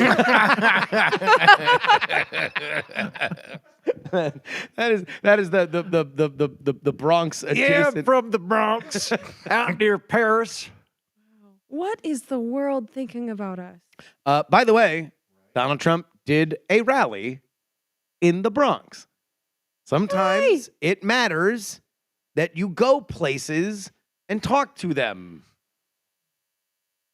Donald Trump did the Madison Square Garden rally that everybody knows is Tony Hinchcliffe's set. For all anybody knows, it might as well have been Tony Hinchcliffe recording a special. What I said the entire time was like, hey, look, you can ignore the fact that that dude filled Madison Square Garden at your peril. Yeah.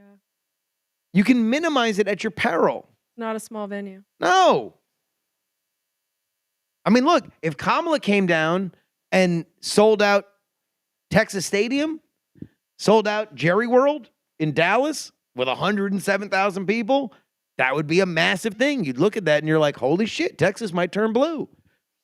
Well, and she is so stupid for not coming to Texas. She was already here and doing Rogan.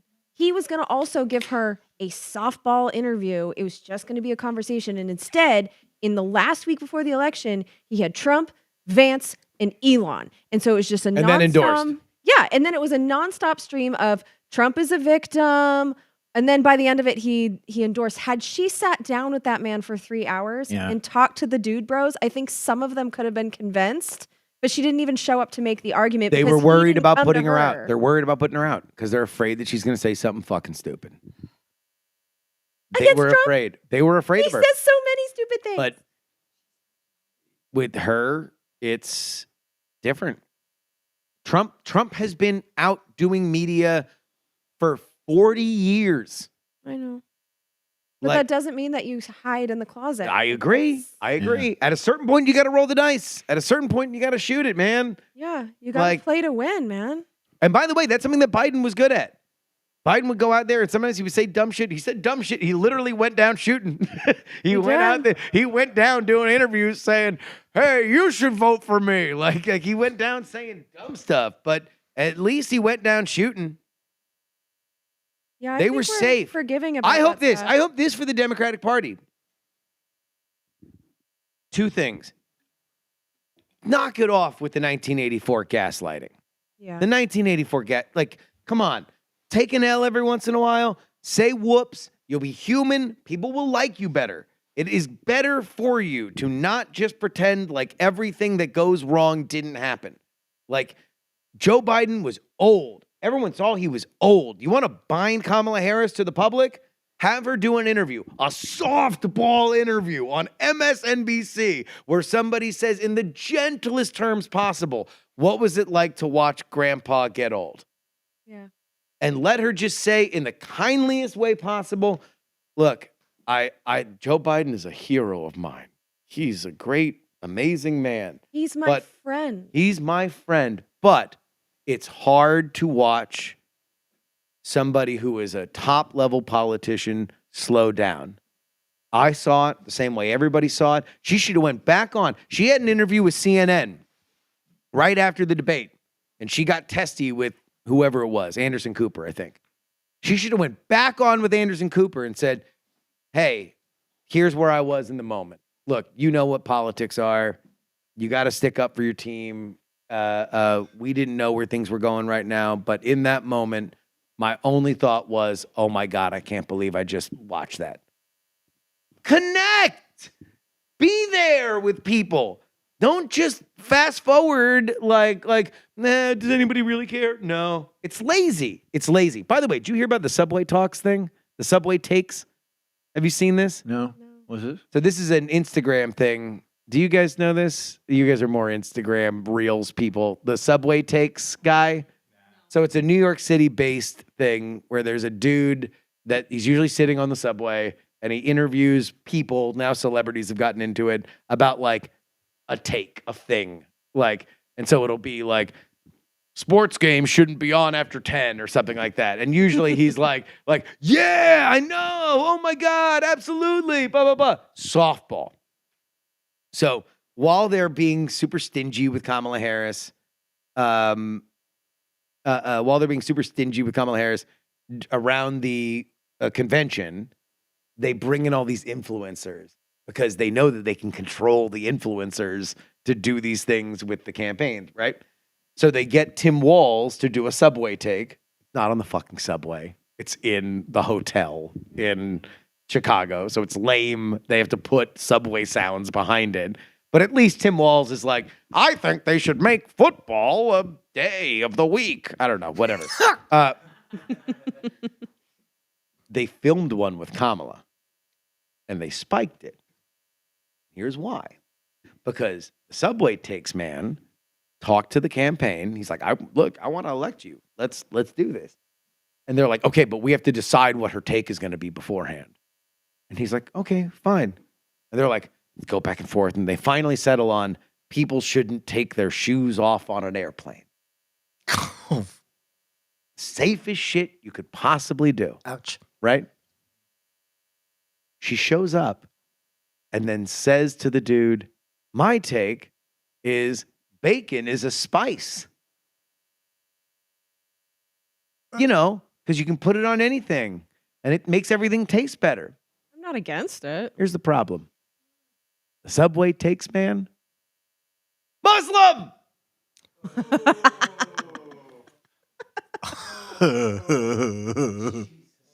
Well, wait, was he offended that other people eat bacon? No, but he can't. He's like, how does he work with that? I don't want the shtick of the bits. These like minute-long videos, or somebody goes like, I think socks should be a food group, and he's like, of course. Like that's the whole thing. That's what he does. Okay. He's like, I can't do that because I'm a Muslim. I don't eat pork. I can't yes and blasphemy that will get me killed. Yeah, in my public forum. And so then he's like, can we just do the thing that you guys made me agree to? Yeah. And they're like, no, we kind of want to do another thing. So I guess she didn't want to do it. So they spiked it. So they never even ran it. It's like, even when they micromanage, they're crap at micromanaging. Yeah. Oh, I want everybody on this campaign, like, just driven into the streets. Yeah. And by the way, the books on this one. Oh, it's gonna be good. And what kills me is it's gonna be like Game of Thrones. It's gonna be barbaric because everyone's gonna want to get so far away from this and so far away from her. I've seen her in off C-SPAN hearings where she's not afraid of anything. She's excellent. They didn't have to do this. I mean, there's always Darth Plagueis the Wise. That's why I made the pick that I made. Not because I believed it was a toss-up. It's just when I was at the RNC, a man who knows told me the day Joe Biden was going to drop out, told me Kamala was going to be the nominee, told me that the great they, believed she couldn't win, and that what they really wanted to do is just run her into a wall because they didn't want to deal with her anymore because they didn't think she was a good candidate. And what they really want to do is focus on 28 because that's when they'll be able to essentially, I'm reading into, he did not say this, I'm reading into this, we're done with the Obama administration.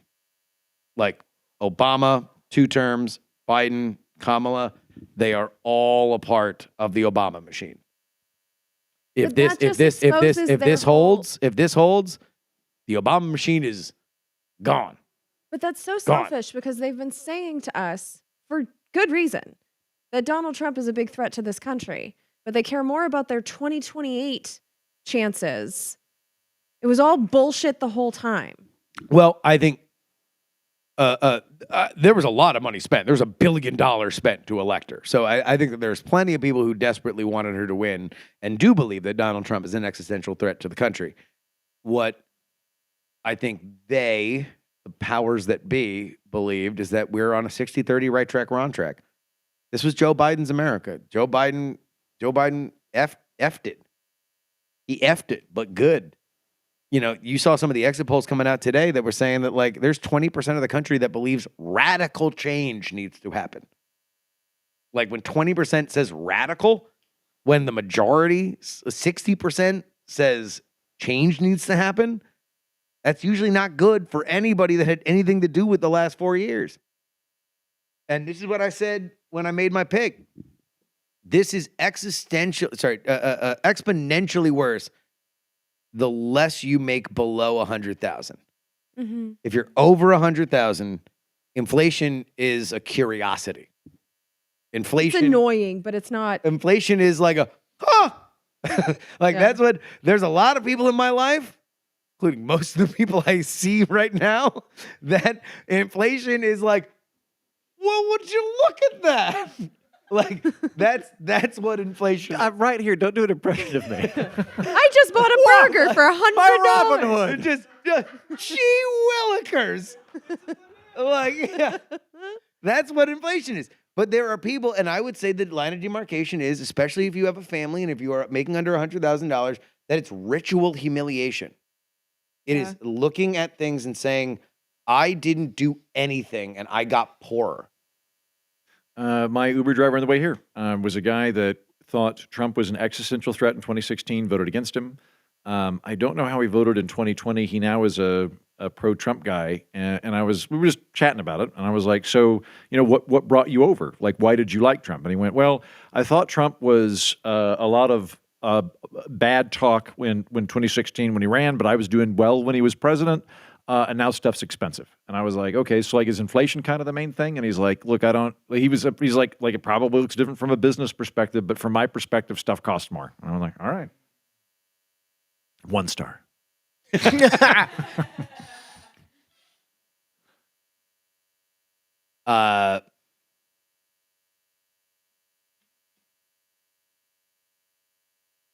is a vibe. It doesn't look great for the Democrats, but I maintain hope. I mean, they haven't called California yet, so. Polls haven't even closed yet. This, according to CNN, Donald Trump is plus 36 amongst Hispanics in Michigan since the 2020 election. Trump is winning the Latino vote in Michigan with 60% of the votes in. They have Michigan leaning Republican, Wisconsin leaning Republican, Pennsylvania is a toss-up, Virginia likely Democrat, North Carolina very likely Republican, Georgia very likely Republican, Arizona leaning Republican. Alex Thompson of Axios saying that some Democrats read on Trump looking strong in Georgia. Warnock is not on the ballot. Trump made nice with Kemp. Dem statewide organization could have been better. Oh, that's another thing that I'm going to get. Oh, I'm going to make a meal. Oh, the ground game. Oh, the ground game. The ground game of the Democrats. Oh, $1 billion ground game. Knock on the doors. We're so much. Did you know that we've knocked on $1 million in the last 5 seconds? The ground game.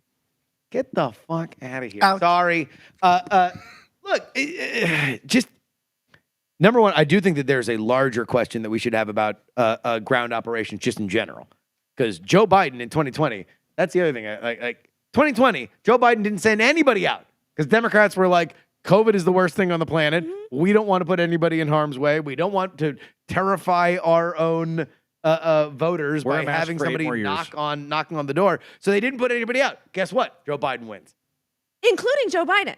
So they're kind of using the same strategy they used in 2020 without the COVID justifying it. You can't just hide your candidate when everything's fine.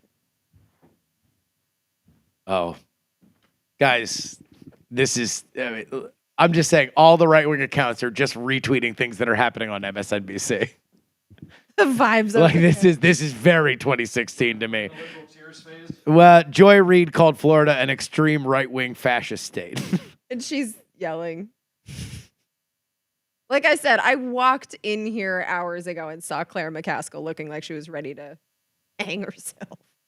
So they've known for a minute.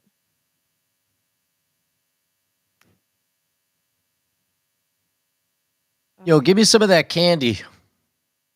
Oh yeah. Grab, Or grab do we some get to candy. smash a pinata? Yeah, when do we smash shit? Well, no, we need. I mean, look, the only thing to smash now is the only thing that we could smash the Pax MAGA, but only if we knew that the Republicans were going to lose the House, which we don't know. No, we don't know. The only thing that is, look, we're like, We're 2 away from knowing the Senate. 3. oh, the Senate's over. Well, doesn't that mean that we smashy something? No, we already smashed the one. Yeah. I just want to hit things. Yeah, me too, but in a different way. Jeez Louise. Michigan now lean Republican on New York Times. Wisconsin lean Republican.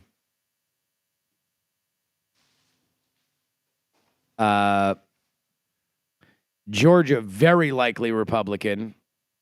Wait, hold on. Minnesota. North Carolina very Is likely. Minnesota just doing late? Minnesota might go Republican? I mean, that would be the it's listed as a toss-up right now.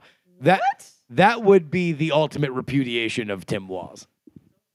It almost, by the way, look, if this is 2016, 9% in. Let's not. if this is 2016, Minnesota nearly went for Donald Trump in 2016. And this is looking very 2016-y to me. And in the House, the Republicans keep ticking up. Oh yeah, Montana. Let's take a look at the Senate. There hasn't been a lot of Sheehy. voting, but Sheehy's looking. It's still too early.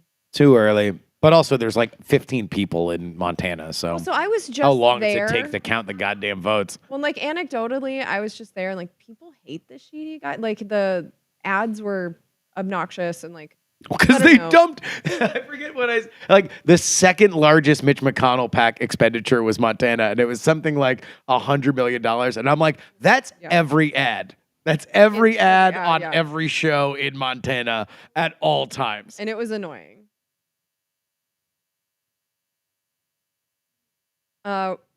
Robert Menendez, his son, coming to Congress. staying Hey, in Congress. congratulations. About time something Wait, good happened to that family. Robert Menendez from New Jersey? That minute? Yeah, Rob Gold Bar. Menendez, the younger, Wow. was raised by gold bars and Uh-huh. bubbles. Hey, look, like any good movie deserves a sequel. Let's do a reboot. Reboots are very much in. Do you know why Bob Menendez, ex-senator, named his wife Bubbles? Why? Because of her 2 giant cans. Oh, That's how classy these people are. Now Bring back the dog's that's butthole. Jersey. That's Yep. Jersey. Bubbles. Because of her 2 giant cans. Yeah. So That I guess family remains we are in power. waiting. We are waiting for somebody to call Georgia. We are waiting for somebody to call North Carolina.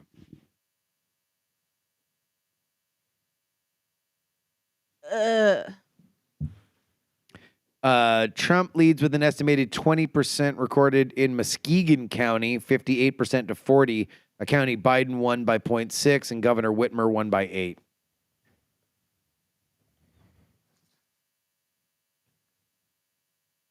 And every progressive account that I see is in full, like, burn it down mode. Maybe Brianna Joy Gray was right the whole time. I don't see a party worth saving. Looks like Kamala Harris will not win the south end of Dearborn.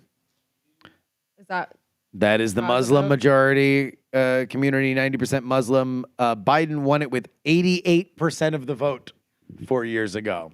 Wow. Let's actually see. Talk to Claire. They wanted 5 minutes at the DNC. 5 minutes, fully vetted speech with a Democratic elected Palestinian descent. That's all they wanted. Couldn't do it. And by the way, they could have done it at 5 o'clock in the afternoon on Monday. They could have done it when They no one was could have watching. just blasted it out, gotten it done. You would have had all the news afterward. You would have had Biden afterward. You would have had Walls afterward. You All would the have joy. Yeah, you would have had Oprah. Lil Jon. They never The got- windows, the walls, all of it. They never got Beyonce Windows to the sing. walls. They never even made that connection. That's so stupid. No, they did. They did. They made the joke. wall. Yeah. Oh, okay. Yeah. He like pointed at Walls, like the Walls shirt. Yeah. Good. I'm glad. At least that went right. By the way, Decision Desk projecting Bernie Moreno is your new senator from Ohio. That means that right Jared. now there are 2 Republican senators in Ohio, but possibly not for long, as there will likely be a special election led by Governor DeWine for the vacancy of possible Vice President J.D. Vance. Oh my God. The Couch current fucker senator. in chief. Ouch. Wait, who's the current governor of Ohio? Mike DeWine. Who is a Republican? Moderate Republican. He's very popular, though.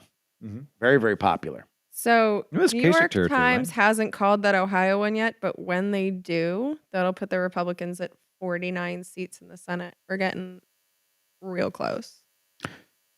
Well, that's only like, who else is? Oh, I guess. Oh, have we seen Nebraska? Nebraska was the other one. So Deb's not looking great, but there's only 56% in. Deb is the Republican. Yeah, Dan Osborne. It's too close. Yeah. But that means that his stuff was real. Now, he is pledging to be a fully independent senator. He is not going to caucus with either of the parties.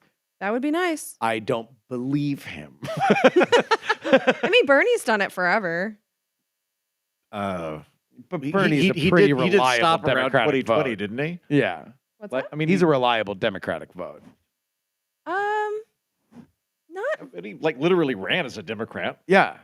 well. I mean, he tried. They basically low key rigged it against him, and then he went right back to being an independent. But like his voting record, Guys, just He this doesn't in. always vote. This just in. California appears to be going blue. Hey! Shield your eyes, Gave Dick me a Nixon. heart It's a attack. blue California. it is nice to see some more blue on the map. It looks like hope, doesn't it? But it's not. Sorry, that's with 0% of the vote in. They've already called it. There. Now, I will say. Oh, they called it for Martin Heinrich in New Mexico. Oh, in New Mexico? Yep. Okay. So that one stays blue.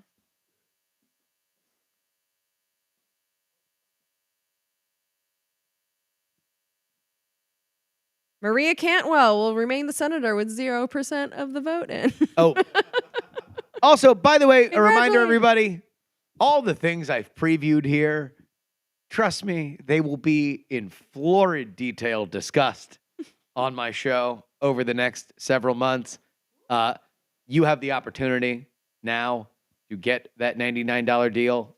Politics.com, a full year of the show, 150 episodes for less than $100. I used to say before, if you'd buy me a cup of coffee each week, I'd give you the bonus episodes. At these prices, make me a cup of coffee. That's 60 cents an episode. Jeez Louise, come on. You can go to Costco with that kind of economics. Right now, we are, and this is the one thing that stinks about Substack, is that they don't update in real time with your subscriptions because I think they run through Stripe. So there's like a period of delay. But at our current count, we are. Hold on. Screwed that up.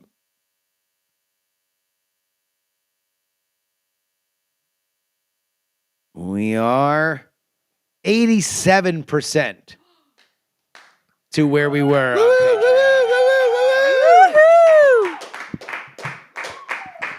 But you could indeed be part of the future if you head on over there right now. You don't have to do the $99 deal. You can also just subscribe for $12 a month.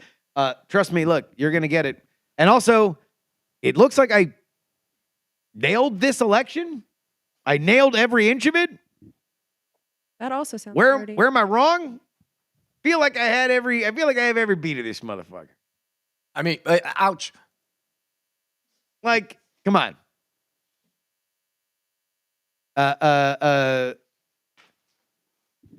Down to the fact that somebody told me this tragedy of Darth Plagueis the Wise. I might have passed along Illuminati secrets to you guys in the form of my prediction for this episode. I don't know. It might have been things that you previously only had to hear at a Diddy party. And instead, I gave to you for a very nominal fee on my Substack. You did good, Justin. Yeah. Doesn't make me feel better, but you did good. Well, that's the thing And about... I got to say, like, your remove Jen and I from the equation, your performance tonight was far more entertaining than any, like, $40 million cable television news program would have been. Sure. Hells yeah. Like...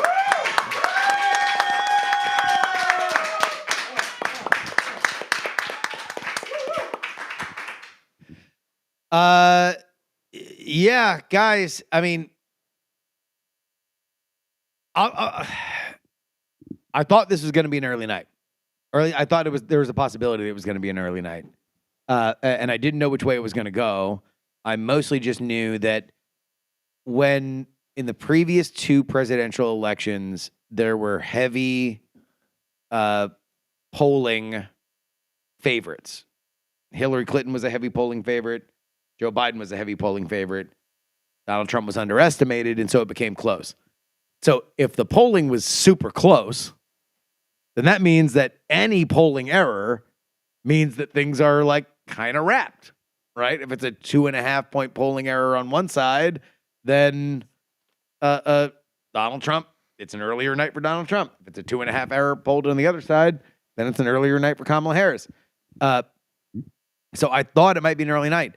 Right now, based on the polling, we'll see where all of this ends up, but it looks like the polling was pretty good. It just underestimated Donald Trump by about a point, by about 1.5 points. I'm Now, making this face because Justin just scrolled over the blue wall states that Kamala needs, and all three are leaning Republican. by the New York Times. New York Times Needle has a 3-point lead for Donald Trump. It is projected as lean R with 71% of the votes. Michigan is a lean R. Donald Trump currently is 5 points up in Michigan. And Wisconsin is lean R, 2 points up. 62% of the votes are in. Minnesota is only 11% in, and it has Donald Trump leading by a lot, but I'm not even going to pay attention to that. We look west. Arizona is 49.7 to 49.5. I guess that's the only other thing that we can look at right now. I have said consistently on this show that Donald Trump is a hard-capped 48% candidate. The idea with Donald Trump, and the reason why Democrats have always been eager to run against him, and we'll look here at the magic wall. Brian, let's start in Georgia, is because Donald Trump can't get over 48%. There are independents that will never touch him. Georgia, 51%. Let's go to North Carolina. 50%. Let's go to Pennsylvania. 51%. Michigan. Well, yeah, it's Ohio. Michigan. Can you scroll up? Sorry, I tried to do it. Not well. 51%. Wisconsin. 50%. He's never done this. He is more popular than he has ever been in his political career. He is going to end his presidential career electorally the most popular he's ever ended it. How? Inflation and the border. He was right on a signature issue. Also, he was right on a signature issue. Oh my God. Listen, I thought it was a really good idea to run a Democratic candidate and then have him drop out 3 months before the election. and then have the person that replaced them get picked by a bunch of party eunuchs and not actually have anybody vote on it or test her or vet her, and then have her afraid to talk to people in direct conversation. I thought that was a good strategy. But I'm beginning to think perhaps the Democratic Party fumbled a bit. Yeah. But it's Wait, when you put it that way. Yeah. I mean, if you didn't want the United States to be the undisputed ruler of the world, this is a great result. Because the world right now is just like, okay, they've lost their minds. Because things were going great with us over the last 4 years. I mean, in terms of world rapport. But in NATO, like they were all like, "Oh, we have Biden. It's a return to normal." Like they were looking to us for leadership, which we did not give in the Middle East and Russia, Ukraine. Now that's over. They're going to start more and more being like, "Okay, we need to take care of our own security." Like they're going to continue the trend that we've seen of. Who's they? I'm talking like our allies. Okay. Like in Europe, they're concerned that we elected him once. Now that we've done it twice, they weren't happy with us reelecting the George W. Bush administration after they lied all of us into that war in Iraq. Yeah. We are not. Well, Donald Trump got elected in part because he repudiated that element of the Republican Party. Not back then. He was like, what do you mean? He was friends 2016? back then. Yeah. They didn't really have a problem until January 6th with the Cheneys. He ran in the primaries in 2016 saying that the Iraq war was a disaster. Well, yeah, he talked a lot of shit, but that's what he does. He talks and then he like doubles. I mean, Liz Cheney was a Republican and congressman or congresswoman that was a part of things, but what I'm saying is no, like that was part of Donald Trump.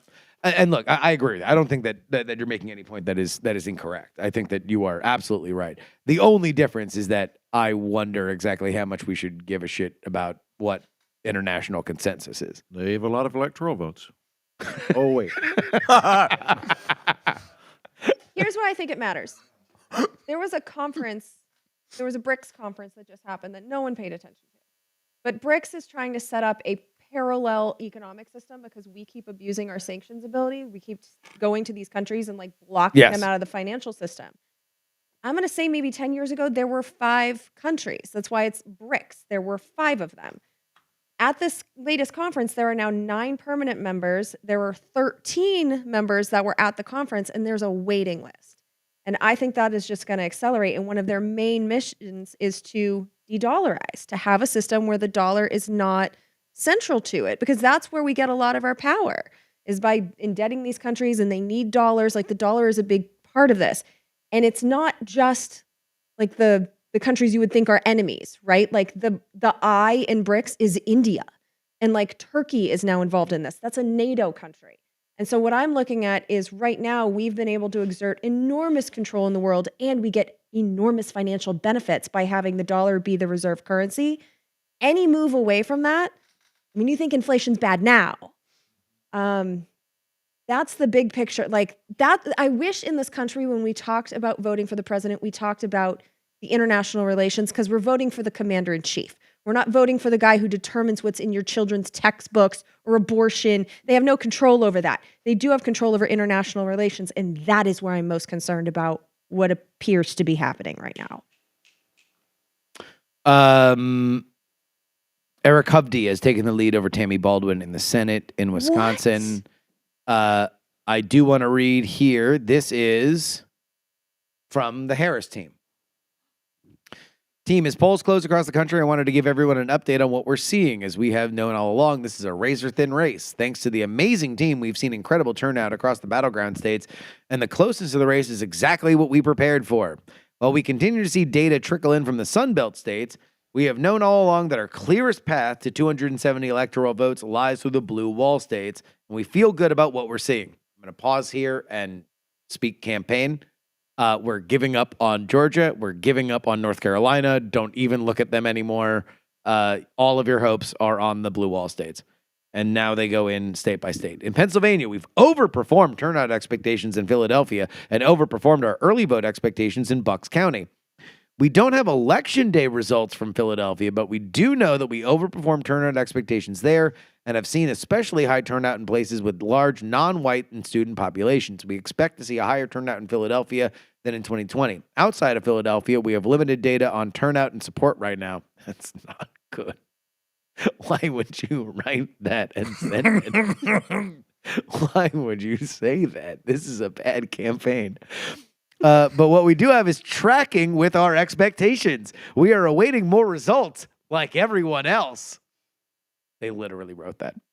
And hope to get a closer read in the coming hours. I would like to give a big thumbs up to the one sober intern left at Harris's headquarters at this moment. Well done, kid. In Michigan, we're awaiting a significant amount of votes to come in. The city of Detroit won't be reported out until roughly midnight, but we have seen strong turnout throughout the early votes and election day there.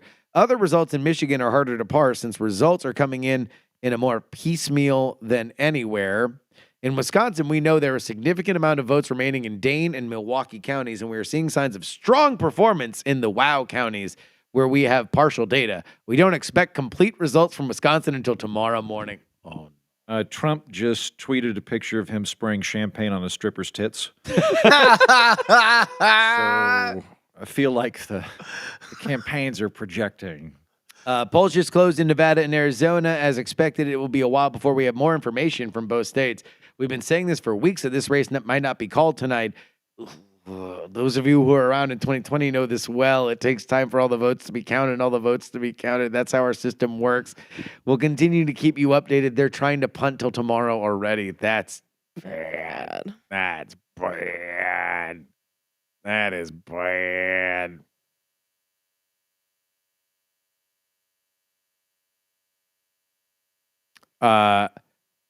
I wish I brought my dog.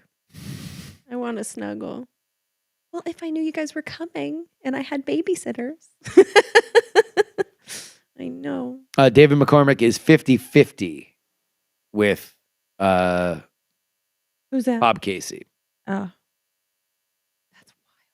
And Fox News is now reporting that the Harris campaign has stopped giving comments to the media. Oh. Well, that sounds familiar.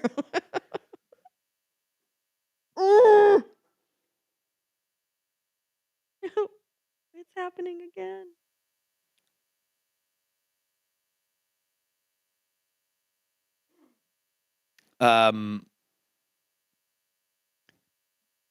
These are Michigan rural counties with nearly full reporting. Shift toward Trump since 2020. Alcona County plus 3.3. Keweenaw, whatever. Yell at me, Michigan. 0.7. Mechanic 1.1. Iona 1.6. St. Joseph 2.3. Eaton 4.2.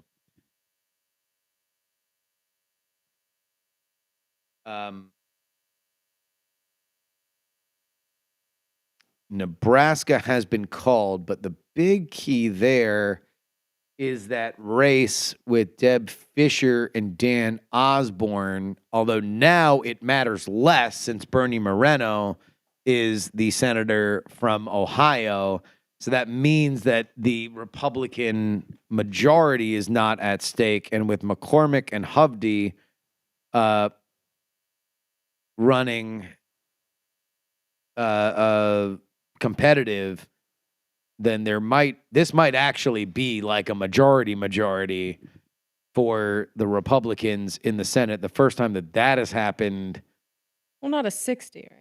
No, I mean, not a filibuster-proof majority. But Okay. I don't think those are possible in modern times. Deb Fischer now leading Dan Osborne by a minuscule amount of votes, about, less than 1,000. It is literally a 50-50 race statistically. Bernie Moreno is leading Sherrod Brown by 5 points. This was a race for which Wow, 91% of the votes are in. I think the average, let's go back and look at the Real Clear Politics average on that. Bernie Moreno was looked at as a consistent underdog. Consistent. Let me see where his final polling numbers. I mean, look, this looks like a polling miss.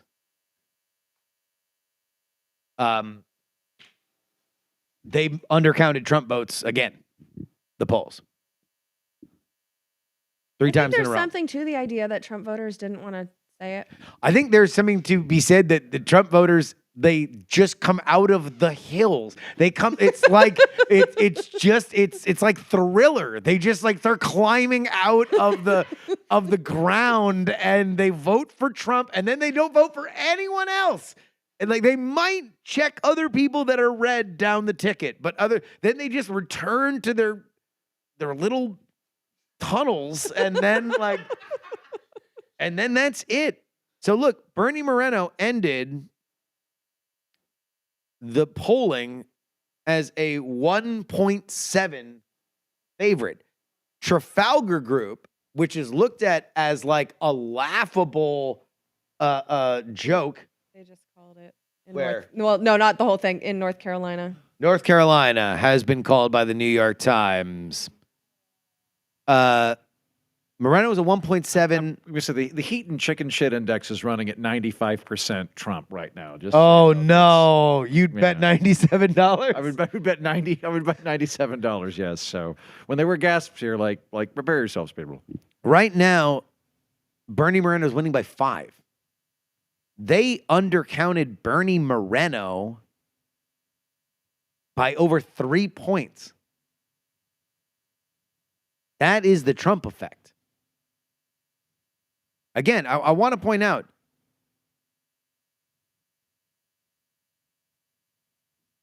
Dave McCormick is running 2 points ahead of Bob Casey. Mike Rogers is now running 3 points ahead of Alyssa Slotkin.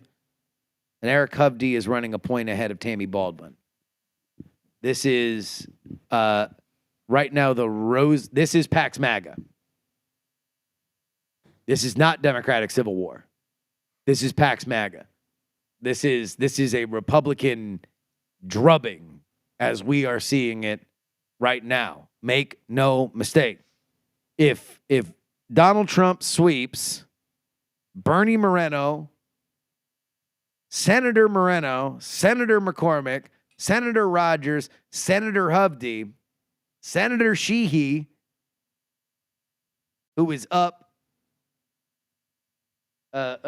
14 points right now, then Democrats should be counting their lucky stars that Martin Heinrich that people didn't spend more money in New Mexico.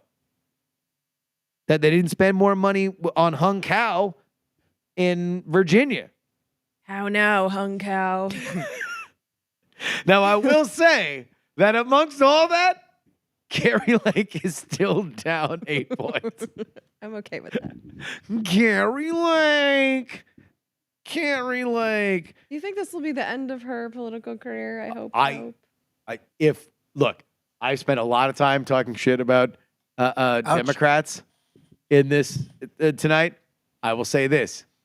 If Republicans don't realize that Carrie Lake is a stone cold loser and delete her from your phones and never take her call again, then you are committing malpractice. Like, Trump's that is going to make her ridiculous. Secretary of State, though. No, he doesn't like losers. He doesn't like losers. I guess that's true. Yeah. That's why Rudy doesn't get... That's why Rudy had to hang out with us in the media row. that Yeah, he he wasn't. did have the sad location, and he didn't get to speak. Neither did My Pillow, but I still think My Pillow will be My Pillow. lurking around there somewhere. 75% of the votes in Pennsylvania. Right now, let's take a look on the presidential side. I mean, here's the big thing is like all the polling that has happened over the past year has consistently shown these Senate candidates that were running 6, 7, 10 points behind Trump in these races. And it does not look like that was the case at all. Because right now, Trump is at 51 and the Trump voters, there's not a lot of ticket splitting. I consistently said I don't believe in ticket splitting. I don't believe in ticket splitting now. I think we are seeing it. Tim Kaine has been named a race. So how now, Hung Cow? It's over. Over for Hung Cow. Hung Cow is a wrap in Virginia. But look, if the Harris campaign is not answering calls, I think they are in. They're fucked. Ouch. Sorry. Well, the question really is like, we might get calls. Like we might get Fox News calls, we might get CNN calls, we might get AP calls. You mean us personally, or they'll call the election? They'll call the election Because we're quite funny. At which point, usually, what we haven't heard is that normally the campaigns agree upon conditions on people conceding. It'll be like, oh, if AP calls the race, then we both agree that if AP calls the race, then we will concede to each other. There's some kind of détente. And you usually hear about that before. We haven't heard nothing about like what communication the Harris campaign and the Trump campaign have had of like what the agreed upon conditions are for a concession. What is that? No, Jen, you don't want to do that. I do. No, come on. It's been 2 years. Don't do it. Don't do it. I do that. Is that real? No, of course not. Okay. That's not That's unleaded. That's unleaded. Thank you, Andrew. You would have jumped in front of it and drank it all. By the way, looking into some of those other states, Kamala Harris is leading Donald Trump 47-52 in New Hampshire. She is up now 2% in Virginia. Georgia has yet to be called, but is listed as very likely Republican. Donald Trump leading by 3 points there, roughly 236,000 votes. Getting a little closer now, only up 150,000. Sure look like I'm getting shit-faced with I a know, cup. yeah. His Michigan lead is increasing, but I don't know that state enough. Although, look, we had Claire Mignon on. She was down there in Dearborn. She was down there in Hamtramck. Hamtramck is a very conservative Muslim community. That was the Muslim community that banned the pride flag. And What'd she say? either of them like Harris. The mayor of Hamtramck endorsed Trump. And she was sending me the Facebook stuff of like the mayor posting on his Facebook that he endorsed Trump. And she's like, look at the comments. And so I go to the comments and they're all in Arabic. And so translate. Great, amazing. Oh my God, great, fantastic. The place that banned the pride flag, where the women wear like full hijabs, like just the little, prison door eye thing. Loved him. I mean, we've been screaming about this. Meanwhile, the Dearborn people, they're Bernie voters. And you got people there that ran as Democratic candidates for state legislatures saying Biden won by 100,000 votes. I got 100,000 people in my family that I will make sure she doesn't win by because of what's happening in Gaza. Like, their families are getting slaughtered, and she didn't give any indication that she gave a fuck. Like, I can't Ouch. blame them. I mean, it's why I voted for Jill Stein. She just, all they asked for was a speaker. She did say that actually was a thing, which I never know how much, much like the Tony Hinchcliffe thing, where it's like, I don't know what gets talked about ad nauseum in political media that you should take seriously versus like what affects real voters, what doesn't affect real voters. I never bought the Hinchcliffe thing. I wish I had said it louder, but that was something where I didn't know how much to take. Like, how much is it just like in our world that we're like, oh, you should have had the people speak at the DNC. Does that matter? She said, at least to them, it mattered. That it was like a hold your nose line. It was like, could we at least say to ourselves that we know she doesn't really care, but we can talk ourselves into it if they just let somebody from the uncommitted people speak, especially since the uncommitted people won. Their whole point was Biden isn't our dude. And then Biden wasn't their dude. What they told me is they just wanted to know that they had representation in this party, that they had a home in this party. They know they don't have one in the Republican Party. And the way that they were disrespected at the DNC and then not addressed afterwards, I understand why people think they wouldn't have a home in this party. I'm not surprised that this is happening. I've been screaming about it for months. It's just such a self-own. It's so easy to say that I'm against tens of thousands of people being slaughtered. Like, how is that so difficult? She refused to do it. Well, especially since it's not, here, all right, can I, devil's advocate? Yes. Here's why. Because if that is true, what else is true and what are you doing about it? And that's something that they were never able to square. Yeah. Because unless the Biden administration is going to say, you have our permission to break off a little bit and say, here's what we do differently. Just know we'll honor your perspective. We will never go too hard, but we will make significant pushes X, Y, or Z. Then you have the ability to say, okay, well, here's what we would do differently. But the problem is when you're the vice president, you can't say, hey, I would cut off stuff to Israel, because then the question is, cool, do it now. And she can't say, I can't do it because I'm the vice president. Well, you do kind of have that firewall, though. We've all seen Veep. There's no actual power in the vice presidency. At the end of the day, the commander-in-chief still remains Joe Biden. So she could say, I would do it, but Joe won't. Yeah, but at that, now you're running against the president. Which she should have done. By the way, I would agree. At a certain point, look, I wrote this way back because, again, I got every inch of this election right. You're so humble. I wrote back inch by inch. I got right. I wrote this, except for the time that I said that Joe Biden wasn't going to drop out, and then he dropped out like an hour later.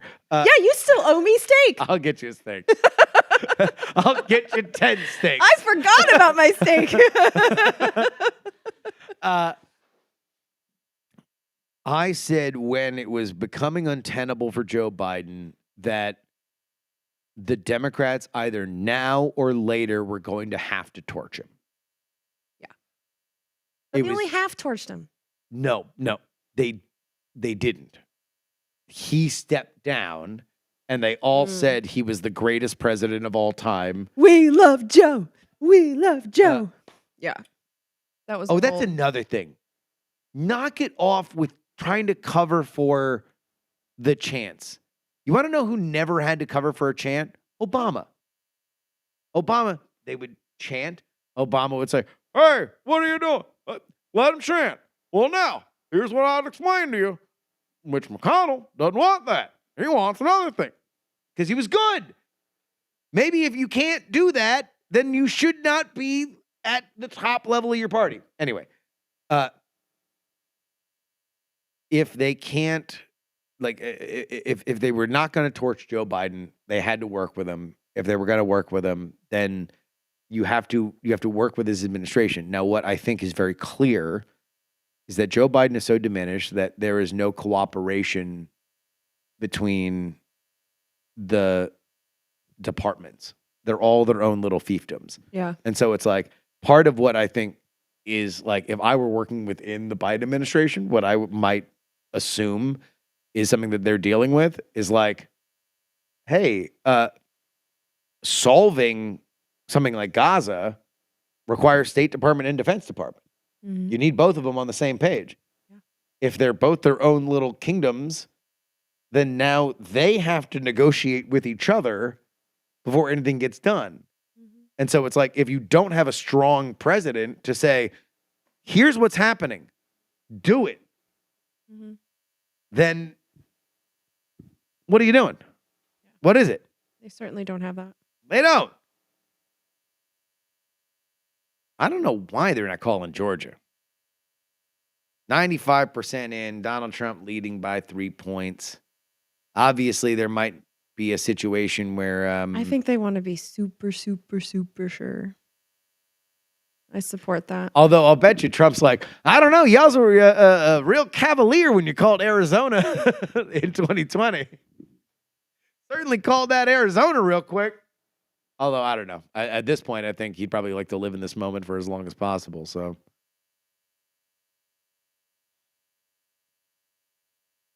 Do you think Ivanka and Jared will come back? I think they still just like being popular in New York. Yeah. I hope so. I don't want Jared anywhere near anything. Susan Wild is losing PA 7 by 2 points. Matthew Cartwright is losing PA 8 by just over 1 point.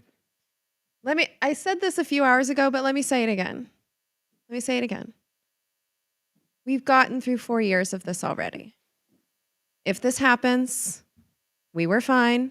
Even with the House and the Senate, all he accomplished was tax cuts for the rich. Fine. He doesn't really have goals. So there's that.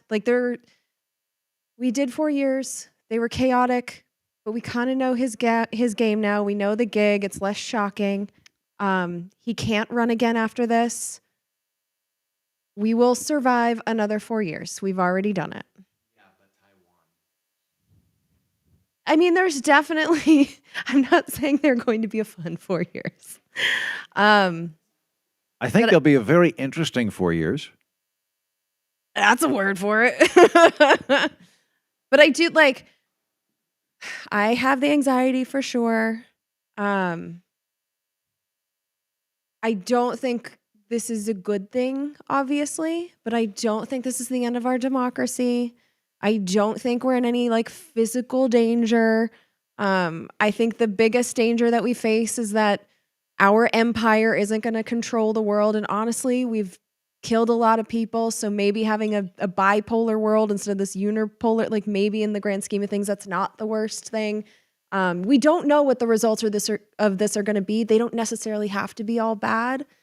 I do kind of like that RFK, who's extremely skeptical of food companies and drug companies, if he actually gets into the FDA and puts real regulators in there, I think that could be fucking great. And I really like that idea. That's the one thing that if he actually keeps that promise, I'm excited about.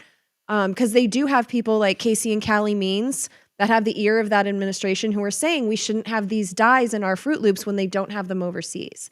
So there are ways that this could actually turn out well for us. And Trump is extremely thin-skinned. So even with something like Israel and Gaza, the common wisdom is he's obviously going to be worse because he just does whatever the Israelis want. But if there's a lot of public pressure, He doesn't like being unpopular in any way. He's also bitched at Netanyahu publicly. Already. He was the only Yeah. one that did that. Yeah. So it's like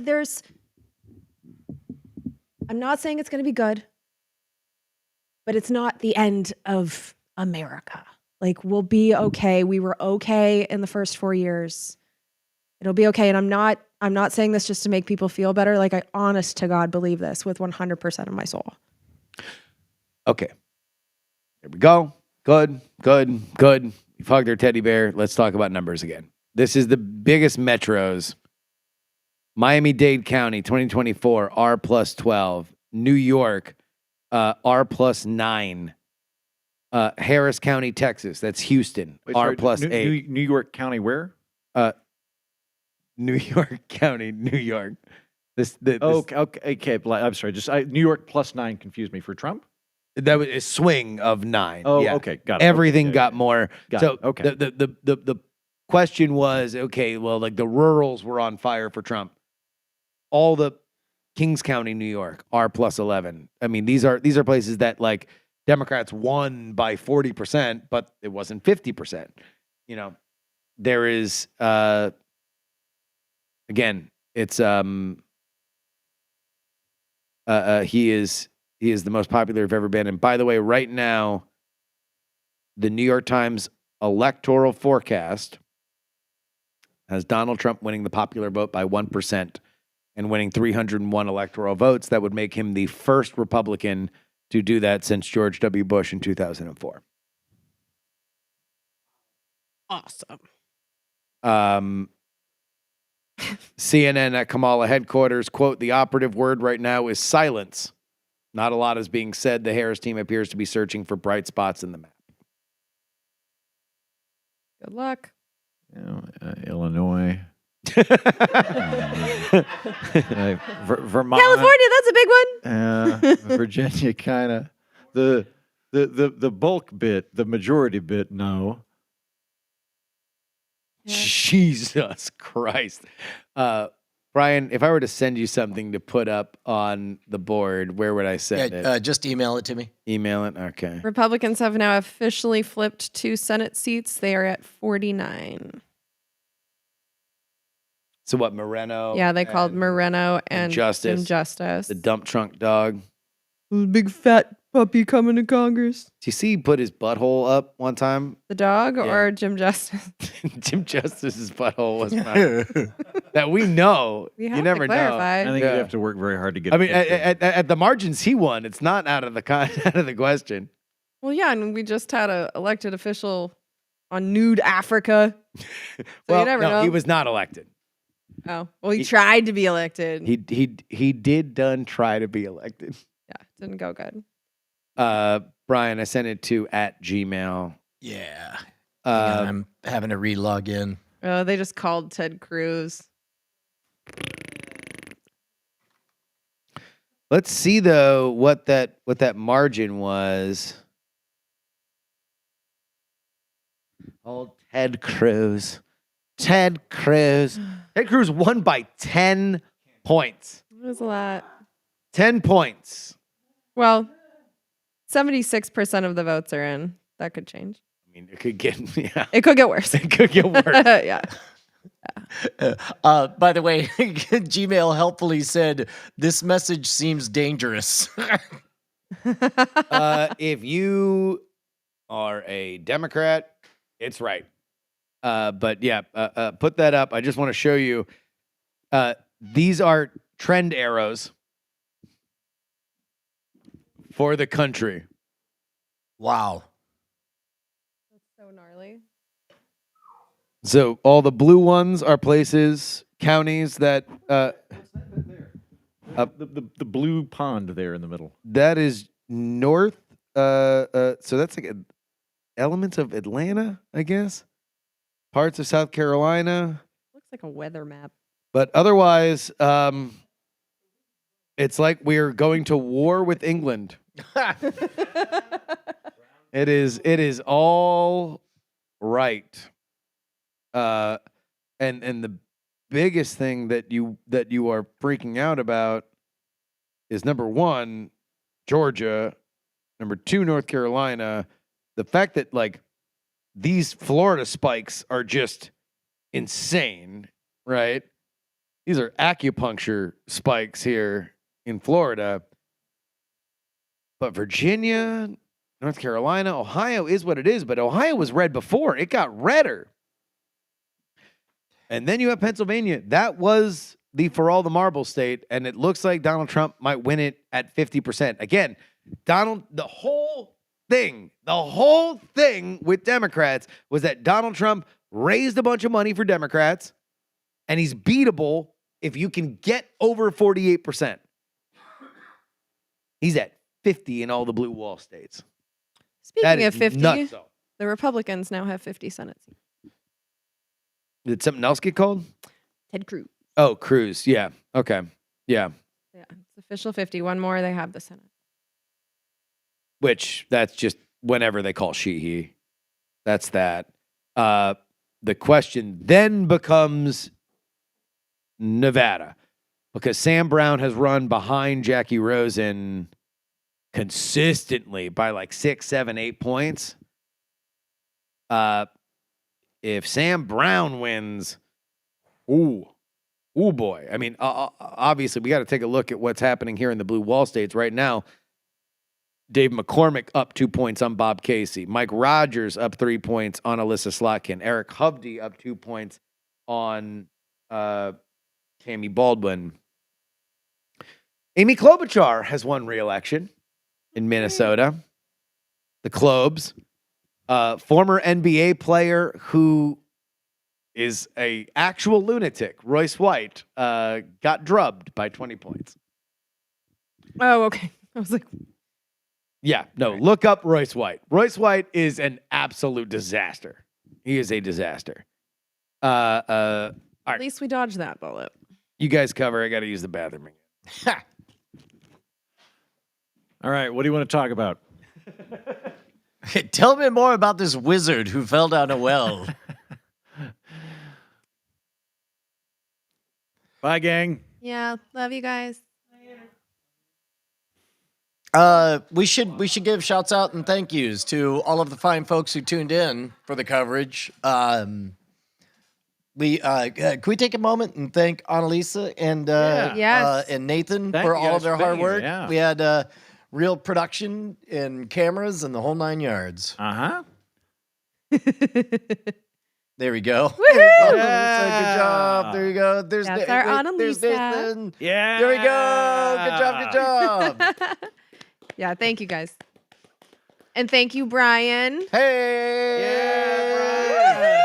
Woo!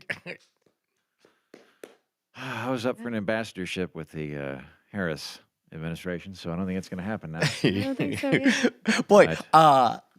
But I'm you know- also up for Secretary of Agriculture with the Trump administration. So either way, sometimes it really is just the simplest things. When you said, "Yeah, I don't know, I thought it was a good idea to have our candidate drop out 3 months before the election." yeah, they're like, oh my god, all right here the Feels like a cell phone, right? the emotional arc on this. Everybody, remember where you were. If you're not rooting for Trump, remember where you were the day after the assassination attempt took place. Like, remember? You Oh were like, yeah, yeah. When we're- everybody that's was like, it. "Well, it's Game definitely over." That's it. Yeah. Game over. And then there was like kind of a moment where maybe not Trump, but no, like there was just kind of a dip. It wound up being where it was going to be already. Can I have some pizza?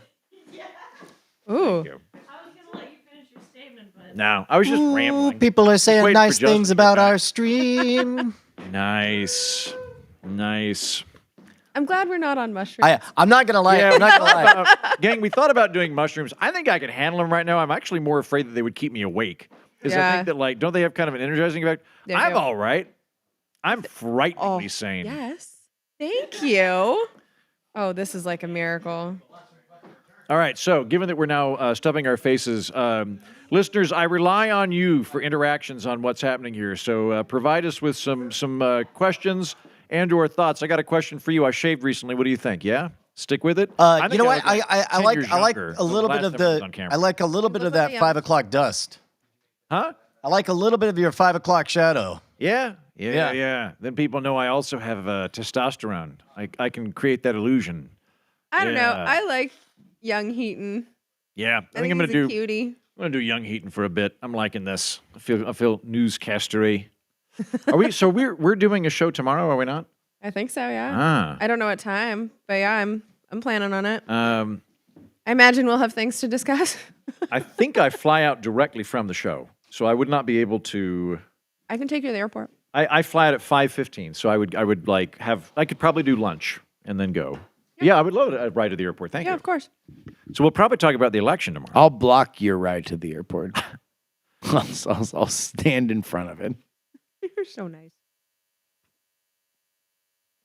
Oh, I love eating my Now that feelings. map on the right has a lot of pink. That's a whole new team. Purple. Which Sexy one? Jim Henson. Thank you. Thank you, viewer.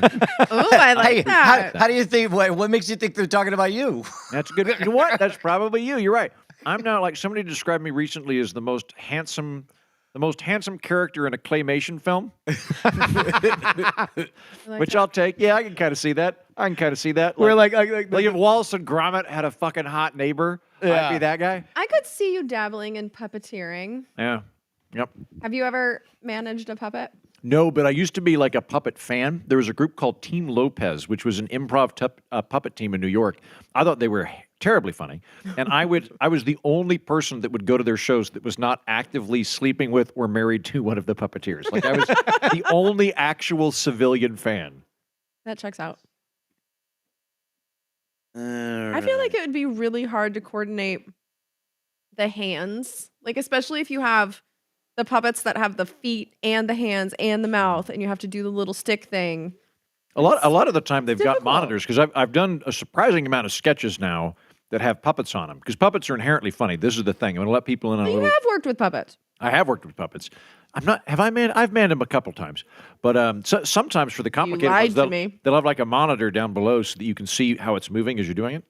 But no, they're really funny. Here's the thing about puppets: they look like people, but they're not. Well, I don't know. Therein lies the inherent comedic tension. Mm-hmm. AP has called Virginia for Harris. So she got one. she got it. I want to see if people preferred the Trump tips or the Kamala tips when it comes to Nevada.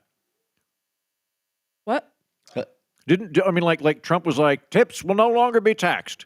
And then Kamala went, that only slightly different, like a bluer version. of Only that more thing. complicated with more complicated. rules. And I'm like, I want to see which version the Nevadans like. Yet another thing they have no power to do, but we're too stupid. We don't know our own system. Okay. Decision Desk is projecting the Democrats to win the House. Really? 58%. Yeah. I mean, that would be a good buffer against whatever crazy. And that I would also want some good that would hearing, exactly get my prediction right. That would because that's what matters. Remind me of your for prediction, me, Justin. yes. Remind me of your the dimensions of your prediction. My so the four scenarios: Democratic sweep of all three chambers. You have Kamala Harris winning the White House, the Democrats winning the Senate, and the Republicans winning the Democrats winning the House, and then the Republicans winning the Senate. On the Republican side, it was either a Republican sweep or the Republicans winning the White House, the Republicans winning the Senate, and the Democrats winning the House. My prediction was that the Republicans winning the White House and the Senate, but not the House. That is what I like to call Democratic Civil War because it creates an absolute knives out chaos for the next 2 years where in the first Democrat to appear from the wreckage will be a very stern Pete Buttigieg saying, we need to learn our lesson. He's been great as the Secretary of Transportation. I'll give him that. He's one of the few people in the Biden administration that has some balls and has actually cracked down on corporations. Like right now, if your flight is canceled, the airlines now have to give you a refund. They can't do this thing where they keep your money and no, they have to give you a refund. In fact, if you have a delay over, I think, 6 hours, international, 3 hours domestic, they have to give you a refund. There's real rules now. And he did that. So, I don't know. If he's the next generation, I don't hate it. Are you kidding? You're going to hate him. I'm gonna hate all of them, but like he's better than like Pelosi, like the people that have been in charge of this party. Well, I think he is a young Pelosi. He's I initially liked Buttigieg back in 2020. Was like, maybe I'm a Buttigieg guy. I ended up, as people will famously recall, endorsing Andrew Yang 8 minutes before he dropped out or whatever. Like Yang saw me and went, "Oh fuck," and just like ended it right there. Ouch. But was like bullish on Buttigieg, and then Justin and I went to his rally, and it was like, oh, this is a factory built politician right here. Like this is a very slick factory built politician. So if you don't like the establishment slick wheeler dealer element, I don't think he'd be your guy. Here's the thing. In his actual governing capacity, when he got the chance to govern, he did. So I know he's like a McKinsey brat. I know that he's got, tendencies to bend over for corporations, but at the same time, he's regulated some of their most egregious practices out of existence. And so just for me, job performance matters more than campaign performance. Yeah.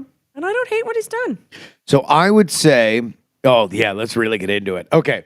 The tribes that will go to war in the Democratic side. Hakeem. There's going to be the establishment. I believe that Pete Buttigieg will be the choice of the establishment. Mm-hmm. There's going to be the progressive wing, and they're actually going to be the loudest tomorrow. Well, yeah, because they're going to be the ones that if you they were right. You idiots went Republican light. Yes. And what we should have done is put up Bernie Sanders and Elizabeth Warren, that whole crowd. Yeah. Yeah. And I think you're right. You're going to have the kind of progressive light that's not establishment, but establishment friendly in Gavin Newsom. And then why is he not considered establishment? Because he wasn't establishment enough to be considered this time, even though he's played along with it. He is an establishment dude.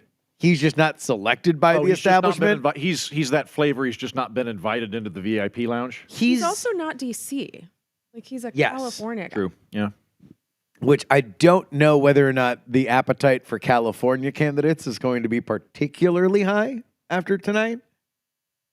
But we'll see. Gretchen Whitmer is going to be a big player.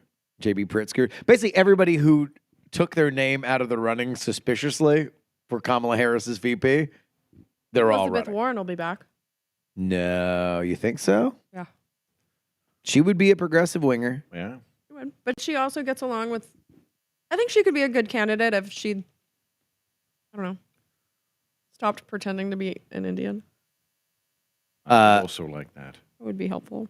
Curse LaRock here in the Twitch chat, I think rightly says the narrative is going to be very loud, very quickly, too centrist. And I would say, yeah, also, doy. Yeah, too Republican, not even centrist. Run around. Or too the Cheney! Yeah, the Cheneys! They are the most hated people in Team Blue. In Team Red! I know, everyone hates the Cheneys. What is happening? That's the other thing. There's no natural constituency. And I know because I went to Cheyenne, Wyoming for her primary. She got her ass handed to her. There was nobody there. Mm-hmm. Literally nobody there. I was like, hey, can I find any party, anything to go to? No.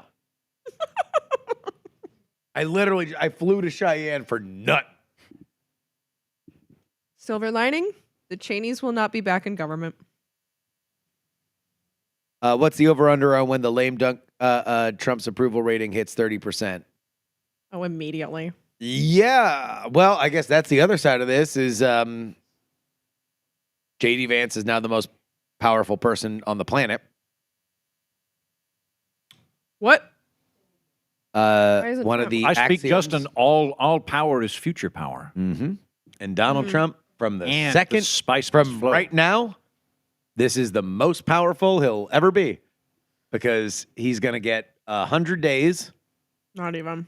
And then the midterms, they'll get their ass kicked in the midterms. Mm-hmm. And at that point, it'll be Trump's hardcores will love him forever. The rest of the country will either love him or hate him, depending on what happens. And then that'll be that. And then it'll be old Daniel Vance. Yep. I think he's the MVP of this campaign. Mm-hmm. Because He did well in the debate. before the debate, when Brat Summer was the thing, right? Everybody was all lime green and nipple rings and coconut memes and, all that, right? Yeah. It was J.D. Vance, who at that point was being compared to Sarah Palin, that went out and shadowed every Harris Walls intro event and did a press conference that day in that city with local media. And it was the first time, and that's like dirt in, that's like trench level warfare where you're not going to win. No one's going to say that you're the greatest person on earth, but it started to prove a point. They're afraid. They're afraid to take questions. I can actually talk. Mm-hmm. And then it was the first time that they bloodied up walls, because that was the first time that the service stuff came up. And somebody had to have a conversation other than, aren't Harris and Walls the coolest people on the planet? It kind of brought things back to a actual campaign as opposed to a coronation. And also the other thing about that is that, like, Donald Trump had just gotten shot in the head.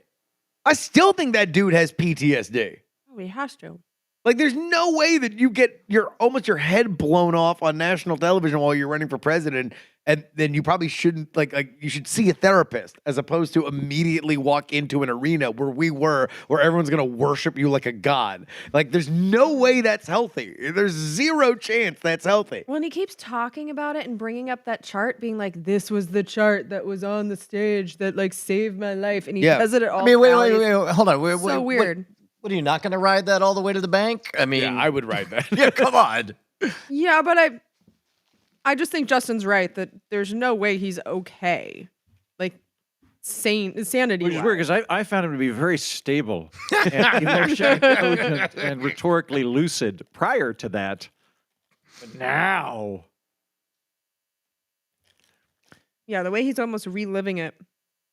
on Well, the but stage. especially then, he was weird and kind of secluded. He was very angry. That was probably the lowest point of their campaign, because it was like they kind of thought that they were winning, and then all of a sudden, like the other team had a lot of momentum, and it was J.D. Vance that went out there and just did kind of basic blocking and tackling, and then Trump doesn't do good at his debate, and then J.D. Vance just murks Tim Walz, does a great job in his debate.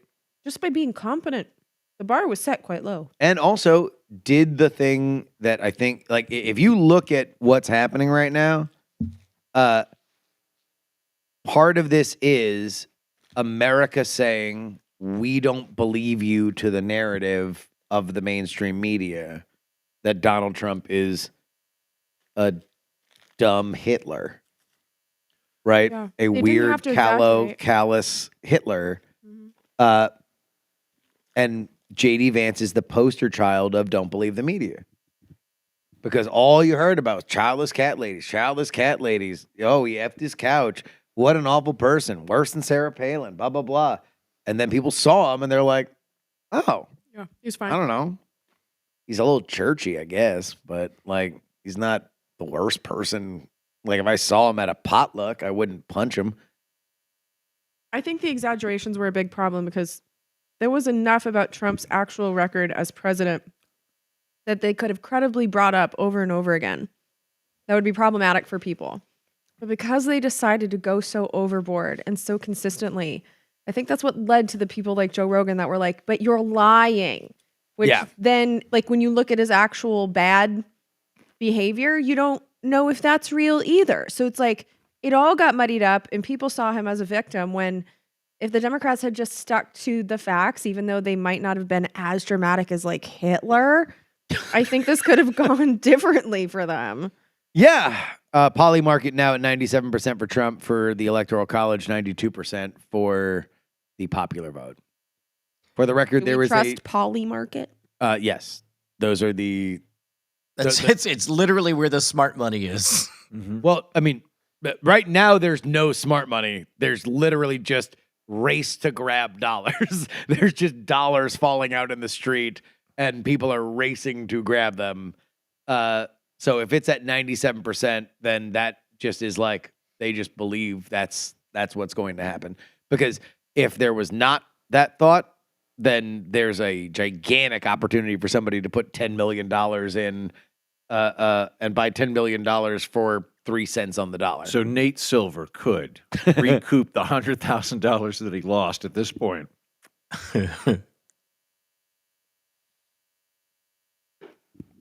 Oh man. I mean, I guess now we're just kind of waiting For the nail. for those, those blue wall states. The heat and chicken shit index has been called. I'm $100. I'm calling, You would bet $100 on Donald I'm Trump? calling this for Trump. I've posted my Trump the musical episode. You did know what? it. You did it? I've just posted it. I'm getting it in on election day. It's Trump the musical. It's out now. Trump you know that won. clock is wrong. You still had another hour. Yeah, but now I'm a very irritating East Coast elitist. Trump won Starr County, Texas, the most Hispanic county in America, by 97%. Oh no, sorry, no. It is the most Hispanic at 90. It is 97% Hispanic. Trump won it by 16 points. The last time, thought you, winning by 97%. The last time it voted Republican, 1892. 1892.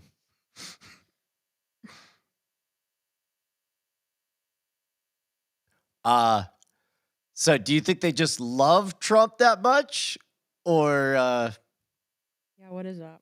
I mean, or do we think? Brian, obviously, it is internalized white supremacy. There's no other explanation. What could there be? He did lay off the Mexicans. He stopped calling them rapists and murderers. Well, we only did that once, right? Well, it's enough to piss people off. But I guess that's the other thing is Donald Trump also truth socialing right now. Too big, too rig. That was his slogan for the early vote. Look, you also have to give gigantic props to Susie Wiles and Chris LaSavita. They actually they were the only two people to go from announcement to election day as Donald Trump's election people. He has always fired somebody. He fired 2 teams in 2016. He fired 1 team in 2020. And in 2024, he stuck with the same people. And it looks like it has been, successful, at least as of now. Could go either way. We won't know. Madeline is saying if you share your ethnicity, Justin, they'll subscribe to your Substack. To which I can confidently proclaim. I'm going to call it. It's whichever is the one that causes you to subscribe at Substack. Yeah. That's the one. Yeah, it's the fiery one. Madeline, why don't you want to know? Whichever one is right at predicting elections, that's the ethnicity. Madeline, why do you not wish to know my ethnicity? I'm guessing you're a mutt. I am a storm of mayonnaise.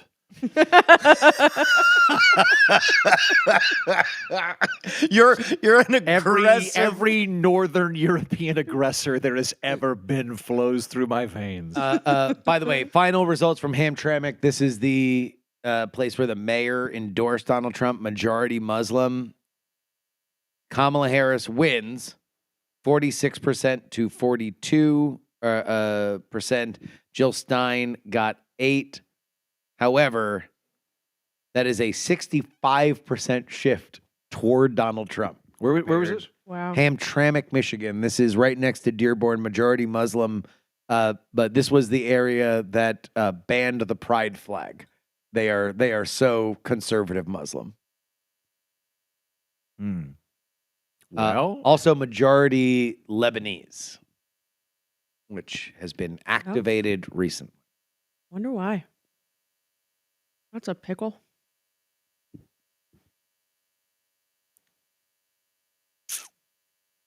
You think they're gonna call this thing tonight?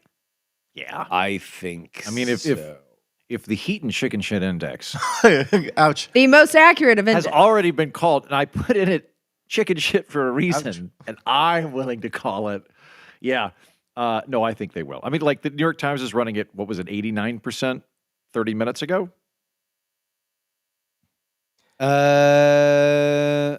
Yeah, everybody that I pay attention to on the left side is essentially folding their cards.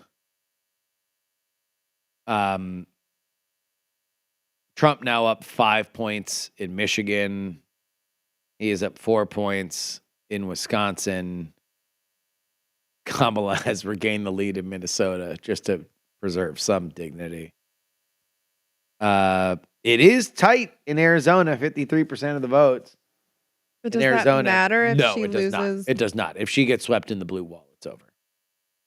But also, I don't think that he's going to lose Arizona, if that's the case. Did C-SPAN send you a map? Pardon? Did you get a map? I didn't get a map. Did you get a map? I got a map. Oh, God damn it. Howard loves me more. Yeah.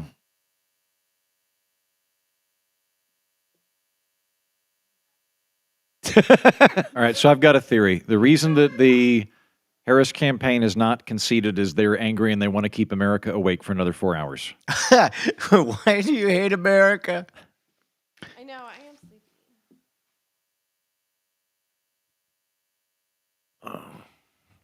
I'm going to have to fly back to Scotland and explain this to everybody. I don't know if they had this at You the told us RNC. Kamala was going to win. What happened? When I was working at the C-SPAN booth, pretending to be one of them because they're the best. Deb Fischer has been called as the senator of Nebraska. Oh, that's nice. The C-SPAN. Aww. Where's the camera? Here. There we go. Yeah, they had this really cool electoral college map that showed you like which states went. So the colors tell you what they were in 2020, and this is Oh, the damn. division of the electoral college votes that would be allocated by state. And they have all the historical stuff. C-SPAN's the best. They are. Yeah, they sent this to me in the mail. Would you like to have this for your office? No, I'll just yell at Howard to send me one. Dude, what the F? Come on. You know, anything you send, like we're like me and Jen are like twin children. Like you cannot give one to the other one without having them just lording it over. And It's so true. C-SPAN are our parents. And we are very, very competitive twin children. Yeah, we want all the gifts.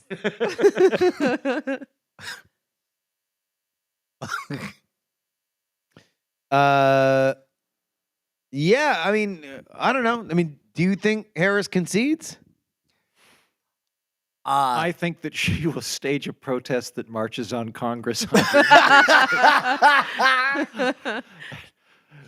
Yeah, I think probably so. I mean, we're at the John Podesta moment, right? Remember in 2016 when Hillary Clinton wouldn't come out and John Podesta came out? We're still counting the vote. But that's what I wonder with that memo I read. Like, is that their thing? Are they just going to say, we're still counting, we're watching?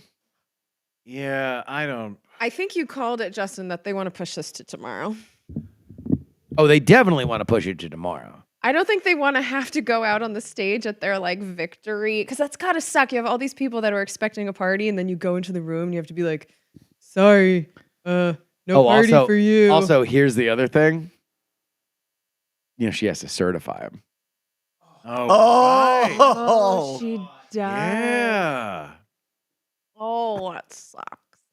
And you know what would be real fitting for the party that's talked about norms to abide by them? So Yeah. you can't back out of it. Like you can't squawk about this for 8 years and talk about how you're reneging on the system and putting grist and but like you got to do it now. You can't take an O on that. Do they though? Because they've already kind of lost we are the protectors of democracy by having a sham primary and then anointing a candidate.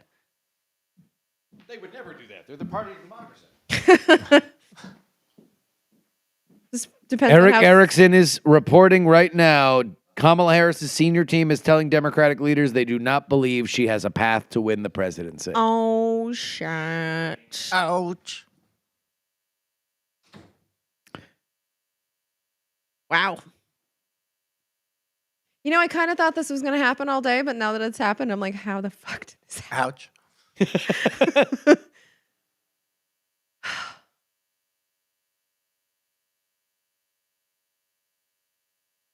You guys okay? Yeah, guys, look, I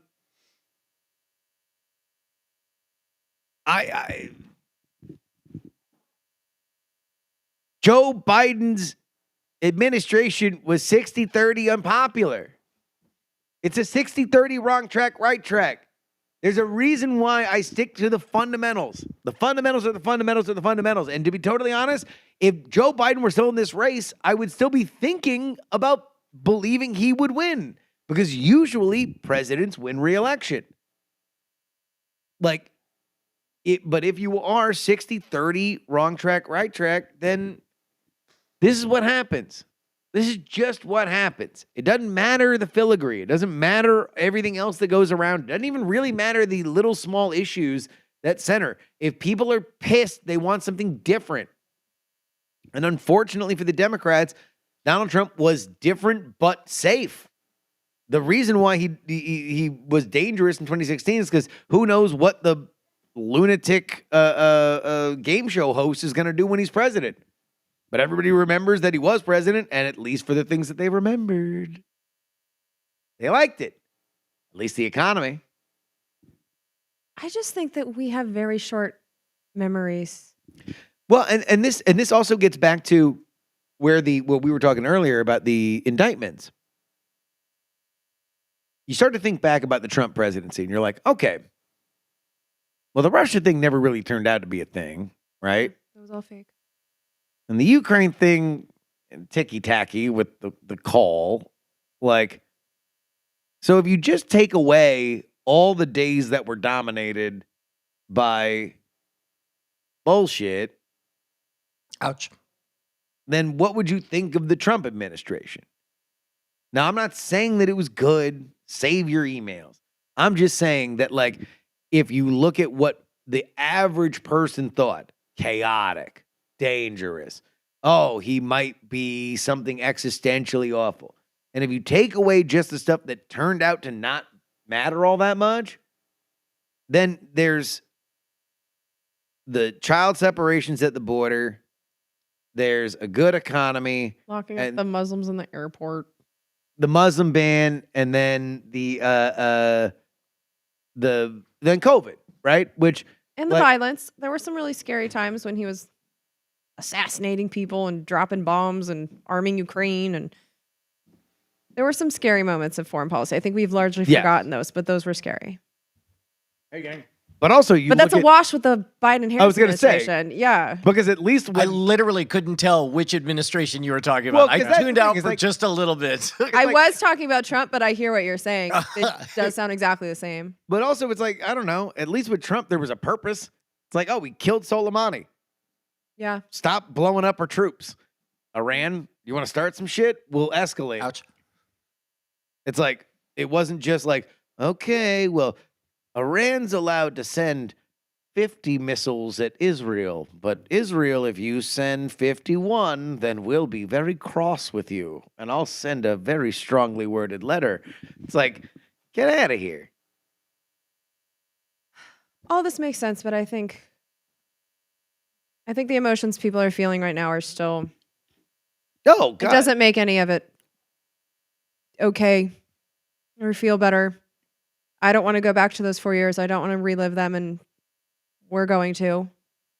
I'm going to have to date foreigners now. That's what Man, fucking happened last Keaton time. They is went, you're on- not a Democrat. All right, fine. I'll fucking date foreigners if that's what you Well, want. I'll tell you what. I mean, if that Muslim ban comes back, then restrict your list. I'll tell you this much. The worst of the Trump administration happened in the first 2 years when he had Congress. So at this point, all of my emotions are going into the House. I've kind of just surrendered the presidency in my soul. But if the Democrats keep the House, then there's something stopping the craziest that could happen. There's still impeachment on the table, although I hope they don't just impeach him for whatever the hell. Like, it has to be real. I would like the Democrats to keep the House just to keep the Republicans from having free reign. Do they wake up Biden or just wait till the morning? Do you think he's gloating or upset? Oh, gloating. Gloats. He is. He's so the gloat. pumped. He is so pumped. So He's you like, think he cares more about Kamala going down than the Yes. country? no, I think he hates the people that bumped him out, and he thinks he could have pulled it out. It's a bad debate. Bad debate. Yeah. Well, Barry had a bad debate. Now we're gonna have Mitch McConnell freezing in the middle of No, he's Senate out. business. What do you mean he's out? Well, he's out of the leadership. So who's gonna be the Senate Majority Leader? The Johns Won't are have fighting. one. Johns are fighting. Cornyn, Barrasso, Thune, all the Johns. They're Johning all over the place. bet it'll be Cornyn. McConnell's still going to be in the Senate, although apparently, people around him are like, if you were a liberal and you thought you didn't like McConnell when he had to hold his tongue because he was a leader, wait until you get unhinged McConnell. I'm looking forward to unhinged McConnell. Let it Hey, fly. what are the Vegas odds on Donald Trump getting impeached again? Ooh, I don't know.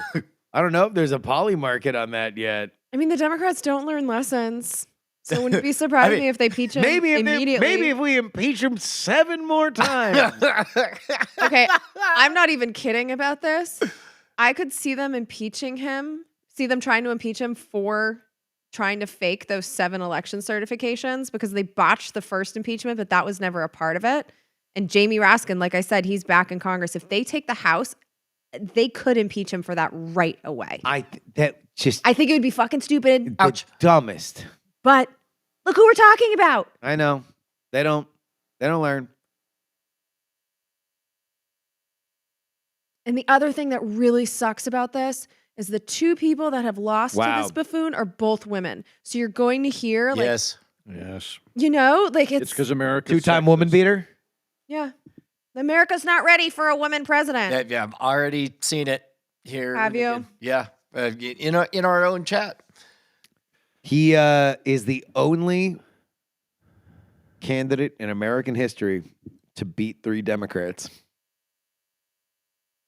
What? Beat Three? Biden. He beat 2 of them this cycle. Wait. Are you Biden had to drop out. Okay. Are you- All right. Oh, That's okay. what- I was like, okay. I was like, have you gone MAGA? It sounded an I awful was lot like, yeah, like did you you're think you wanted to supporting put it funny, or you one of those crystal guys? election. No, yeah. beat him. Yeah. No, in the parlance of professional wrestling, he was a Royal Rumble winner who won his surprise first WrestleMania.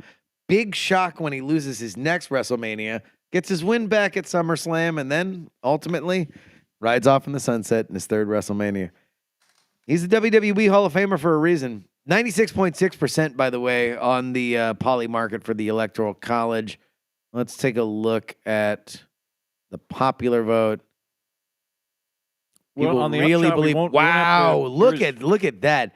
That was a Kamala Harris 72% until everybody ran for the hills. Now it's Donald Trump 91. Pretty wild. I wish we wouldn't spend 2 years in this country guessing what these results are and instead actually look at past presidencies, voting records. Like, there's different ways to do elections than just like, this is who we think is going to win, and do that for 2 fucking years. I know you'd be out of business. I love you. This is but- what I do. I know. This but is what do you think my product is? I think you have a shitty product. I'm doing the thing you say you wish we did. No, I'm not. No, that's not. No, what I'm saying is I wish we talked about policy. Like, so much of the punditry for the last 2 years has been reporting on the horse race. Yeah, but And what this the okay. polls are. This is a core No, but- identity issue between you and Justin. Justin is 100%. about the politics. You're about the governance. No. That is what you believe it is. What I have always talked about is the fundamentals. That is the one thing that I always bring to the show. That is the one thing it's the reason why I have always said, no matter what people have thought about Donald Trump, no matter what the issue is that people are like, oh my God, but Donald Trump's disqualified. I can't believe, but he did it January 6th. 60-30, right track, wrong track. There's a reason why Afghanistan mattered. Afghanistan mattered because Joe Biden's approval rating went underwater when his competency was no longer there, when the concept of him being the steady hand on the wheel was no longer there. Like, these are things that do add up. If you pay attention, they are clear. Well, and you cover this differently than like the broad comments that I'm making. I'm talking about the punditry. We see these roundtable discussions. They're analyzing polls. It goes on for years. It's just a lot of wasted time. Like, you do connect this stuff to policy. I'm not saying that like your show, like that was a joke. But in general, we did not spend the last 2 years talking about what Trump did as president. We talked a lot about polls. You turn on the news and it was all about polls. And then when you actually have the one poll that matters, election day, all of those polls that we were talking about either said it was 50-50 and couldn't tell us anything, so why are we even discussing them, or they were wrong. And so it's like, why waste our time? How about we just not talk about polls anymore, and then we just do that on election day, and in the run-up to election, we talk about their voting records. We talk about what they did the last time when they were president. We talk about their communities. We talk about actual governing and trying to understand who they're going to be, as opposed to guessing. Like, so much of our news is predicting the future. And that's not news. News is supposed to be, this is what happened. It's supposed to be in the past.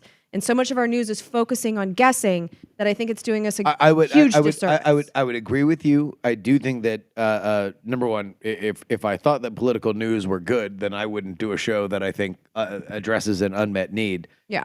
I will say that part of this is on the campaigns. If you are covering a campaign, you are covering the ideas that are brought up by the campaign. And I do think that Trump is a braggadocious candidate, and the Democrats have never been able to adjust to it. They've never been able to say, yeah, he says this, but look what he did. Exactly. Without saying, also he's Hitler.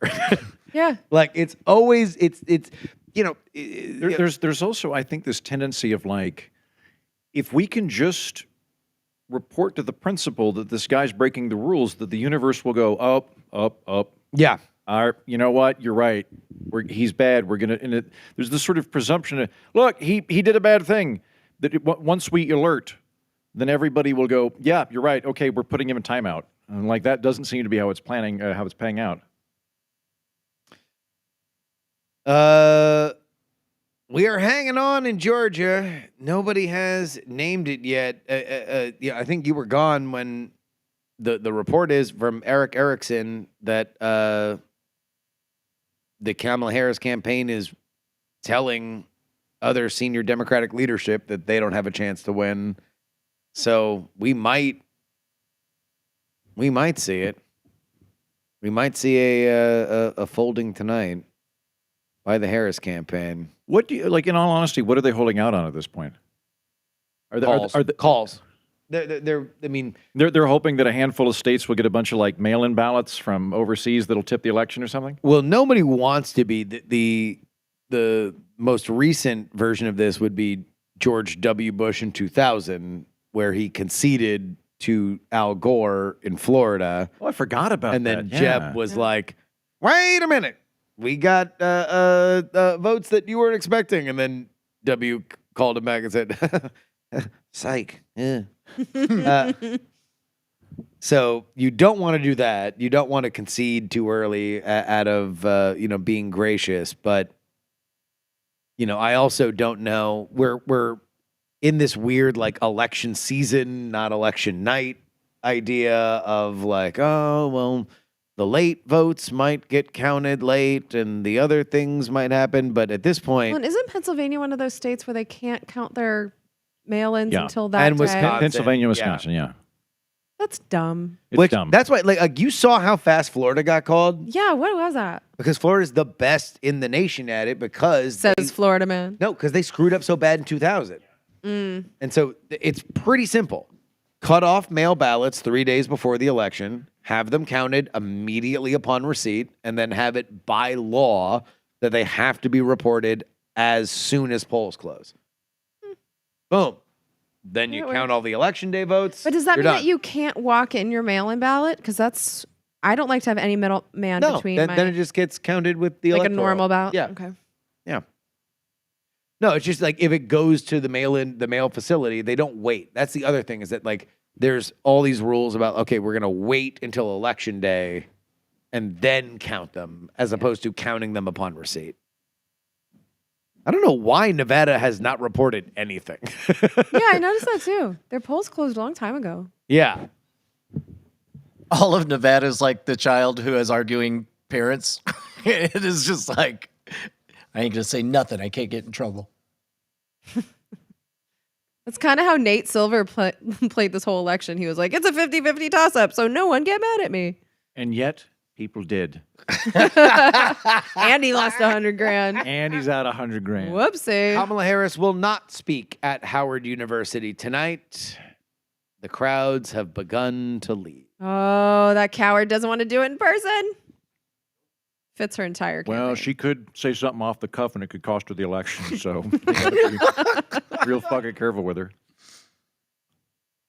Such a shame. I'm telling you guys, she was great in the hearing. She's She's not a stupid person. She did great for a shitty candidate. For being a bad candidate, she did good. I just mean like as a person. I think America could have liked her had she shown up. It's a shame.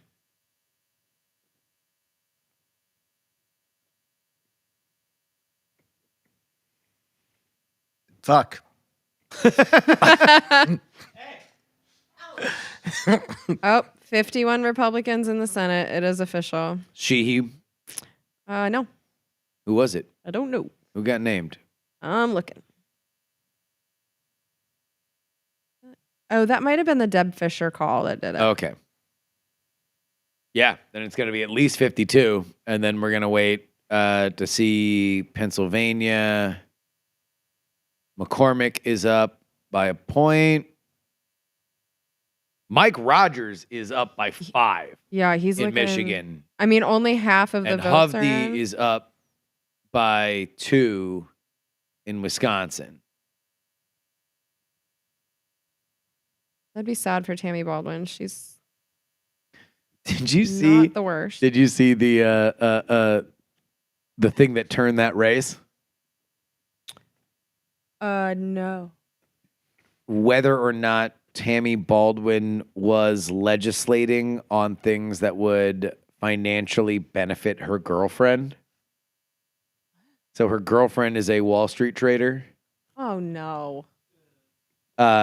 And so then Tammy Baldwin came back and was like, oh, this is like an anti-gay thing because you keep saying like, you know, her girlfriend or whatever. So you're just like bringing up that I'm a lesbian. It's like, well, yeah, well, I mean, you are a lesbian and your girlfriend is a Wall Bothered Street more trader. by the corruption than I Yeah. am by the lesbian bit. Exactly. And it's like, are we calling Nancy Pelosi a lesbian when we I accuse her for husband one- of doing the same thing? I, for one, want more lesbians and less corruption in Congress. I would like that. This is going to be a big swing. Like this is the Republicans really executing on this map. This If is the red wave. if they sweep the blue wall in terms of those Senate seats, I don't think that Republicans have won statewide in Michigan for the Senate since the 90s. It's been a minute in Michigan. Turns out the ICP weren't good at backing a presidential candidate. ICP? Insane Clown ICP, Posse. yeah. What's the ICP? Insane Clown Posse. Okay. All right. Yeah. Juggalos. Gathering of the Did they Juggalos. endorse Kamala? They did. Okay. Violent J did. I don't know about Shaggy Too Dope. Shaggy Too Dope, I don't know, but Violent J endorsed Kamala Harris. Is Shaggy not allowed to talk?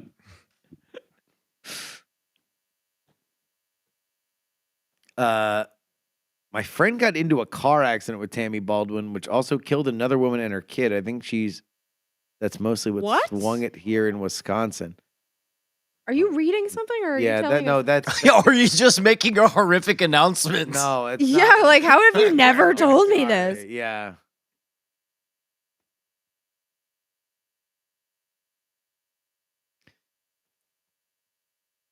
Yeah, I mean, I don't know what the call here is, gang, because I think we all know what's good. Probably Trump. I'd say Trump. Well, I think we all know what's happening, but it's like what do we? Do we go night night? Is that the Yeah. question? Do we shut it down? Do we do a little grand finale? What you want to take us out? You want to sing some karaoke? Well, I mean, yeah, we can save that for the big finish. I was gonna do it in the middle of the show, but we can do it for the big finish here. But I also don't want to do a big finish if there's gonna be some calls here. What's going on at the Trump camp? Like, are they still at the party? Oh, Mar-a-Lago is, I'm sure, swinging from the GD rafters. But you know what I'm saying? Like, if they're still there and they're expecting this to be called tonight, then maybe we expect it. I think he might come out and speak tonight. I mean, I'm certain he will proclaim speaks. victory. Yeah.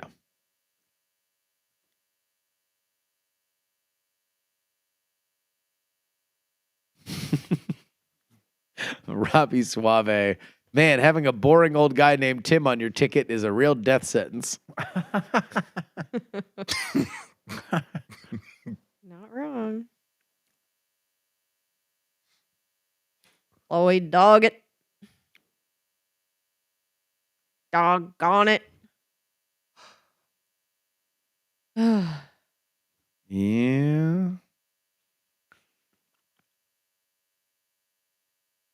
The New York Times needle is now 92% for Donald Trump to become the 4,547th president of America. What? 45, 47. Yeah. He's another Grover Cleveland. I've been saying that. Yep. Just another silver bug. Yes, I said it. He's a silver bug. Maurer's column today was really funny. On I've not read it. I've not read it. It was because he'll do those things where he'll like write it as another person. Yeah, yeah. It was like written as Grover Cleveland, and it was like, "Hey, Trump winning's gonna fuck my whole thing up." Oh. Oh man. The night the joy died. I mean, the joy thing was ridiculous. Michael Malice. You have to admit it'd be super funny if Trump got taken out by myocarditis now. What's myocarditis? The heart thing that happens when you get the vaccine.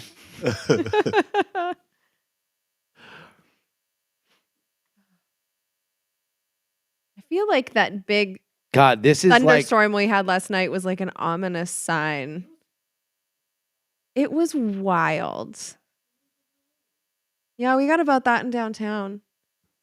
We had one thunderbolt that was so long or so loud that it made all of us like jump out. It was insane. It was like our building got hit. And then my dog, she's this little, you guys have seen her, but she's this 8-pound little fluff. And she freaked out. And what she does when she freaks out is she wants to be like on my face. And so I was up for like 3 hours last night because I just had this little animal that like my face was her comfort zone.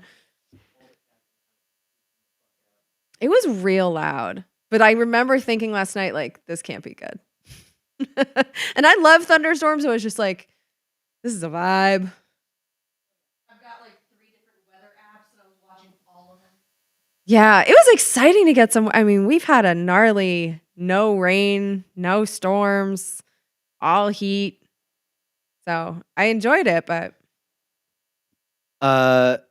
Nick Field on Twitter saying that Bob Casey is trailing by 70,000 votes, but the outstanding votes are in Philly.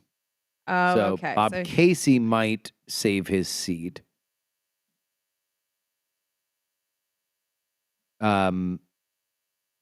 For the record, this in is from- Iowa, where Ann Seltzer's poll set the world on fire on Saturday, saying that Kamala Harris is winning by 3 points in Iowa, Donald Trump wins by 12 points, 2 points more than he did 4 years ago.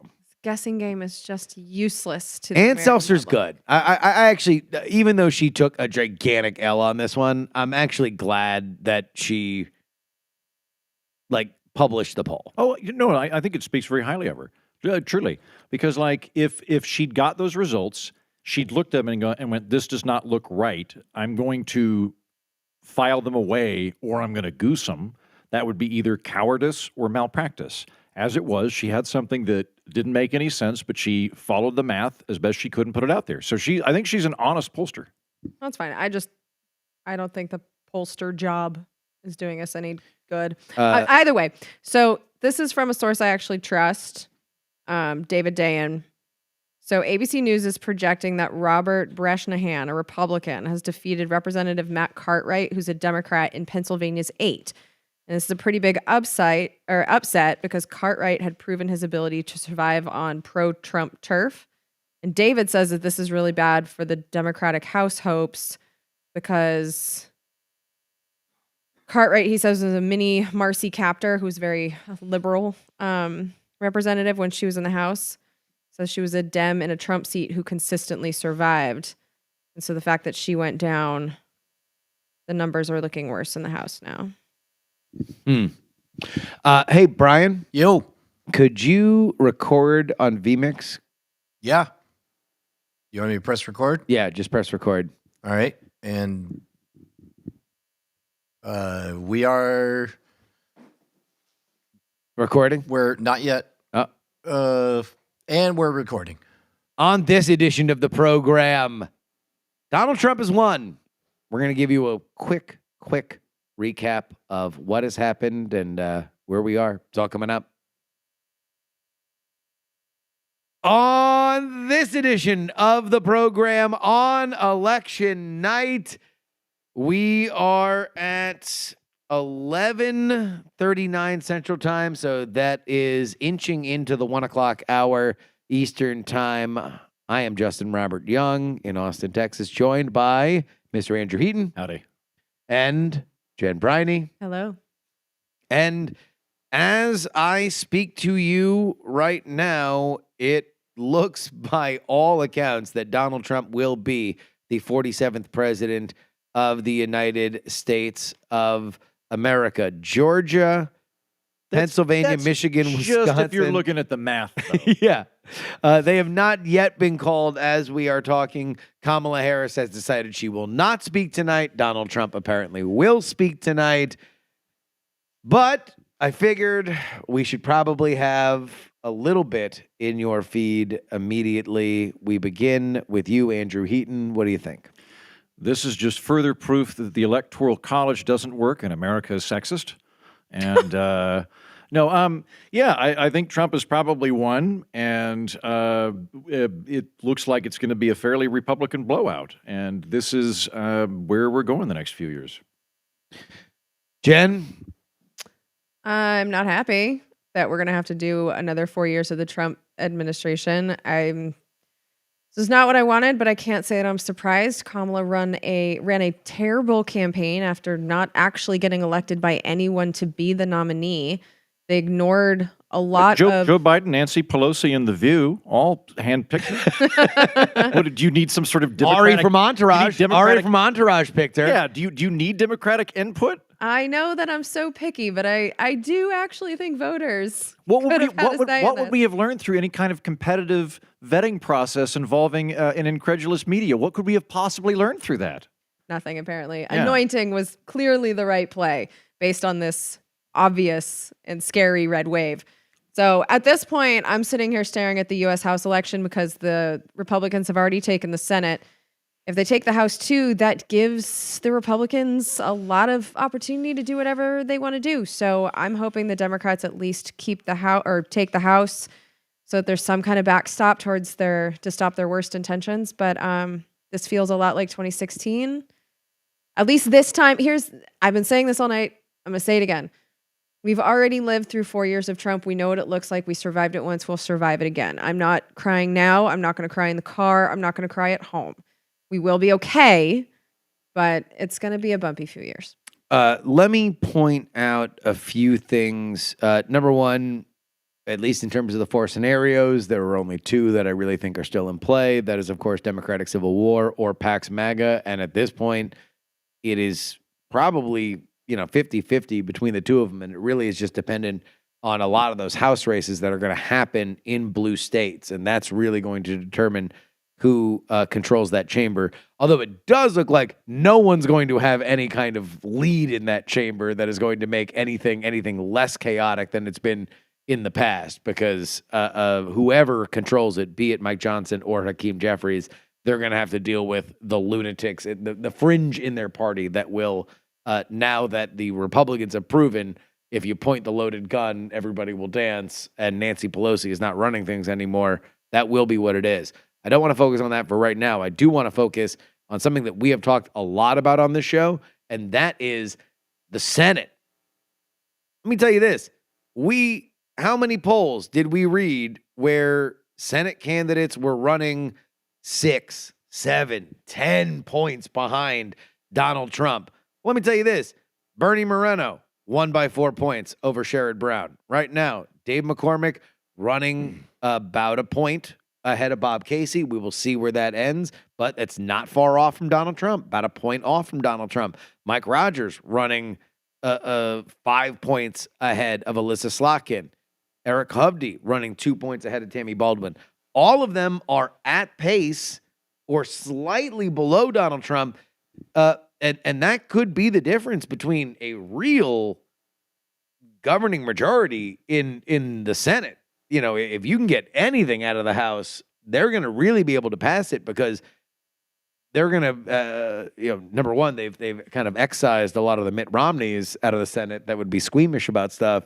But also now, even if Mitt Romney was still there, they'd be able to let him, play Parcheesi and have the margin to do whatever they wanted to pass stuff. And that's before we get to Tim Sheehy, who is running 20 points ahead of John Tester. A reminder that there were articles that were coming out not but a scant 5 days ago talking about how John Tester believed he had hit his floor and was possibly going to make this a race. Not a chance.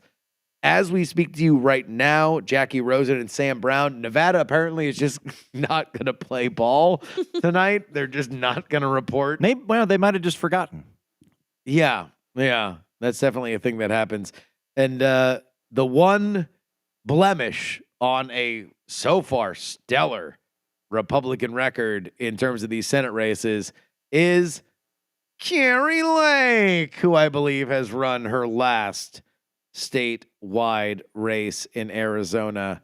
Although, as far as she's concerned, she still has another 2 years in her term as governor, because she never conceded that race. Let's get back into the existential here with Donald Trump. We obviously have a lot to pick through. I said that Donald Trump was unquestionably the defining figure of the last decade of politics. I don't think that there's going to be any question that that is the case. Now everything has wrapped around him, and now this looks like it will be his last successful race for president. Talk to me about Donald Trump. This feels to me a lot like 2016 in that in the build up to, I think it was less confident than 2016. I mean, 2016, people were like getting house mortgages based on their presumption that they would be the Secretary of the Interior for the Clinton administration. Like there was that level of confidence that was going into it. It didn't happen. There was incredible shock, incredible negative feelings for the Clinton side of it in 2016. So it feels a bit like that to me, but not as bad. Certainly in the existential, I was really, really freaked out in 2016. I was not in favor. I'm still not a Trump guy, but in 2016 in particular, I was very, very, very worried about it. I feel much better than I did on election night 2016 because at the time I viewed Trump as this sort of unknown, crazy, existential wrecking ball. And while I still don't like President Trump and I wasn't rooting for him, I am not fearful of him the way that I was back then. I have softened on my end in terms of the danger that I think he presents. And I realize I might be on the outs on that, but I'm feeling better than I did. Jen, I'm going to get to you in a second, but I want to ask you this, Heaton, because it's at the top of my mind. The Libertarian Party did something that I said was the biggest act of political cuckoldry I had ever seen by having Donald Trump speak at their conference. There was a very obvious calculation that was made by the Libertarian Party to say, we do not want to be a spoiler candidate. We want to mortgage our access to the electorate in exchange for something. If these results hold and Donald Trump is the president, then that means he has a promise to keep to the Libertarian Party, which is to free Ross Ulbricht on day one and to appoint a libertarian into his cabinet. You spend a lot of time in libertarian circles. Is this a win? They're going to interpret it that way. I think they're going to need to wait and see if that actually happens. I would say, they make sure the check clears. The logic that Libertarian Party's leadership has is, I am Andrew Heaton. I'm an independent. I'm not a member of the party, but I'm going to put on my Libertarian hat and speak as a Libertarian Party member where I won. We're official right now. The attitude was we keep trotting out ceremonial ideologues to say the thing and then go back into hiding like cicadas for 4 years. And it does nothing. It is completely honorific, ceremonial. There's no accomplishment to it. Instead, what we will do is we will leverage we will leverage what tiny amount of power we have to push one of the two political parties in the direction that we want. That was the reasoning there. I think it is a pragmatic perspective. I would remind everybody that Trump has a pretty bad record in terms of keeping agreements with the people that he's made agreements with, both in the business world and the political world. So I wouldn't hold my breath that those promises are held out, but that was the agreement that he made with them, insofar as I know, that there would be a libertarian in the cabinet and that Ross Ulbricht would be freed. I think the deeper thing that they have is everyone I've spoken to that has had much interaction with Donald Trump will, putting this artfully, say that he is a tactical thinker and not a strategic thinker. He is not an ideologue that has an ideological core. And so they want to make sure that they are in the room in terms of trying to nudge where he's going. If he is indeed up for grabs for the J.D. Vance wing or other wings, they want to make sure that there's a libertarian in the room trying to steer him that direction as opposed to like nationalist, nativist perspectives. I will say that the biggest thing that changes from a meta perspective, because every presidential campaign will be copying from every other successful presidential campaign, is that the orthodoxy was, when it came to third parties, kill them. Like, spread rumor and disease amongst their people, demoralize them and ruin them. And you saw that the Democrats put one of their best operatives, Liz Smith, who ran Pete Buttigieg's campaign. Her job this cycle, kill third parties. Kill RFK Jr., kill Jill Stein, anything that you can do. Cornel West mania, put a stop to it. Eradicate them, right? Salt the earth. Trump's version was, what can I do for you to endorse me? Which is historically and it looks like he won. Better. And that's I think that is going to change.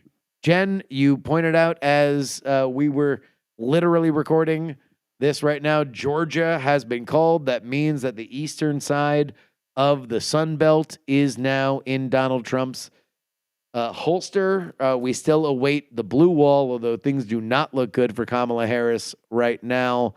Give me your thoughts beyond the fear or existential thoughts about the next 4 years. just Trump is a historical figure over the last 10. What do you mean? What's the question?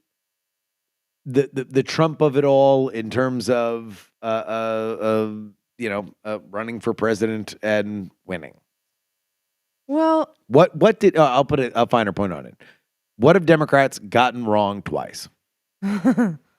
so much. I think one of the biggest problems with what the Democrats did is that they took their own voters for granted. And instead of appealing to the people in their party, they decided twice in 2016 and now in 2024 to try and court Republicans and just assumed that people in their party were going to vote blue no matter who. And that just wasn't the case. And we've kind of been making fun of it here all night, but it really is true that a lot of us were disgusted with the way that Kamala's been running around the country with Liz Cheney as if that's something to brag about.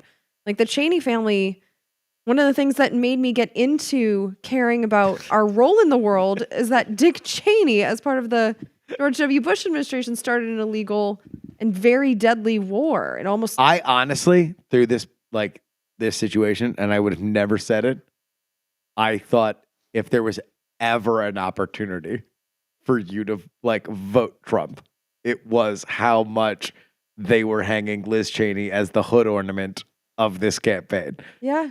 And people that I know that in 2016 I saw eye to eye with voted for Trump. And I think they had a lot of different reasons for doing it. But I think the Democrats didn't give people things to vote for. They ran against Trump and just I didn't know what they were promising us. They didn't really promise us anything. Oh, I have something What? that is done forever, hopefully. Roe is on the ballot. Yeah. We're done with Roe is on the ballot, and I think it's good. This is something that I have not talked about a lot, but my wife was pregnant in a red state with 0 abortion, and a lot of the stories that you have heard that have come out, ProPublica has reported a lot of them.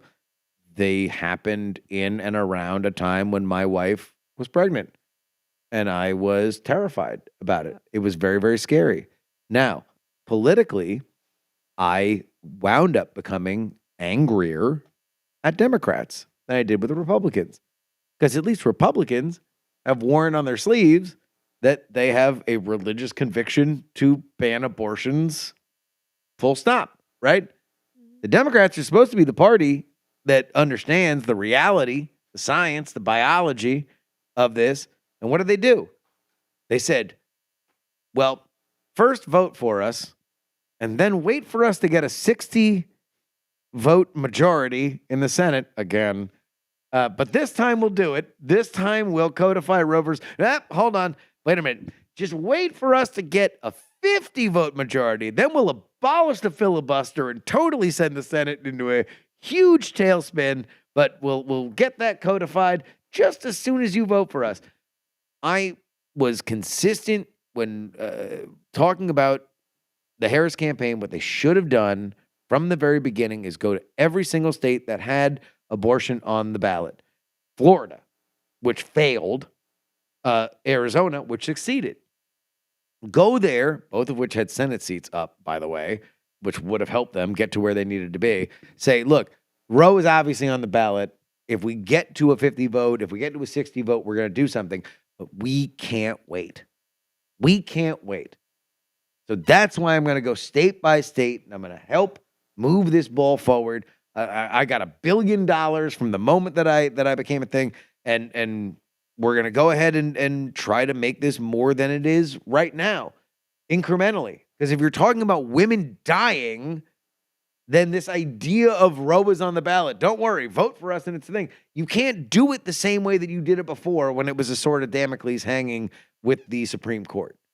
And look, I know that there's a lot of people that are really upset with this result, but good God, am I so pumped that the concept of Roe is on the ballot is just going to be gone forever. Can I Think ask, about this in a realistic way. are you that confident about that? The reason I ask this is we just saw a series of incredible fumbles from the Democratic Party this election cycle. Oh yeah. So the fact that it is self-evident to you that that is not a winning strategy does not mean to me that the Democrats would not hang on to it as a kind of like religious emblem of vote for us, and eventually, after the eschaton has descended, we will bring back Roe versus Wade through legislative. Here's why I don't think that will be the case, although I don't put it past the Democrats, or at least elements of the Democratic Party, to just have zero creativity or connection to their actual voters, is that I do believe we're going to see a revolution within the Democratic Party, the same style of revolution that happened with Donald Trump in 2016 in the Republican Party. The Democrats have staved it off, sometimes by hook and by crook, since then. Bernie pushed it really, really hard in that same cycle. They shut him down. There was a big push in 2020 by Bernie again. They shut that one down.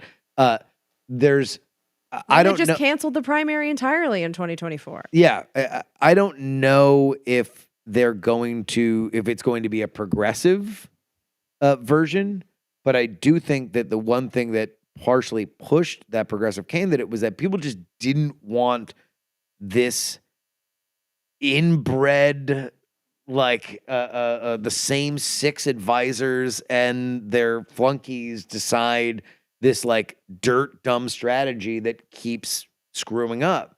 Like, I do think that there is going to be a big push from the Democrats to say, what can we learn?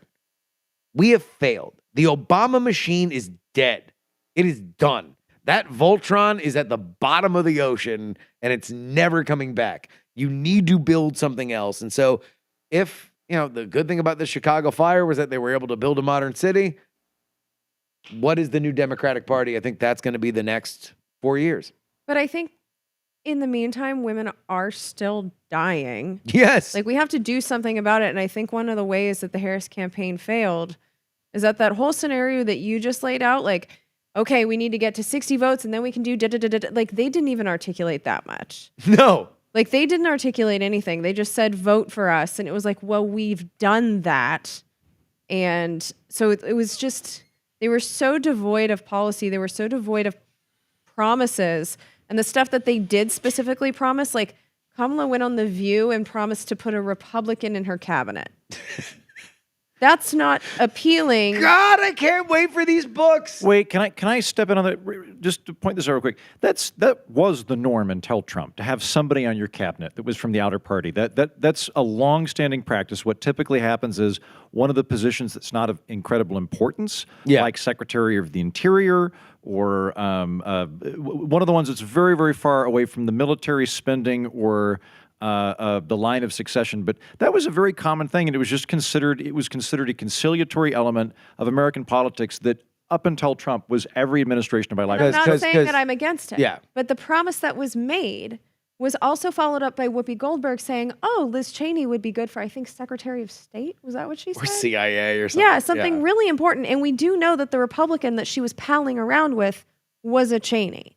So it was like that was probably I agree. It was probably going to be Liz Cheney. No, I think it would have been the rumor that I heard was it was Adam Kinzinger for veterans, the Veterans Administration. So it would be similar to what you're talking about, where it's like outer ring. Agricultural, interior, or veterans is usually. Once again, that was not said. That was a rumor. Now, if you said Adam Kinzinger for veterans, I would be like, okay, I actually like that guy. That would be one thing. But they left it all very fuzzy and we weren't sure. But like the main point that I'm making is that through the whole campaign, Kamala decided to appeal to Republicans. She was trying to peel off Republicans instead of appealing to her base. Like, they did not allow anyone of a Palestinian descent from within their party to speak at the DNC. That was a very big deal. And then they didn't talk about healthcare. They didn't talk about so many of the things that would drive people in the Democratic Party to the polls. It was basically, we have a gun to your head, so you're either voting for us or you're going to help Trump. And you know what? A lot of people didn't like being treated like hostages. Georgia has been called Oh wait, no, we already mentioned that. Okay. I think people are just tired of being taken for granted. I think 100%. Did you ever see the movie Multiplicity? Yeah, I love that movie. You know when the really dumb Michael Keaton shows up because he's My a favorite copy one. of a copy of a copy? Yeah. That's the Kamala Harris campaign. Yeah. It starts with the Obama campaign. Mm-hmm. And then the second Obama campaign was like not as good. I mean, it was fine, you know, but it struggled a little bit with Mitt Romney. So it's like the first one would have run through Mitt Romney. And then it's Biden. It's like, wow, all right, well, this is super weird. Like, and now we got here. You just skipped right over Hillary. Like that whole disaster. Yeah, well, because that one, yeah, that was. I feel like that's like kind of like the Latter-day Saints version of the Obama machine, because the Clinton machine was its own machine before. Yeah. But that was also another anointing. That was a chimera. But that was like the first anointing. That was the first time that I felt like the Democratic Party put their fingers on the scales and said, yeah, I know a lot of you are voting for Bernie. We're not going to let it happen. They did it again in 2020. And then this time, we didn't even get a say. So I think like that progression too of just like you're getting less and less Democratic, like the voters in this one did not matter. Also, it was like, I was certainly very, very out there about like, hey, if you're going to have a blitz primary, it's going to be ugly. You're going to spend a lot of money and you're going to spread a lot of dirt on people that you believe are like the future of your party.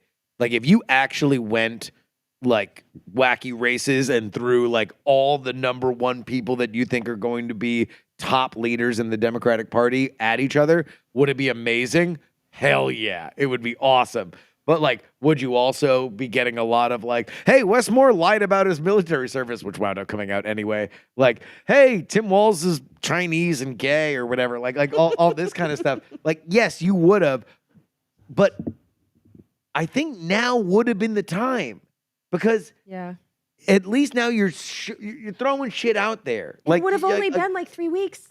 How much damage can you do in 3 weeks? But then again, or just also an awesome brokered convention. Well, I guess you have to build up to it. Yeah, you're right. Yeah. But also, that's the thing. It's like, but this is the thing that the Democrats hate. They hate uncontrol. Yeah. Like when we watched from the C-SPAN suite at the DNC, where the one protest that got their stuff through, they unfold their like no bombs for Israel thing. Not only do they were on that quicker than the CIA was on that shooter. Yes, they were really on top of that. No, they not only did they have coordinated chants to make sure that any chant like didn't get through to the mics, they cut the lights and ripped everybody out there. And it's like, okay, so you guys have spent way more time thinking about how to quell the slightest disturbance than saying like, you know, and this is where the Trump, if we're going to take like the Trump playbook, Trump would say, if Trump were just running the Democratic Party, yeah, 9 popular Democrats, make them all fight for delegates. It's going to be wall to wall. It's going to be all anyone is ever thinking. It will block out the sun when it comes to the world, like in terms of world politics. You will own the moment, and the person who comes out of it, yeah, they might be scraped and bruised, but you want to know what? They're all going to have learned good lessons about how things go, and they're going to be fine. No one's going to hate them afterward, unless there's some really deep, dark secrets. And guess what? If you unearth some deep, dark secrets in these people, good. Better now than later. Well, what doesn't kill you makes you stronger. Yes. It would have been the stronger candidate. And that is something that the Democrats are not. Well, they've changed their succession model. So like pre-Trump, the old model was the Republicans were very orderly in their line of succession, where whoever was the runner-up in the previous primary became the front runner this time. McCain loses to George Bush. He becomes the front runner next time. The guy that lost to McCain was Mitt Romney. Yeah. He becomes the front runner after that. The Republicans had this orderly chronological system that they were doing. The Democrats loved the shot out of the dark. They loved the person that breaks the model where everybody goes, this time it's different. Oh my God, the wheel is broken. History's going to change. And then that model inverted. And now it's the orderly model. of nope. This is who we've decided on. This is they've paid their dues. They've done their thing. We're going to go with them. Okay. But now, Will they Obama's learn their lesson? well. Here's the only thing that really matters is that like there was nobody that could overtake the Obama machine before. If Obama didn't want you there, Obama could keep you. I don't think he's got that stroke now. Like, Obama sold out Joe twice, and he failed twice. And he picked Kamala. Kamala sucked. And he went out there and put his elbow, he put elbow grease behind it. He went out and campaigned for her. So did Michelle. Right? And guess what? Didn't mean jack. Was Obama not holding back? Because as I recall, in terms of the order of people endorsing Kamala, Nancy Pelosi came out pretty early. Barack Obama hung back a couple of days to the point where I thought that was just call sheet. It was just optics. That was call sheet. Okay. Yeah. They were going to campaign for them. That was going to happen. Whoever the Democratic frontrunner was going to get campaigning from them. But he was one of the primary decision makers on that. By all imagination, of course. We'll find out in the books. We will. But yeah, I think I hope Kamala hires the same fading. ghostwriter Hillary Clinton did to write a book on what happened.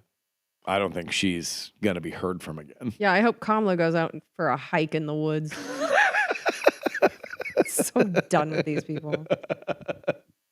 To lose to Trump, like, you have to feel really bad about yourself. And get thumped. Well, this Get does, by thumped the way, by Trump. Like stuff that I overheard in Washington in the short amount of time that I've only been in Washington. I don't think I've even been there a fortnight. And Donald Trump is over 50% in the blue wall.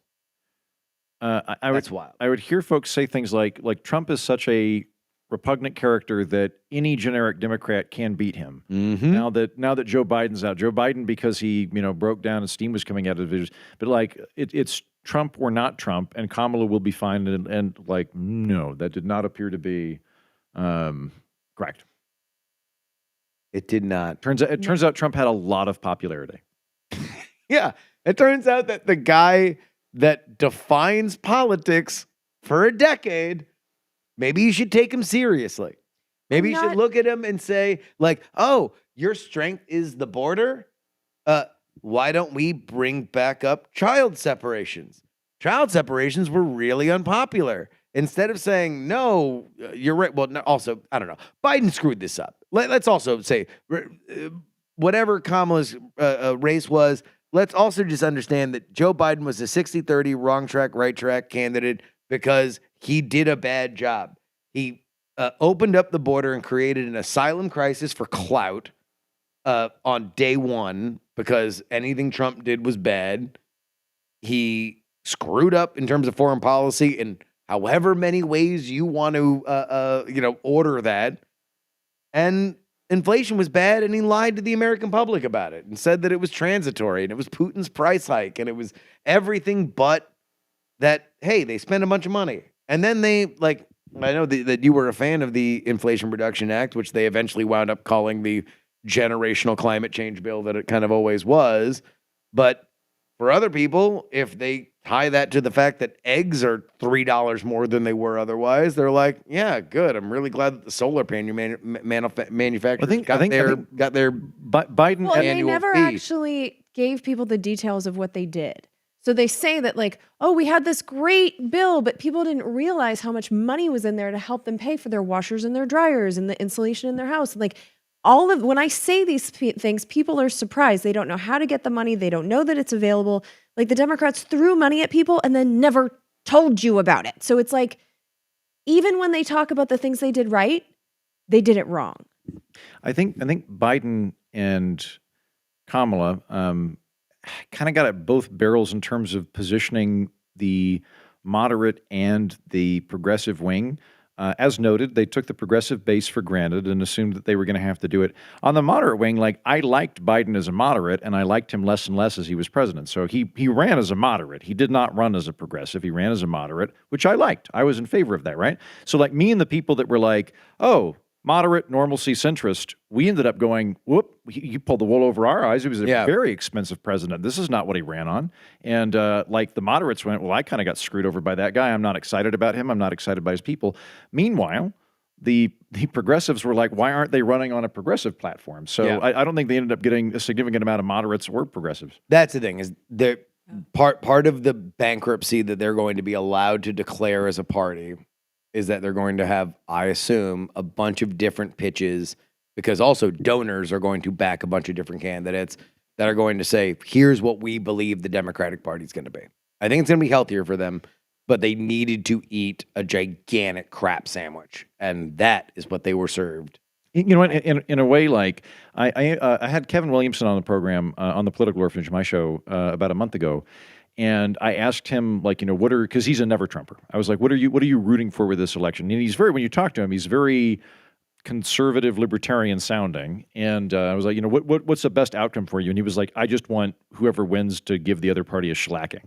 And he doesn't like the Republicans or the Democrats, but he was like, look, if this is a tight election and it's really close to call, one could be litigated and horrible and all sorts of awful things could happen. But then beyond that, neither team will actually learn any lesson. I think you saw this in 2018, where there really weren't huge gains on either side. Both team could kind of go, you won some, you lost some, and so there wasn't any recalibration. The Democrats, based on the data we're seeing, are probably going to get a shellacking, and will have to think about it and have to kind of sober up and reassess and course correct based on the data that they're getting. All right, final thoughts. We're in for a bumpy ride. Yeah. My final thought is I was correct. Correct. Every inch of this election, I got it. I got it all right. And many of you doubted me. Oh, this is what I always say. It's the best part about making predictions on the internet, is that either you get to dunk on me or you just slink into the darkness. And just know that I know all of you. I can hear your footsteps. You doubted me, and I was absolutely correct. But we have much more to go over, not only the final data on this election, but also everything else that's going to go along with it. Guys, we are going to be chewing through this one for 6 months. I'll be back later this week. I don't know whether or not it's going to be Friday. I'll probably do a Thursday thing and then a Friday thing, but I did want to get this out for you guys. Thank you to everybody who has supported this show. We will get to all the honorariums afterward, but that's it for tonight. Good night, everybody. Donald Trump is the 47th president of the United States. The Republicans have taken the Senate, and the House is still up for grabs. We'll talk to you Thursday. Until next time, this is your old pal, Justin Robert Young, reminding you that some shows talk about politics, others talk about politics, and still more discuss politics. But this is the only show that dares discuss all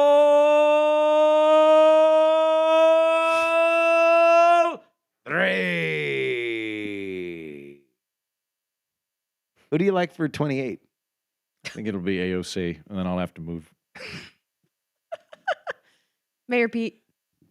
I prefer Mayor Pete over AOC, yes. Cut it!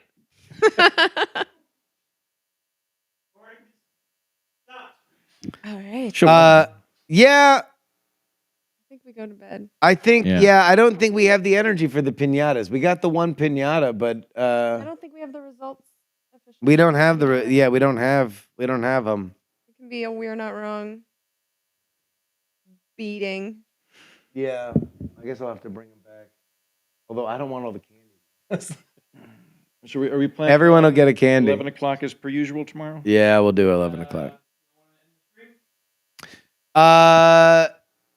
Yeah. You want to know what? Guys, that'll be it for us tonight. Thank you to everybody who has joined us. We're at where we're at. I don't think that much is going to change. We will, I'm trying to see if there's any final things here with the Senate at the very least.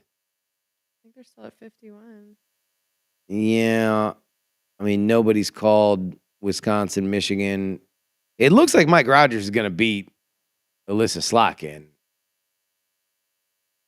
Jackie Rosen is up over Sam Brown in Nevada. And Karen Lake is getting her ass kicked. So Nevada has started reporting. Okay, that's it. Guys, we did it. 4 years. 4 years. And now it all begins again. I'm so excited. What do you think? What do you think? What do you, Virginia governor's race? Huh? New York City mayor? Can I interest you in a little New York City mayor? I can't take it anymore. Eric Adams? Again, Eric I have Adams? to date foreigners now. The only good news is that the election is over. God, I can't. Bye, everybody.